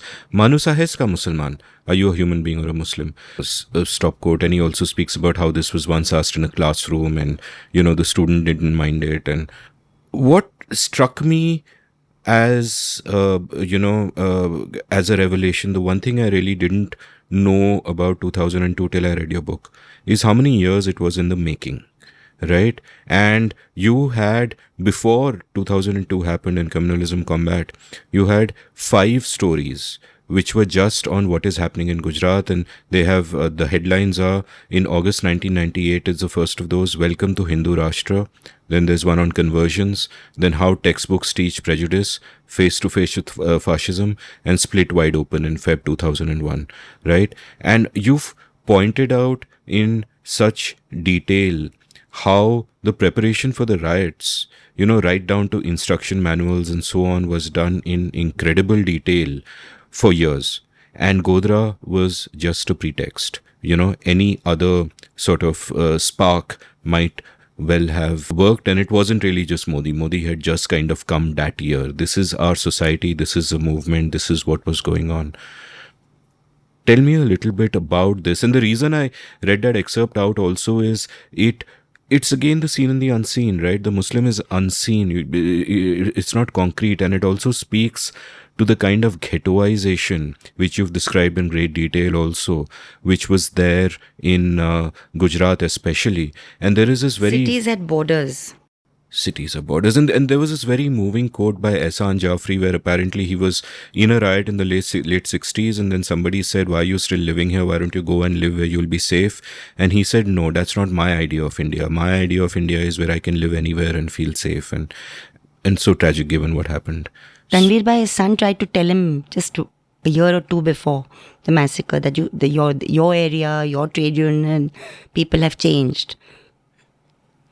Anyway, and he was cauterized and killed. But no, so the I mentioned earlier in our conversation about 1991 and that Khan Sahib being pushed off this thing. So that is also the build-up. That is even before combat. So this is something I'd been following. I'd been following about Gujarat, and it just bothered me because, see, at the end of the day, my ancestors are from there. I'm a Gujarati. I spent at least 1 or 2 holidays a year in Ahmedabad because my mother's mama was there. We would go by Gujarat Mail. We'd stay there. Dhargalwad, Old City, the cloth market, the Bera famous mutton samosas which my father would bring. They were all part of one's upbringing. So one knew Ahmedabad, and yet one was seeing this happen later, much later as a journalist and as an activist, and as combat particularly. And you saw the lawyers' associations getting bifurcated. You saw teachers' associations othering the Muslims. I mentioned earlier to you that, I was appalled because Chief Justice of India later, much later, Justice Ahmadi, one of our best Chief Justices, hails from Ahmedabad. And a horrific story I heard from senior lawyers at that time was that when he was first appointed as Chief Justice, and this I heard retrospectively, is that several sessions lower courts went on strike. How could a Muslim be a Chief Justice? This is unheard of in any other part of India at that time. So what was it about Gujarat that this was possible? Why was it happening? Who was making it happen? And I remember one of the, in Face-to-Face with Fascism, I tried to deal with some of this. In earlier stories, I tried to deal with it. Is ask this question that what was it about the Gujarat's socio-political territory, the political economy that allowed this kind of othering to happen. So one, of course, I said before that I think there was a particular VHP RSS project that discredited Gandhi because Gandhi was their biggest hurdle in terms of Hindu Rashtra. So they got him dead, but they couldn't kill him so easily. So discredit him in the line. But that was a broad sweep statement. What next? I think the fact that, like I said earlier, that anti-caste movements, social reform movements only went up to so much and didn't go further in Gujarat. Not that there were no movements, but they didn't go as radically deep as, say, they went in Maharashtra or Karnataka or whatever. I think that was important. Another factor was that, so for instance, Dalits, they will call themselves Harijan. They won't call themselves Dalit, and I think the trade unions only are mostly Gandhian and socialist. They're not really left except in certain pockets. So these are some of the patchy sort of insights one started getting or started this thing. And then Girish Bhai Patel was a senior lawyer and activist, amazing personality. I would have conversations with him and others and try and understand what is it about Gujarat. They talk about the land reform movement, never having gone below the Patel community. Patel is like the forward OBC, like the Maratha years. So you didn't really have land getting into the hand of Dalit farmers. But then how many states has it gone? Even Punjab, you've not had it gone to Dalit farmers. But still you don't have this level of deep-rooted communalization. So it's a complex story, not yet figured it all out. But one certainly was doing reportage and investigations to warn people that something awful seemed to be in the offing because there was this galvanization of the mob, our private armies, weaponization, all of that, Trishul distribution. So anytime there was this group of people fed on hatred and narratives that was available for a project. And, unfortunately we saw that happen. So I think that is why I did those stories, and it was no great satisfaction for me long before 2002 at every meeting one would address to keep telling people that please pay attention to Gujarat. Something terrible seems to be building up there. We are not paying enough attention. And I think, and we're very, very sad to say that it happened. And, the one thing I wanted to just mention, because so many things, when I go back to those cover stories I did, the first one that you mentioned, Welcome to Hindu Rashtra, 1998. Just the one after that, we did one on the Taliban in Afghanistan, which is what Combat was about. I'm mentioning that was hell on earth. And I did this telephonic STD call interview with the Revolutionary Association of Afghan Women. And nobody in South Asia at that time, certainly not India Today, our premier magazine, Sunday magazine, none of them were bothering to look at the, majoritarianism there or whatever. It was only after Bamiyan Buddhas in 2001 that everybody started waking up to what the Taliban was. But we were trying to look at this everywhere. I was trying to look at, I visited Sri Lanka in 1997 and wrote about the majoritarian Buddhist tendencies there. So one was trying to understand this as a phenomenon, not just to do with the Hindu religion, but whenever the majority religion gets close to state power, what are the potential disasters that can happen? So coming back to that Welcome to Hindu Rashtra story, it's not a coincidence that the two villages that are mentioned there, which is based on a PUCL report at the time, Randikpur and Sanjeli, where for a 3-month period after a brutal attack on the Muslims living there, they were living outside their village for 3 months till somehow they crept. That is exactly the area around which Bilqis was then in 2002 gang rape, just outside Randikpur. So, what do these connections mean? What does this trajectory mean? What do we ignore as society and state for the build-up? I still remember doing this interview, which is there in that issue of Combat. I think it is the same issue, Welcome to Hindu Rashtra, where I interviewed then Director General of Police, CP Singh. And I asked him, I said, listen, there's this constant rumors of love jihad. The love jihad was not a phrase till after the Bamiyan Buddhas, but inter-community marriages and all rumors around them that they are forced and they are this thing. In fact, Babu Bajrangi went into a whole racket with Patel girls at that time. And I said that how true is it that these forced marriages are happening?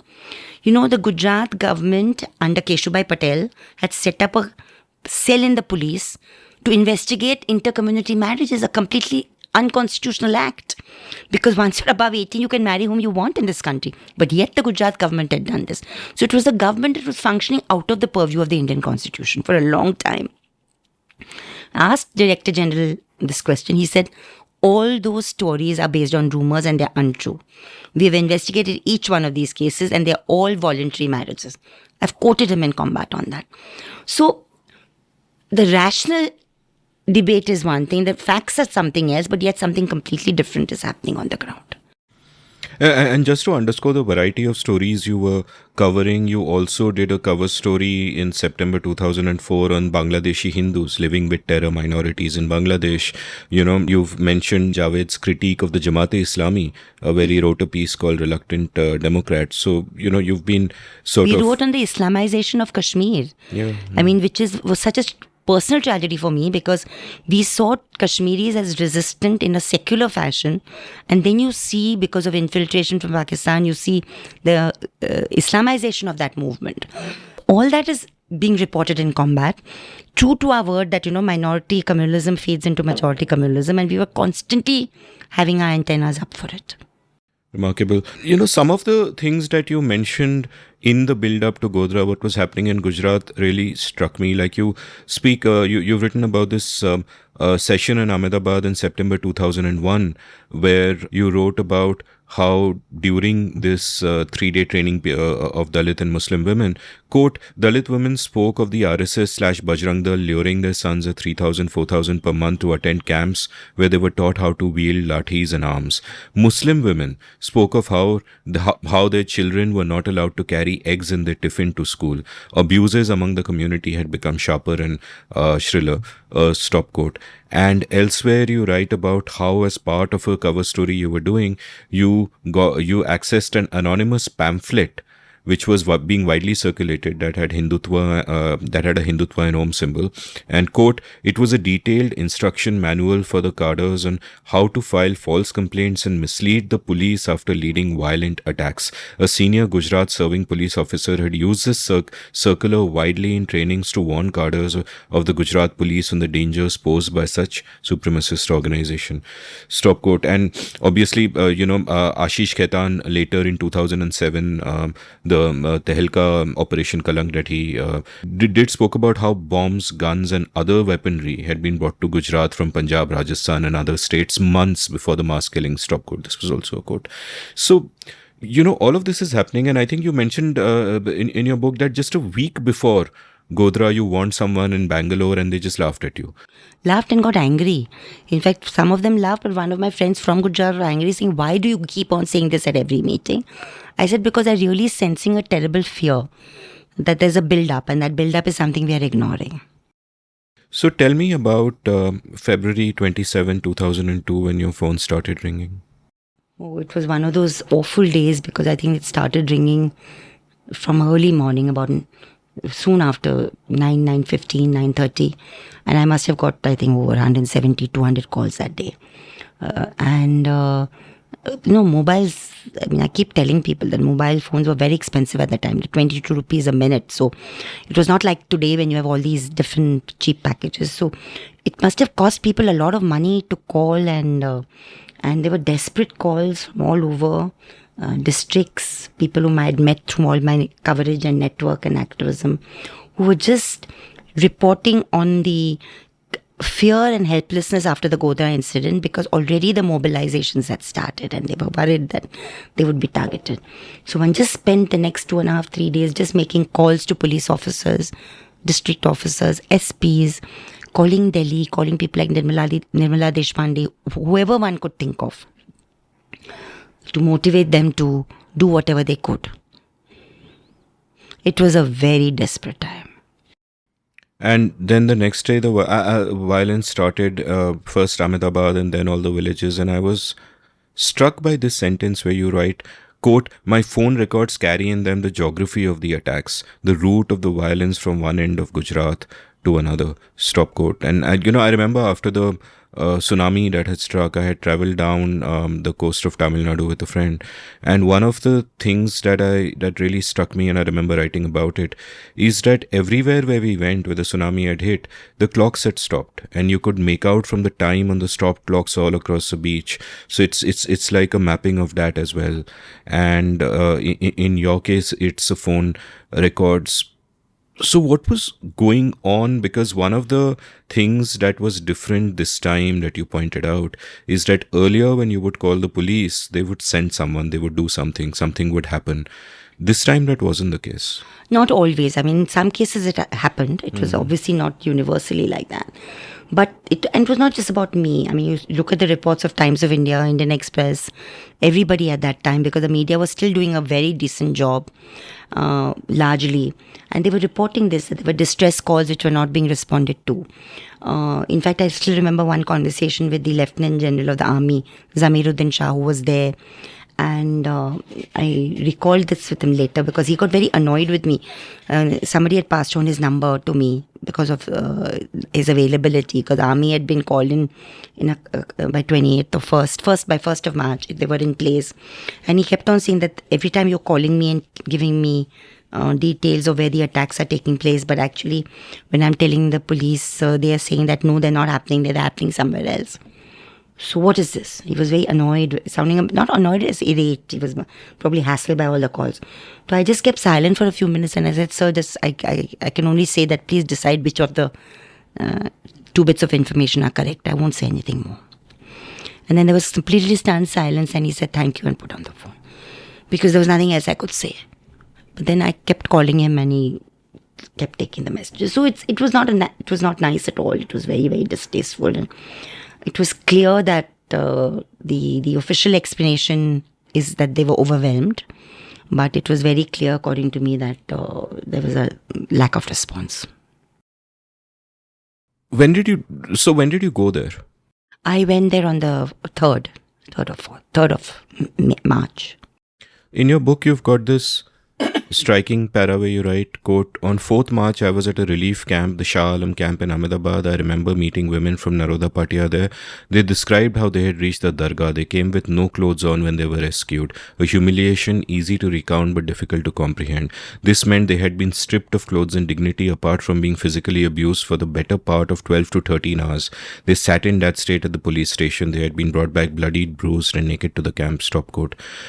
And later you write, quote, it is chilling that for 7 to 8 hours a whole locality was actually enjoying a massacre. When you have women and men celebrating the persistent hounding and killing, including the daylight rapes of young girls and women, it is reflective of the public space before and after the macabre violence. Such violence also qualitatively affects the space in that area. Stop quote, and you go on. This, of course, reminds me of Hannah Arendt's phrase, the banality of evil, but what tells, and this is a story we hear time and time again. Even Bilkis Bano's rapists and the killers of her child and all the family members were her neighbors. There were people around her. There were people otherwise you would consider just normal people. And at a time like this, you have an entire locality just chilling out, enjoying a massacre as it happens, and apparently not feeling a thing. And when we speak of the rule of law, you can convict a few people. You can convict ringleaders, as indeed you have, right? Some of them. You have some of them, yeah. But the point is, everybody participated, and that's just such a horrifying thought that everybody participated. Like you've spoken of many victims who cannot go back to where they lived, where all this happened to them. But even those who go back, I can't imagine the kind of denial they must have to live in when they know that the people around them are the people who did all of this, and it's not just a handful of people and a handful of ruffians and a handful of, ringleaders. How does one come to terms with that? No, actually, that is why I think it's very important to grapple with this question further and move out of just Naroda Patia also and look at the whole phenomenon. Come back to partition, look at Rwanda, because I met this amazing activist who worked in Rwanda, and she was telling me once that what happens when every person from the Hutus has been involved in the massacre of Tutsis. There's not a single family that's not been involved. So you're talking about an entire section of people, including Catholic nuns sometimes, horrific stories that came out of Rwanda at that time, the 800,000 people massacred. So what is it that drives populations to this level of and expanse of bestiality? And more important, as you said, how do you recover from it? How does a society then re-engage with each other and reconstruct? It's like, for me, it's extremely difficult to fathom. I can't give any recipe or this thing because it has to be through the voices of the survivors who tell us the solutions. We cannot in any means give a solution to them. It has to be a solution that maybe we can help facilitate as sensitive human beings, but how can we be the ones who give it to them? I have no answer to that. But I just feel, and this is what I keep urging people, that as a society, we cannot turn our blind eye to what we are unleashing on our own people. And we can't do this by shutting out conversations as if it didn't happen, or by blurring the narrative, or turning the narrative on its head, or saying that, this is all spontaneous. Or at least let's engage with the kind of horrors that we've been able to, at least those that we've witnessed in our lifetimes. Even if partition is too far back and it's difficult to reconstruct every single incident or every area and region and which community was affected, at least what we know is that it's reasonably true that it has happened. It's been reported. And before anybody kind of accuses me of, saying what I said about Naroda Patia, you just have to read the judgment of Judge Jyotsna Yagnik, which came out on 29th of August 2012, and what she speaks and the credibility she gives and the way she talks about the integrity of the witnesses who have spoken up. And for me, that experience of supporting those women survivors that CJP did was that for the first time in the history of this country, the narrative of gender violence was brought back during a trial. Normally, the court process blurs it out. it sanitizes it or refuses to admit it. For the first time, it was possible. And that was that brief glimmer that the Supreme Court monitoring gave this process before it sort of sunk into something else, was that these were Supreme Court monitored trials. They were specially appointed judges, some of them. So a certain integrity to some of those processes existed. Not all. But I think that's the learning experience that as a society, it's not about Teesta, Setalvad, it's not about Gujarat 2002. It could be about Nelly, it could be about 84. I mean, how many Sikh families have got justice for 84 compared? I mean, I think it's equally shameful. I think it's important to, as a society, are we going to accept and deliberate with some sensitivity on what makes us fall prey to this level of bestiality and violence? For me, that's the abiding question. It's not about one individual or one state, but it's how an entire neighborhood can do this. What are your candidate answers to that rhetorical question about what makes us do this? Like, is this really the human condition? Is all this civil society a sort of a facade and everything is contingent and yes, there, but for the grace of God go I? You know, if I were to accept that, then I would not get stories which I got out of Gujarat also, which we did Good News Gujarat, one whole cover story we did a year later in June 2003, which is that whether it was Sardarpura, where 33 people were massacred in one house, Sheikh Mohalla, or whether it was Godhra, or whether it was even Ahmedabad, Naroda, you had the most outstanding stories of bravery in the midst of that bestiality. Yes, they were a minority. They were kind of completely outnumbered, but if the human condition was that brutal voyeurism, then why did those acts take place is my question.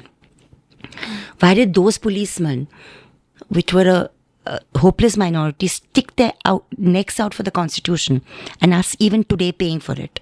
You know, there is always going to be this battle between the predominant majority narrative and the resistance, and maybe at many points of time the hate wins, but I don't think hate wins all the time. And I think anyway the endeavor for us should be, at least the endeavor for people like us should be, that one tries to interrogate, which is what communism combat was, what Khoj is, what our work in Assam is at the moment. And that's why I would urge your listeners to visit the CJP website, cjp.org or .in. Look at the kind of work we are doing. It's many-fold.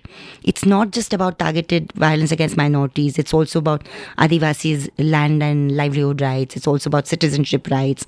It's about constitutional values in the classroom. Hate Watch is very much part. Is that what are the manner in which we can equip citizenry, societies, villages to ensure that the lone voices become the majority. The lone voices, which I still believe are manifold, become a kind of cohesive majority. And I feel that's the effort, and that should be the effort. That is the effort. I think we do not have the luxury of saying that the human condition is the hateful condition. We cannot do that. We just cannot do that. So when you went there, you mentioned in your book about how a friend asked you about how it was, and you said, remember how bad 92-93 was? This is 1,000 times worse. And another thing that comes across really well in your book is the extent of it. It was not just Ahmedabad. It was, the majority of the districts in the state. It was hundreds of villages. It was like targeted, planned. Elsewhere, you've also written about how in the months preceding this, there were these census documents drawn up of where Muslims stay, where Christians stay, everything. So, that data was kind of made for a reason. I think you showed it to Justice Verma, if I remember, and he said he has similar data. And what was that period like? Because you were attacked a number of times while you were... Yeah, I was attacked 5 times, including the car and the driver leaving me in a village and going away. Justice Verma himself witnessed when he was in the car in front, when my car at the back was attacked before it turned into Godhra. There were ad hoc attacks towards anybody who was trying to record or witness any of the violence that takes place. I still remember this elderly gentleman in Jamalpur telling me that, beta, if you're going to... Because I was the first journalist, that is what the Editors Guild report says, Rights and Wrongs, that's a report which is worth reading. That Akar is one of the co-authors. Akar, Dilip Padgaonkar and B.G. Varghese, which says that, communism combat was the only one that carried the rural spread of the violence, because I was the first one who visited. So I remember this elderly gent telling me that if you're going to go out of Ahmedabad, then remember you just wear a saffron dupatta and a tikka, otherwise without that you'll be targeted. So, there was all of that. Hoteliers, 1,100 hotels belonging to the Muslim Chilia community had been brutalized. I mean, the economic loss and devastation was as bad as the loss of human lives, which we calculated post-Godra to be 1928 or whatever, according to the chart sheets, close to 2,000. 1928. And as Indians, we tend to not count the numbers about loss. We think that we try to valorize only the lives lost. But I think, even the CII put the loss at several thousand crores. 4,000 crores. Yeah. So this is all a matter of record. And the National Human Rights Commission's report, interim report, final report, follow-up reports, the Chief Election Commissioner Lindo's report of 2002, they document some of this, apart from the work that some of us have done. So, but there is still a desire today to change the narrative, to turn the narrative around. I mean, history will tell as to how far that will go. Tell me now about how Citizens for Justice and Peace, CJP, came about. Like, at what point did you feel the need for something like this? That what you guys were doing, there needed to be another superstructure on top of that. It wasn't enough. Tell me about that whole process. Actually, the organization was born out of the realization that, we need to have a group of citizens involved in the civil and legal rights issue, which will look at supporting survivors of targeted violence. Then we'll look at the whole issue of constitutional values in the classroom. Now we're looking at citizenship rights. So basically legal rights and legal aid is the concept behind CJP. And, if we wanted to engage in battling those cases, of course, Gujarat 2002, but not only that, because we've also done engagements with bomb blast survivors of 26/11, before that in Gujarat, etc. It's important to see what that whole process of engagement will mean. It means understanding the law. It means legal aid. It means staying with the survivor for periods of time that are long, because our court process takes so long, and advocacy and all of that. So that is why it was set up. And many of the persons then and now who were involved in CJP had seen Bombay burn in 92-93. So I thought that was a very important understanding and link that came out of that. Now, of course, we have some new people also. And it was very important to have that thing in place. And I just want to say that, the experience we got out of 92-93 Bombay, where we didn't actually engage in the courts, but we were engaged in the campaigning for the Sri Krishna Commission report, to make sure the report was published. Getting it published, we actually published the report, 2 editions of it, was also very important to understand that, that do we stop there, or do we now get into the courts and also battle the cases? So that was one part of the story. And now we've actually reached a stage which is very fascinating, because I think the experience has also meant that, for human rights and civil liberties and legal aid to be sustaining and enduring, we need to create local teams on the ground. So therefore, to have this team that's going in Assam, which is a really vibrant team of 25 plus people, paralegal and lawyers, who are working on the question of citizenship. I don't know how many people in the rest of India know, but this whole NRC process, National Register of Citizens process, which it's important to tell your listeners this, because Assam has a 3.3 crore roughly population, and at least a third of them are kind of completely being there's a humanitarian crisis of huge proportions. So there's a background and trajectory to it, but the conflict and the violence in Assam, pre and post the Assam Accord, has led to a kind of demand, quote unquote, that outsiders should be identified and citizenship should be scrutinized in a particular way. And the matter was taken to the Supreme Court and all of that. It's a complicated thing. And on the CJP website, you'll get a lot of information about it. in 2016-17, when the draft list was brought out, draft final list, as many as 44 lakh people were left out of citizenship, which is like a huge number. Then when the final list came in 2019, which is August 31st, the number came down to 19 lakhs. Now, even that is being contested by the political class. They're saying they want to reopen it further. But what has this entire process meant? First of all, it's a huge cost to the state exchequer. Figures like 1,800 crores are being thrown around. This is the kind of money that has been worsted on this whole exercise. But it has meant that virtually in every village in the state of Assam, you have families and extended families who are completely devastated by this. And their meager allowances are being spent on trying to navigate a very, very hostile legal system, the foreigner tribunal, etc. Now you have a creature called the foreigner tribunal in Assam, which is a kind of a legal entity pre-independence under the Foreigners Act, very complicated, which doesn't happen anywhere else in India. And the adjudication there, the level of evidence gathering there is completely contra to what the Indian Evidence Act says. So, all of this has meant, first of all, me and our team understanding this issue, then us trying to do legal education with a batch of lawyers who have been doing this for a long time, but trying to discuss and how we can do it better, understanding the Superior Court judgments, High Court and Supreme Court, and trying to bring in national and international law. So all this has been a very intense exercise for the last 7 years, and we've been very, very lucky to build up a very, very vibrant team, and the work carries on day to day, week to week, and village to village in about 12 districts. And for me, the greatest satisfaction when I was incarcerated the last 3-4 months is that the work of this kind, whether it was Hate Watch or Assam or constitutional class in the classroom in Purvanchal, continued.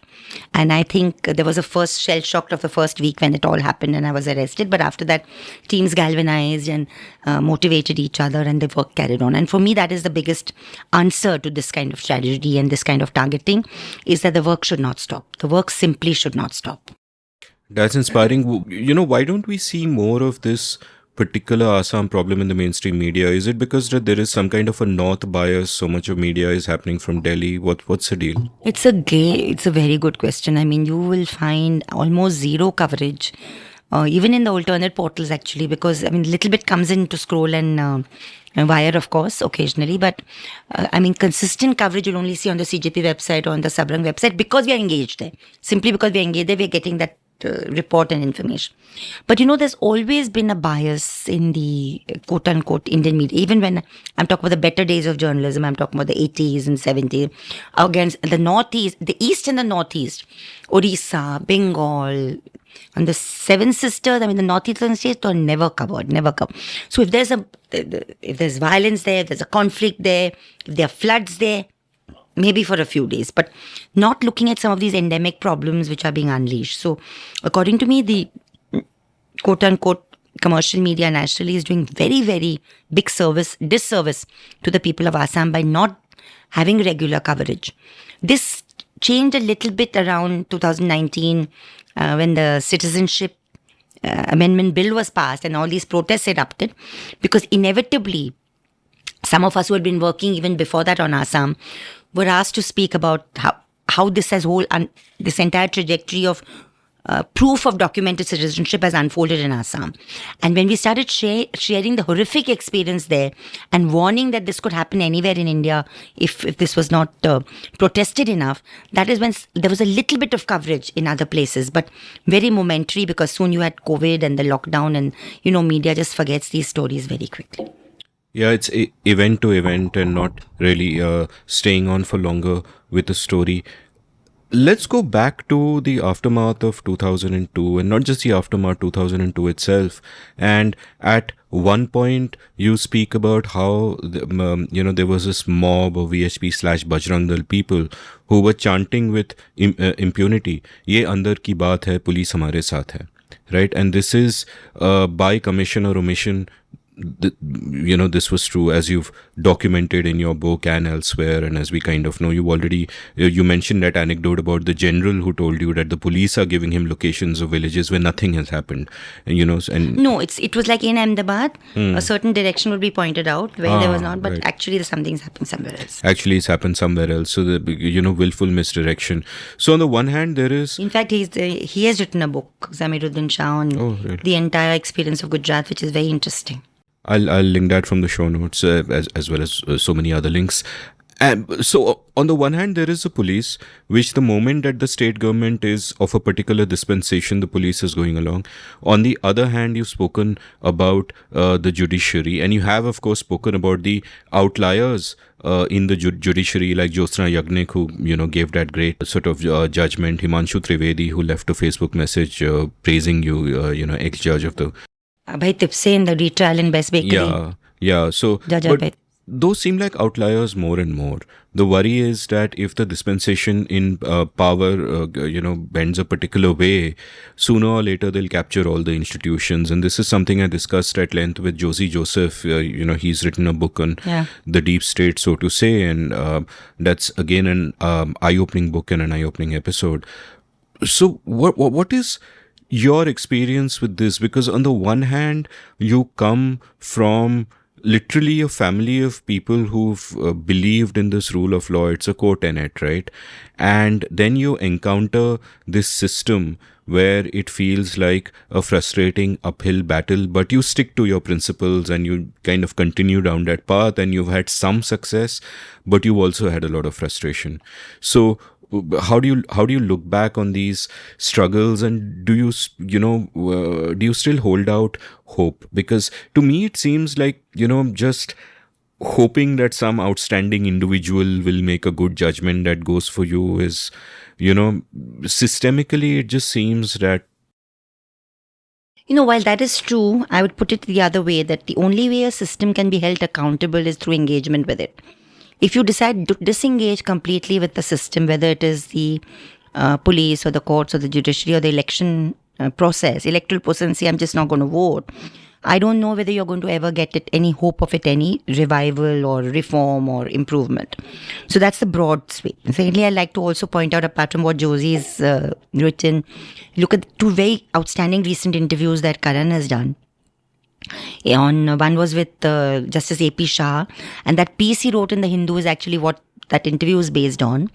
And it's someone like Justice A.P. Shah, Ajit Prakash Shah, former Law Commission, Delhi High Court, Chief Justice, writing that in The Hindu and then elaborating at length in that interview. And what is he saying? He's saying that the challenges to the judiciary post 2014. And then you have, of course, senior counsel Mr. Dushyant Dave talking about our incoming Chief Justice. So, see, these are issues that are being looked at with concern and debate, and we've had judgments which have offered hope, and they're judgments which have raised huge alarm and concern. I don't want to get into those individual cases because it would not be appropriate. But I will say that an institution eventually, and we're talking about the judiciary here, will be judged by the sum total of what it does. And of course, it will also be judged by its what is seen to be major hurdles or obstacles when it has not met the exacting standards of substantive justice. However, I'll also say that the ironic thing about this whole process, it's some of the irony that you yourself mentioned, is that it's much easier not to battle in the courts. I want to also mention this and flag this, that it's much easier to do any sort of activism but does not involve the courts, and that is something that feminists have learned, something that civil rights activists have learned, that this is a far more quote-unquote demanding process. It's when you're in the courts that the reprisal is greater, because there's sworn affidavits, and then the agents of the state, representatives of the states, are going to be held accountable ostensibly for what they've done or not done. So it is a far more problematic and risky. But I see that not doing it at all, or assuming, I don't think anybody who engages in the courts, whether it's a PUCL or whether it's us or the Association for Democratic Reforms or anybody, does it with the hope that they're looking for that one messiah individual. No, but what you're looking for is some level of exacting this thing on constitutional values from an institution that's supposed to be a constitutional court, whether it's a high court or a Supreme Court. So I think it's with that hope that you go there. Otherwise, you might as well say, if one extends your argument further, that leave aside this battle to the courts, wait, or don't wait for that day when it happens and fight your battles elsewhere, in the discursive arena, in the communication arena, in the media arena. And I don't know whether that by itself is enough. So neither is only this enough. For sure, like I've said earlier as well, that if this battle takes place in isolation and there is no support from the public or from political class or from the opposition, then too it gets rendered isolationist and you can get targeted. But I think the important thing is to continue to engage, rework strategies. Sometimes you need to rework strategies and rework issues, but to keep at it anyway. And one of the historic kind of quotations that students of the law are always told is that the law is really presently made by dissenting judgments, not the majority judgment. No, that's interesting. Yeah. So that is one of the things you're compelled to study and read as students of the law, the dissenting judgment. Yeah, in asking my question, I wasn't really making an argument at all that one should not engage. I think one has to do what one has to do, regardless of, how optimistic we might be about it working out. I mean, you have to do what you have to do. Now I have sort of a question about whether something has changed fundamentally in the last 20 years in terms of technology empowering citizens like us. Like you pointed out at one point in your book that, when Zahira Sheikh turned hostile, in the Best Bakery case, the reason that you guys were able to push through is that you had footage shot, I think, by Pankaj Sharma. You had footage of her, talking about what had happened, and therefore, that helped, that was evidence by itself and helped you make the case.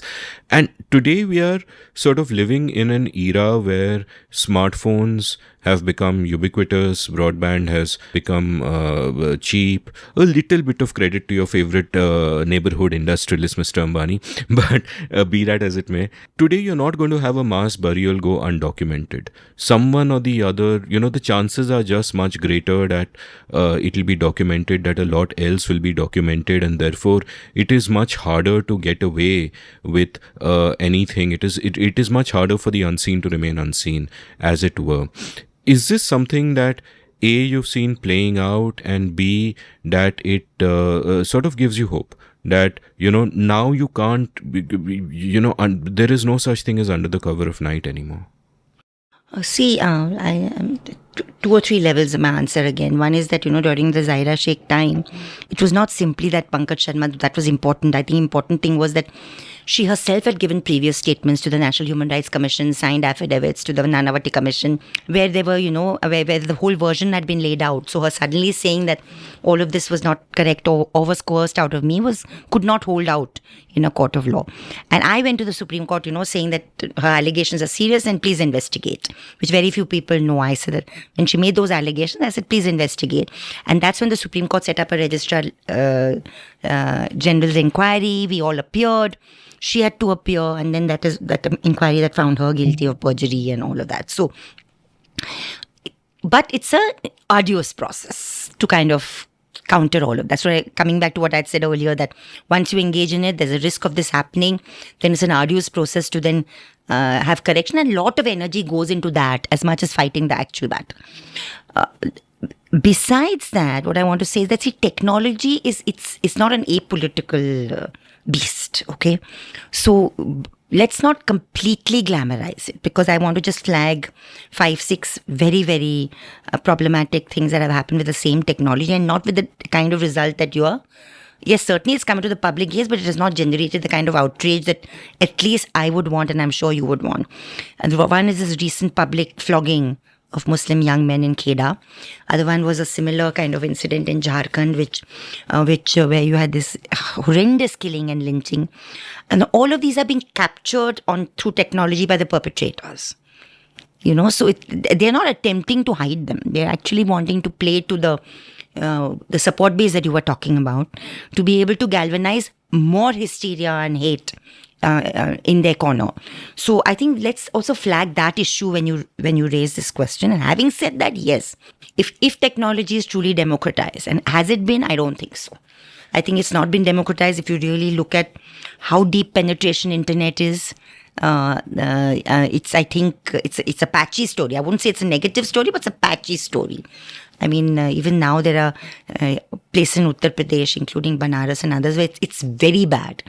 Internet penetration is very bad. So you can't have Zoom calls and conversations. So I'm just saying that let's also be very clear that the penetration is very patchy. I'm not, and if somebody would, like you were to map where India has really good broadband, I think it might tell a different kind of story.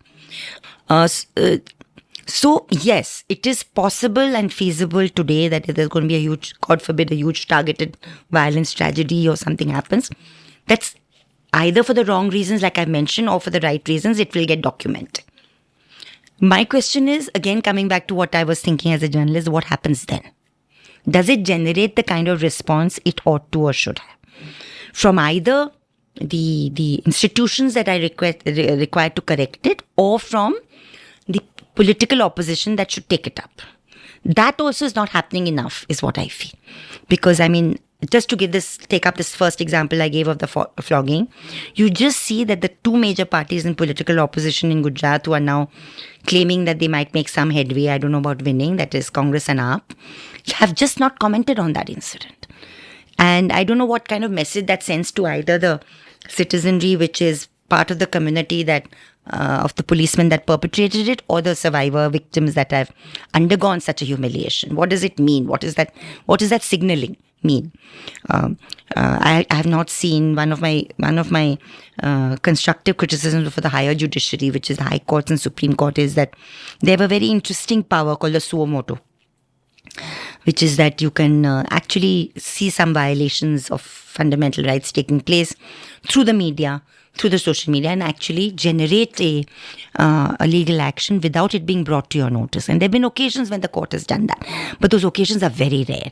I have not seen any constitutional courts, be it in Jharkhand or anywhere, UP or Gujarat or anywhere, actually initiate suo motu action on these kind of public violent humiliations and targeted violence against the minorities for a long, long time. It didn't happen earlier. It didn't happen now. It's not even happened earlier, even before. So I will not put the 2014 marker for that. Even it did not happen in Delhi. It did not happen in 84. In fact, I've had very, very intense discussions with Advocate H.S. Fulka, who's one of the advocates who's really stuck by the Sikh survivors of the 84 pogrom, where the Congress party was involved. And he says that, the kind of silence he encountered from the institutions was awful. And in fact, at least in Gujarat, we got a few glimmerings of hope with a couple of very good judgments from the Supreme Court, transferring Best Bakery, Bilkis Banu out of the state, sending certain signals, whereas they got nothing.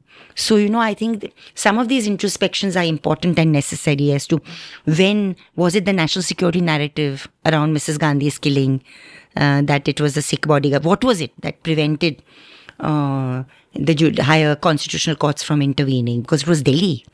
It was happening in Delhi. So you could not claim that you did not know.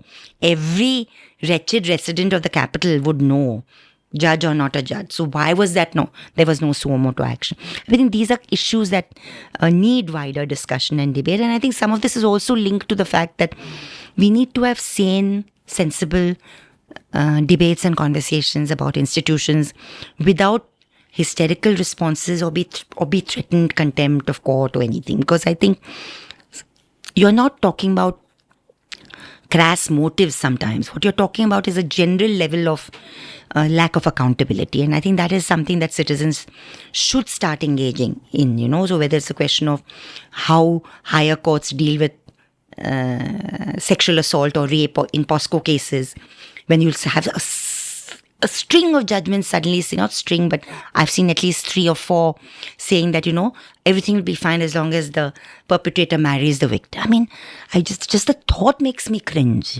that is this our notion of substantive justice in the criminal law amendment? But by the way, I have to point out, I did an episode with Rukmini S, who's written a great book on data journalism as well. And what she found out through her work was that a lot of these cases are actually cases where a couple elope and then the girl's parents file a case and then it goes to the court and the judge's way out is saying you guys have to get married. But is that the way out? I mean, even first of all, in those cases it's fine, but in one Madhya Pradesh case that was certainly not the case, where they said tie a rakhi and it'll be okay. But my point is that even if that is the case, is that the way the judiciary should have? You should either deal with it head on and say that, listen, this is a marriage by choice. Yeah. So therefore, parents it's not get rape. lost. No, say it's not rape. It's consensual and therefore. But you can't leave it halfway because you don't want to confront the parental authorities. But anyway, I'm just mentioning that. In any case, you had this other very problematic judgment from the Bombay High Court saying that, touch of a certain kind does not constitute offence under POSCO. So there could be any number of such. Or the feeble no judgment. Yeah, there's no end to these. Yeah, so my point is, any of these issues is not just about targeted violence against minorities. Any of these issues requires forums that sanely debate this in the public arena, so that the echo chambers that judges live in also is not just of hysteria and the social media, but where the sensible debates also get to them. Because I think they need to understand that the citizenry is thinking about it, talking about it, how the judiciary is being evaluated. Because this is, in any mature democracy, this is important. A lot of power is wielded by different institutions of governance, whether it's the police, whether it's law enforcement, whether it's the IB, whether it's the judiciary. So I think all these institutions should realize that debates and criticisms, as long as they're healthy and not shrill and silly, are needed to improve the caliber and the quality of governance. I buy your cautionary note about technology, and is there perhaps a shifting of the problem from nobody knows about this to nobody cares about this? Because almost.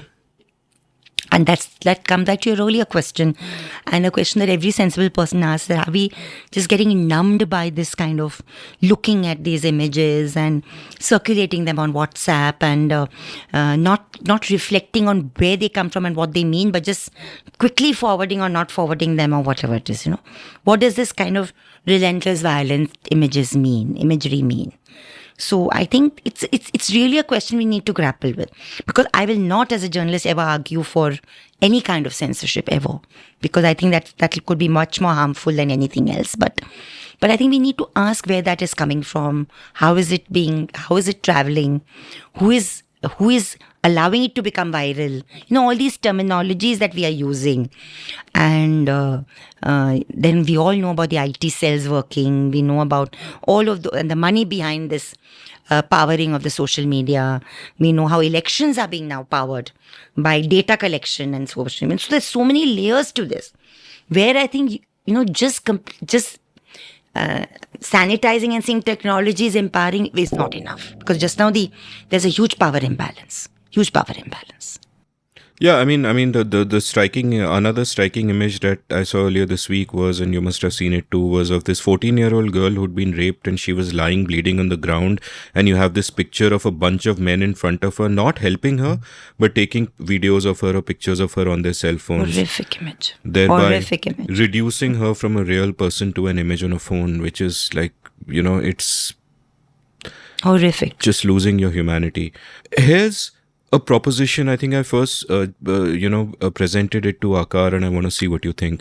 In my view, in India, we have three huge problems. And the first problem is a proximate problem, and you and I will agree on it, and that's the political problem of the particular dispensation in charge, right? But I think there are two deeper and longer lasting problems which will remain with us, and I can't think of a way to solve them. One, we have already spoken about, which is the society that we are in, that it's an illiberal, regressive society and more assertive now than it was earlier. So what do we do about that?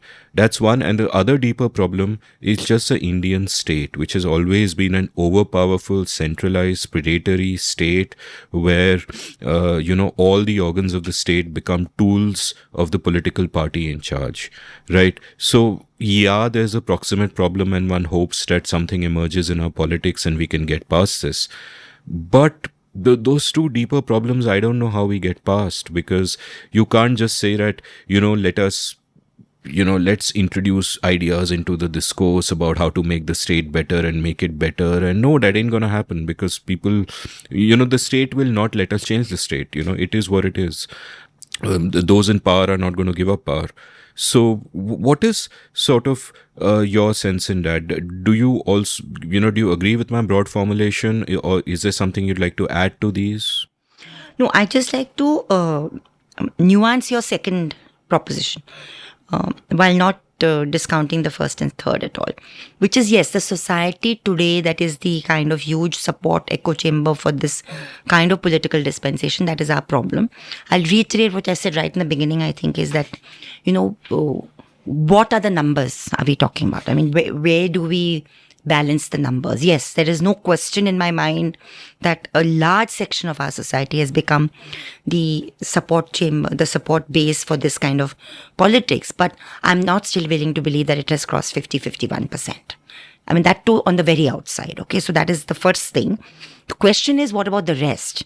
Are the rest uncaring? They couldn't care one way or the other? Are they scared? Are they scattered? What is it? That is what we need to figure out. I don't have a pat answer for that. I think it's some of all these three. That they are uncaring, some of them, but I think a lot of them are also scared, and many of them are scattered. So the question is, the scattered and the scared, what do you do with that? How do you work with that, etc.? So that's the first thing I just like to first drop in my response. Secondly, I don't think one can hope and hope for the state to improve and all of that. No, but I think if one accepts the fact that at the moment this structure exists, and the fact is that for whatever reason we are a notional or real, not so real democracy, then do we or do we not speak? And I'm asking you this question back: do we or do we not speak about things like? Eventually, you have the preamble, which makes the people sovereign, not the state. And therefore, every decision of Parliament, every decision of the Supreme Court, every decision of the Election Commission, that is constitutional bodies, is eventually answerable to the people at some level, obviously in an organized fashion. So how do this mass of people become articulate enough to be able to challenge anything that they find? So different wings of the state, if you desegregate, because it's too overwhelming otherwise, how do you desegregate and actually start challenging this? And can you do it at all? That's the question. So can you really realistically talk about judicial reform? Is it ever going to happen, or no? Is the appointment of judges, the diversity of judges never really going to change? Okay, those are the questions I think we need to keep raising. Okay, and I think in the raising of the questions, you will maybe get some answers. There cannot be one person or three people giving you the pat answer. One of the major reasons, and this was stated by Mr. Sibal the other day when he was being Kapil Sibal when he was being felicitated for 50 years at the bar, is that what you need today is a lawyers' movement for social justice to counter the kind of silence that is there from the bar today when there's, according to him, wrongs done by sections of the judiciary. So, this could be one answer. I don't know. But the point is, I know from a fact from my father and grandfather and great-grandfather and everything that they've experienced from their writings, that the bar and the bench are intrinsically linked. Okay. When you say bar is not that bar, but the bar which is the advocates. So if the bar becomes supine, like it did during the emergency, except a few outstanding voices, then the judiciary also will just have one dissenting HR Khanna, okay? But I remember that year in 1973, when the supersession took place, KC College, June, I mean, an amazing meeting takes place. I still have the booklet from that meeting. Who did you have? You had Daftari, you had Hidayatullah, you had Setalvad, you had Katie Shah, Nani Palkhiwala. All of them speaking about on the outrageous act of the government in superseding and making Ray the Chief Justice. So, there will be those moments. Now, was that unimportant? Was that dissent not important? I think the fact that we are referring to it today in a conversation means that those dissents become very, very important to the growth of a democracy. Do I see that dissent today from the bar? No. Which is why leads someone like Mr. Kapil Sibal to make that statement. It's coming from other sections of the lawyers and advocates who are not the big names, but it's coming from dogged practitioners who are working, on the most difficult of cases. So the issue is, how do we then tackle this this Indian state, as you put it? Do we just give up on tackling on it? Or do we try and maybe think of ways to segregate the different wings of it and think of chipping away and challenging? I mean, the way the Election Commission has started behaving is outrageous. It's been written about, it's being talked about. One or two previous election commissioners are somewhat writing about it. But that's not enough. I mean, they have to be able to understand that the voters at some point is eventually whom they are responsible to, not the government of the day. But when will those voters get mobilized outside an ADR, Association of Democratic Reforms, to challenge the Election Commission? That becomes the question of people's mobilization, resistance, etc. It's a very tough call because it means organizing non-violently, in a cohesive way, in an informed way, communicating this challenge. All of this means working on electoral reform, judicial reform, structural reform, criminal justice reform. I mean, what was my lessons? What was the lesson that we learned after the Best Bakery case was that 4 things are necessary in our criminal justice system. First is independence of investigation, which is police reform, which 9 police commissions have told us we should do, but nobody wants to do. But it's not a citizens issue. It's not an election issue. How do we make it that? Okay. Then the question of independence of prosecution. Because only, I think, 2 or 3 states in the country have the judiciary appointing the prosecutors. Otherwise, it's the government appointing the prosecutor. So again, you have a collusion when the cases are argued. Then witness protection, which again came to the fore with the Zahira Sheikh case. And finally, time-bound trials. You can't have criminal trials going on for 10, 11. No survivor will have the stamina to even want to live through that tragedy for 12 years. Why should he or she? You want to wrap up and move on, right? So 2 or 3 years, time-bound trials. Now, these are very simple things. It's not rocket science that I'm sharing with you. But who is going to push it? Which band of citizens is going to push which political party to make this into an issue? I mean, it's really not an easy call, but the question is whether it needs to be taken or not. Yeah, no, I feel that even if I believe that the cause was hopeless, we'd still have to do what we have to do, because we don't do what we do for instrumental reasons. If it's the right thing to do, you do it, and that's clearly what motivates you as well. There's a lot of stuff we can't talk about now because it's sub judice, but what was your feeling like when you were incarcerated recently? I won't talk about, like I said, the case and everything. I'll just simply say that the manner in which it happened was outrageous and completely unlawful, the way I was done. But in jail, nothing can be worse than being jailed, because your personal freedom is taken away. You feel helpless, you feel despairing, you feel angry, you feel let down. There's also physical discomfort, which you're not used to. All of that is there. I think eventually human beings have this ability to dig deep into their reserves and deal with it. And we all did. I did. You build relationships with people, other women, inmates in the barrack. You have conversations. Some of those relationships become very, very long-standing. The most difficult thing is to cut time, is how do you cut time? And I used to find the greatest solace in writing and reading. I wrote a lot, 2,000-3,000 words a day, handwritten in my diaries. What would you write about? It's a book, hopefully, that'll come out. It was basically about everything that I thought, I felt, my observations. how the political economy of the jail worked on the hard labor of 20-25 convicted women who'd be working from 7 a.m. to 7 p.m. just at 3,000 rupees a day. Stuff you try and find out because the journalist in you is always there. Stories for individual women under trials and convicts. I've noted a lot of those stories. How to cut the time, then you read and write books, and after 6 o'clock, nobody wants the lights on, 6:30, so the back gets very dark. There's a very banal Hindi film channel going on with the worst kind of films. So all of that is very tough. It's very tough. Sleep is difficult sometimes. But you manage somehow you find hope in small, silly little things. The gardening, the flowers, there's a peacock perch somewhere, there are birds. I mean, this is the kind of thing human beings start looking for. And like I said to you sometime in between, that the greatest succor to me was, of course, I was lucky enough that my family visited me, were the letters. I mean, the letters were just unimaginably a huge hope. And that's what I keep telling friends after coming out and organizations and groups, that we should ensure that all political prisoners get letters. We should just ensure that we sit down and write to them, because that does help. My huge battle with the jail authorities would be to keep the library open, because they have a very nice reading room in Sabarmati Mahila jail, but they don't keep it open enough. They keep it open for 2 hours sometimes, 1 hour sometimes keep it shut.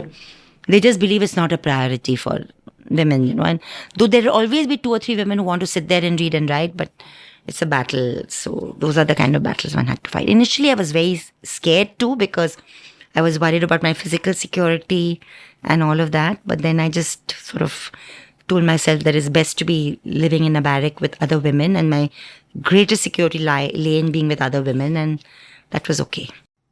And was there the fear that this could last a long time? Like, you've seen Siddiq Kapan in jail for so long, Umar Khalid.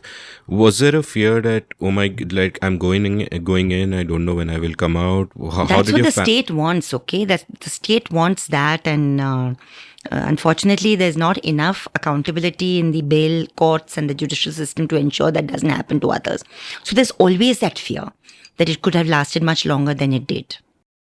Were you've seen the stick, but were you ever shown a carrot? Were you ever was there ever a hint that why don't you chill and stop and things will get better or whatever? I got a lot of indirect hints over the last 20 years. I mean, it was through persons that not name and mention, but there would be indirect hints that you've gone far enough.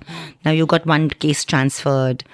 Now you've got one person arrested. Now enough. Now you leave the cases. Now that it's not necessary.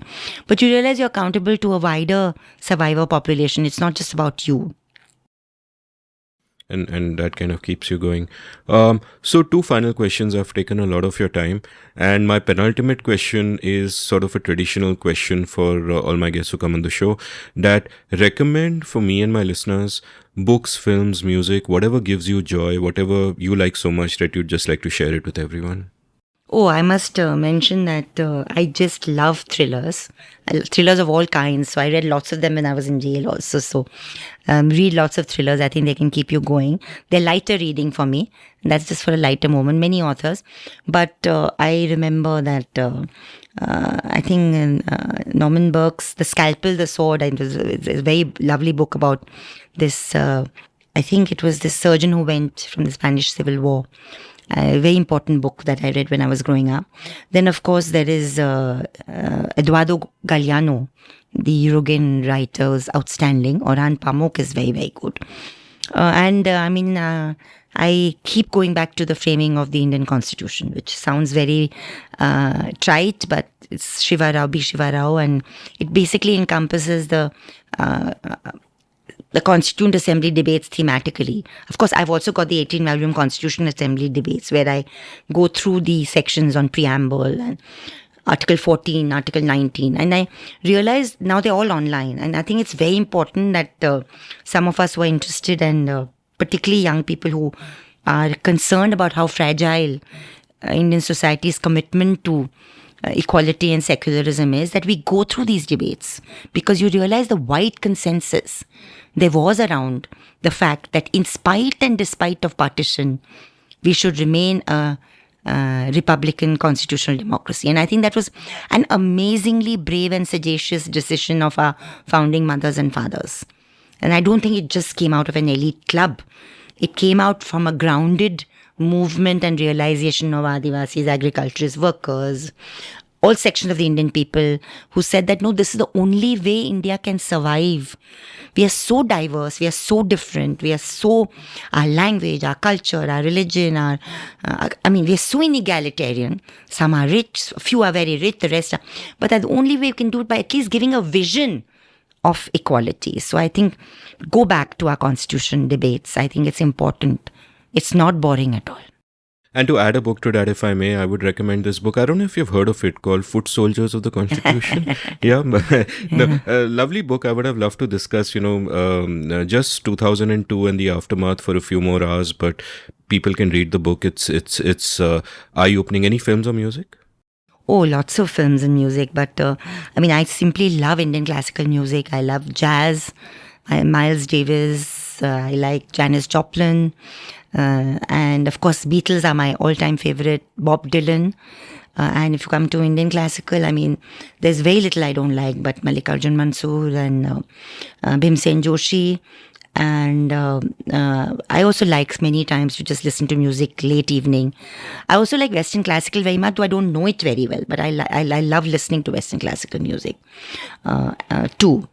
And films, all of them. Satyajit Ray, of course, and Ingmar Bergman, all of them. And of course, Charlie Chaplin is a go-to for me all the time, even again and again and again, many, many times. And my final question, if people listening to this want to help in some way, whether by volunteering, whether by contributing, just whatever way, how can they reach you? What can they do? See, actually, that's such an important question for us because, thanks to all the various kinds of targeting we've gone through, we are an organization that proudly today functions on entirely Indian funds. So our website cjp.org.in tells everybody how to contribute. The smallest amount is important, the larger amount is also welcome. So of course the donations are very, very welcome, and there's a very easy way to do it online and even otherwise. The other way is, which is what I also tell young people, is you can intern with us.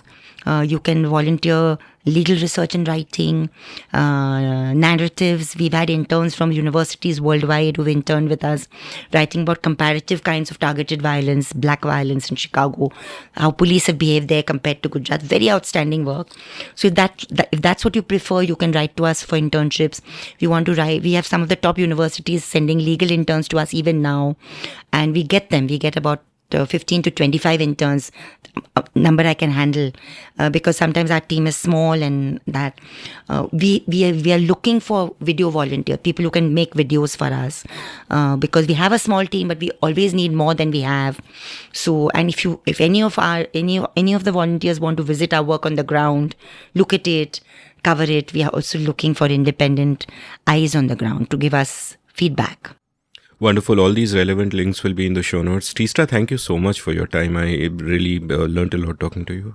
Thanks so much, Amit, for doing what you do, not just today, but for all the episodes that you're doing through this, because I think you're reviving the kind of interest in, deep thinking and deep diving, which is so important today. Thanks. Thank you so much. If you enjoyed listening to this episode, do share it with whoever you think might be interested. Check out the show notes, enter rabbit holes at will, do buy Teesta's books. You can follow Teesta on Twitter at Teesta Setalvad. You can follow me on Twitter at Amit Varma, AmitVarma. You can browse past episodes of The Seen and the Unseen at seenunseen.in. Thank you for listening. Did you enjoy this episode of The Seen and the Unseen? If so, would you like to support the production of the show? You can go over to seenunseen.in/support and contribute any amount you like to keep this podcast alive and kicking. Thank you.